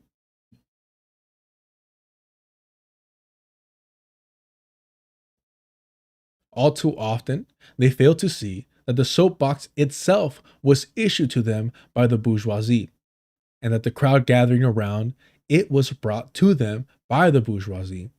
Both the entertainer and their audience begin to perceive that new, more radical, and more revolutionary thought is growing in strength as the audience grows. The parasocial relationship that forms between this bourgeois media personality and their followers convinces both that the qualitative change is occurring and that this strategy is working.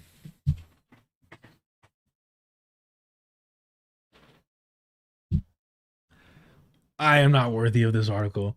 That is too fucking good.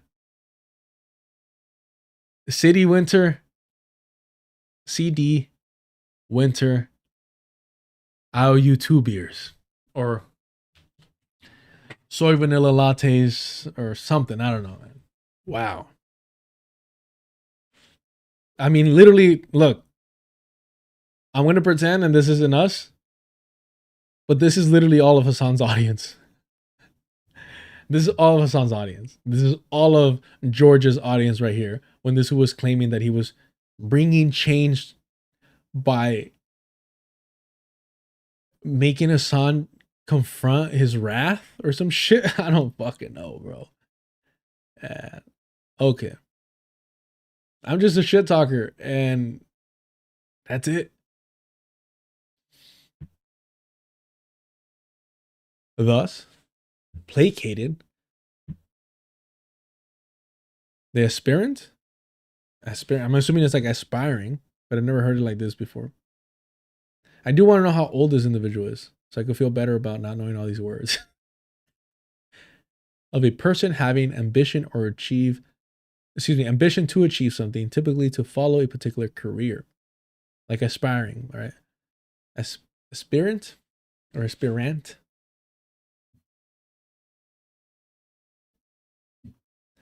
I mean, that tells you where their mindset is, Vic.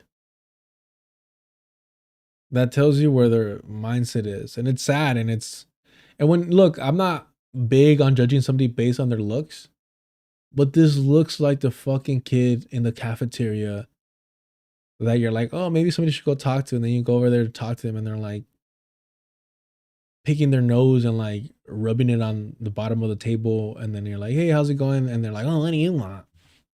What do you want? And you're like, nah, I'm just trying to chill. Like, just, you're here by yourself. Like, I don't know if you want to come eat with us or if I could eat with you. Why would I want that? Why do I want? Get away from me.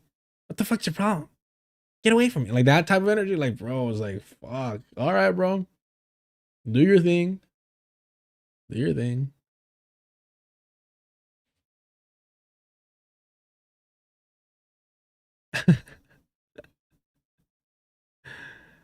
He tried to present himself as some sort of online political commissar, holding the line against the Hassanabi Reich.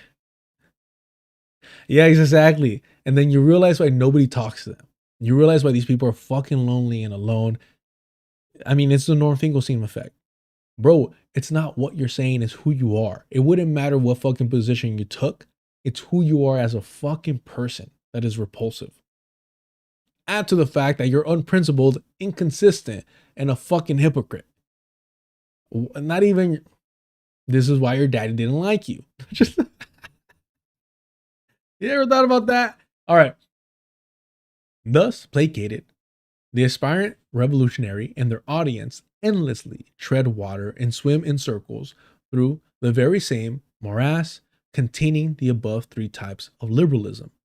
The bourgeois social and economic dynamic develops to support and reproduce these relationships, wherein the bourgeois media revolutionary becomes a petty bourgeois proprietor of an entertainment business peddling their political message. Constrained by the censorship of advertisement and sponsorship deals, and the censorship of algorithmic content delivery, and the self-censorship implicit in building a brand, in marketing their ideas, and so on to an audience of largely petty bourgeois radicals, the fourth type completely loses sight of the revolutionary horizon and God damn. I just thought of like 5 different fucking people. I'm sorry. But not me, of course. Not I. Where are we at? The fourth type completely loses sight of the revolutionary horizon and drowns their own ideals in the murk of class neutralization, the class character and therefore class function of their activities and of the social media environment they perform their activities in is rendered invincible. They lose sight of the class character of the practical aspects of their activities and place exclusive focus on the theoretical. They lose sight of the class character of the practical aspects of their activities and place exclusive focus on the theoretical aspects of their activities.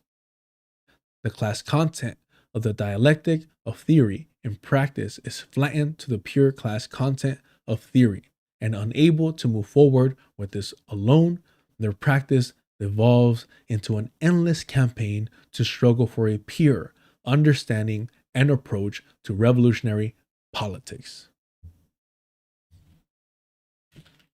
Damn. Let's name names, motherfuckers. Let's name names. I ain't here to make fucking friends. All right. Where we at? Let's do it. Chat, let me know what y'all think. And please feel free to name me if you think this applies. But where are we? Okay. Of course. The bourgeois social and economic dynamic develops to support and reproduce this relationship wherein the bourgeois media revolutionary becomes a petty bourgeois proprietor of an entertainment business peddling their political message. I mean, a lot of this is going to be Hassan Piker for sure.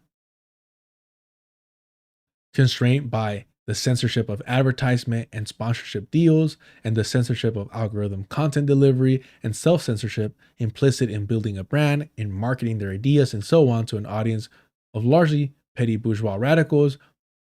This is for sure FD signifier. Am I wrong? Chat, am I wrong?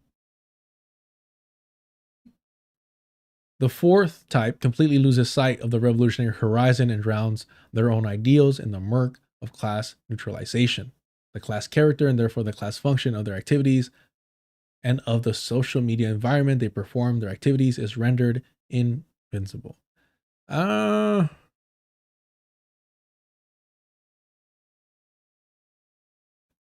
neutralization.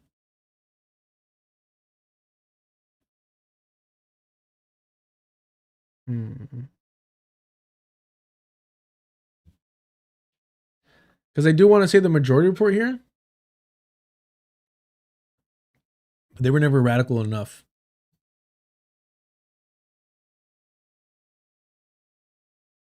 They lose sight of the class character of the practical aspects of their activities and place exclusive focus on the theoretical aspect of their activities.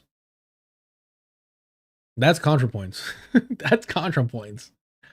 The class content of the dialectic of theory and practice is flattened to pure class content of the theory, unable to move forward with this alone. Their practice dissolves into an endless campaign to struggle for a pure understanding and approach to revolutionary politics.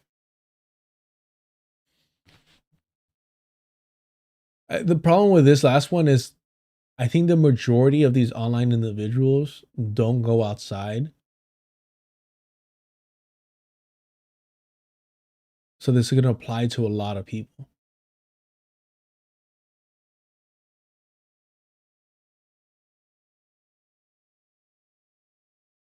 All right, we need to wrap this shit up, y'all. It's about to be 8. Where are we at? We read this, right? Okay, yeah. For the fourth type, the universal is subsumed into the particular. The concrete totality of political practice become the theoretical and the struggle therein, and every difference of opinion and strategy threatens the shaky and unstable practical basis for the work. Every theoretical disagreement, in effect, becomes a disagreement in practical activity and threatens a split. And the long-term outcome of this tendency is a regular, practical fragmentation of political unity into sects of micro-sects, who rebuilding and recoherence is only ever a temporary illusion of misunderstanding to be exploded back into disunity at a moment's notice. The incoherence of the movement in the eyes of individuals immersed in this environment thereby become exclusively the fault of everyone else except the individual or the organization in question. I mean, that one should be an easy one, chat. Who is an individual always pointing the fingers at others and never taking any accountability for their constant lies? Too good, too good. Criticism and self-criticism are seen as record behavior and defeatism. A deep emotional insecurity is produced. That's why.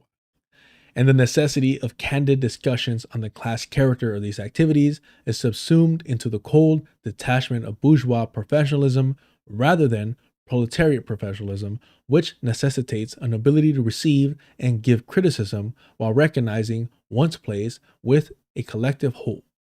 The professionalism of the bourgeoisie is a competition of individual brand management.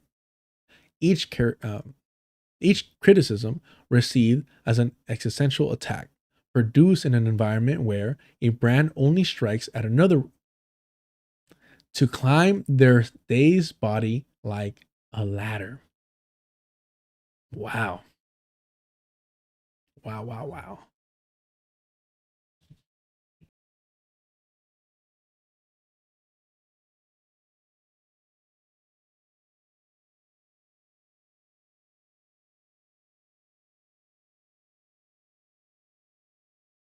What's SEO? What the fuck is class neutralization? Terrible SEO. I don't know what SEO means. Isn't class neutralization or what I thought I was understanding it as? Fuck off, David.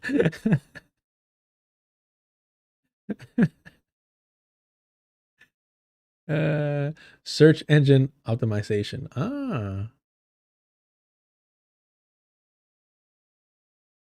No, I mean, I thought that class neutralization is that you rendered the class that you're involved with neutralized, like literally, like you've make them impotent. Hold on. I'm not gonna bother to tag everybody on this one.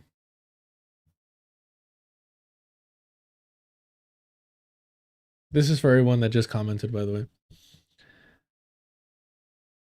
And you get one too.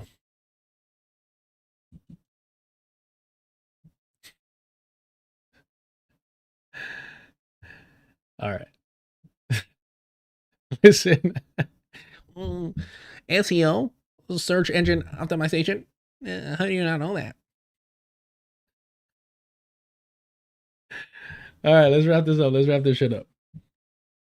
Every step of real movement is more important than a dozen programs.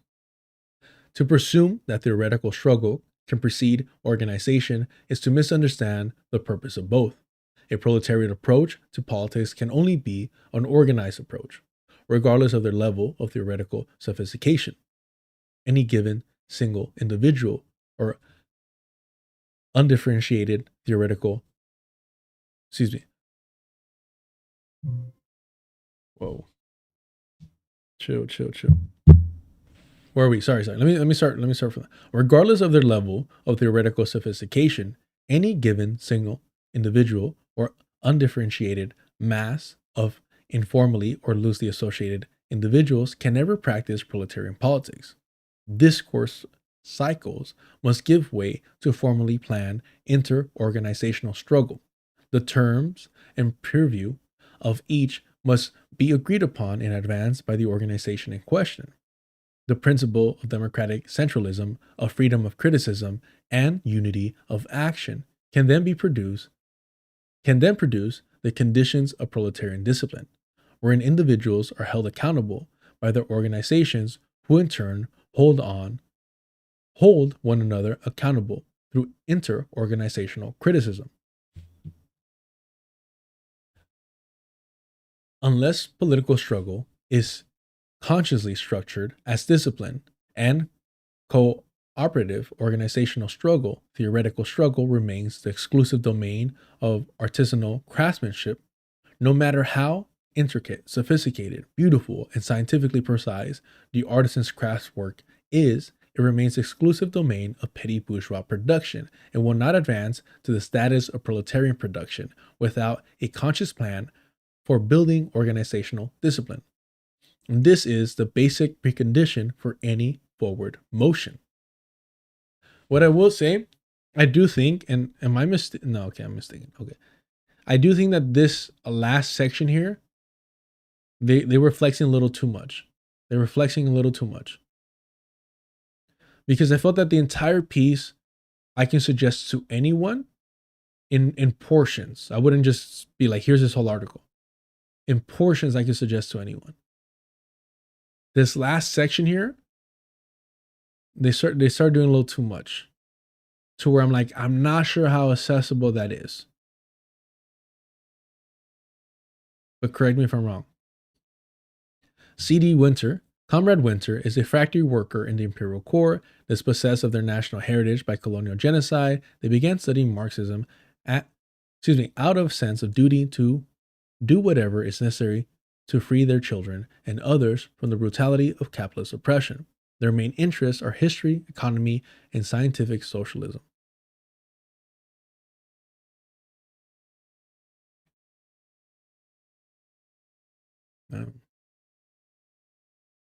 Ooh, triumph for the Zionist left. 2025, December 17th. Nice. Definitely reading that one. Definitely reading that one at some point. All right, y'all. It's 8:03 over here. Trying to wrap up here. Yeah, that was a great article. That was a great article. I appreciate y'all. That was a lot of fun. That was a lot of fun, man. Do me a favor, check out the Patreon if you want to join the Discord. $2 gets you access to that. Thank you so much for all the support, for hanging out. We started at what, 3:10? No, well, 3 minutes and 10. So we did an hour and 10 for a 20-minute article. Not bad. Not bad. All right. Quarter of that was me looking up words per usual. I appreciate it. Honestly, my lack of sleep has made me a little fucking deranged. So this was a lot of fun. Here we go. It was, yeah, that was a 20-minute article. Yes, it was. An hour and 10 later, it was a 20-minute article. Remember what Glenn Ford said, organize with eyes wide open. And in all honesty, English, in all honesty, please read that on your own. Please save it, download it. I think that's an essential article, one that people that you organize with, your actual comrades, would benefit. Yeah, that article, yeah, the other article, I'm sure, I mean, if they were that clear and direct in this article, I would just wonder how great the Zionist left one is. All right. The Beast by John Trudell.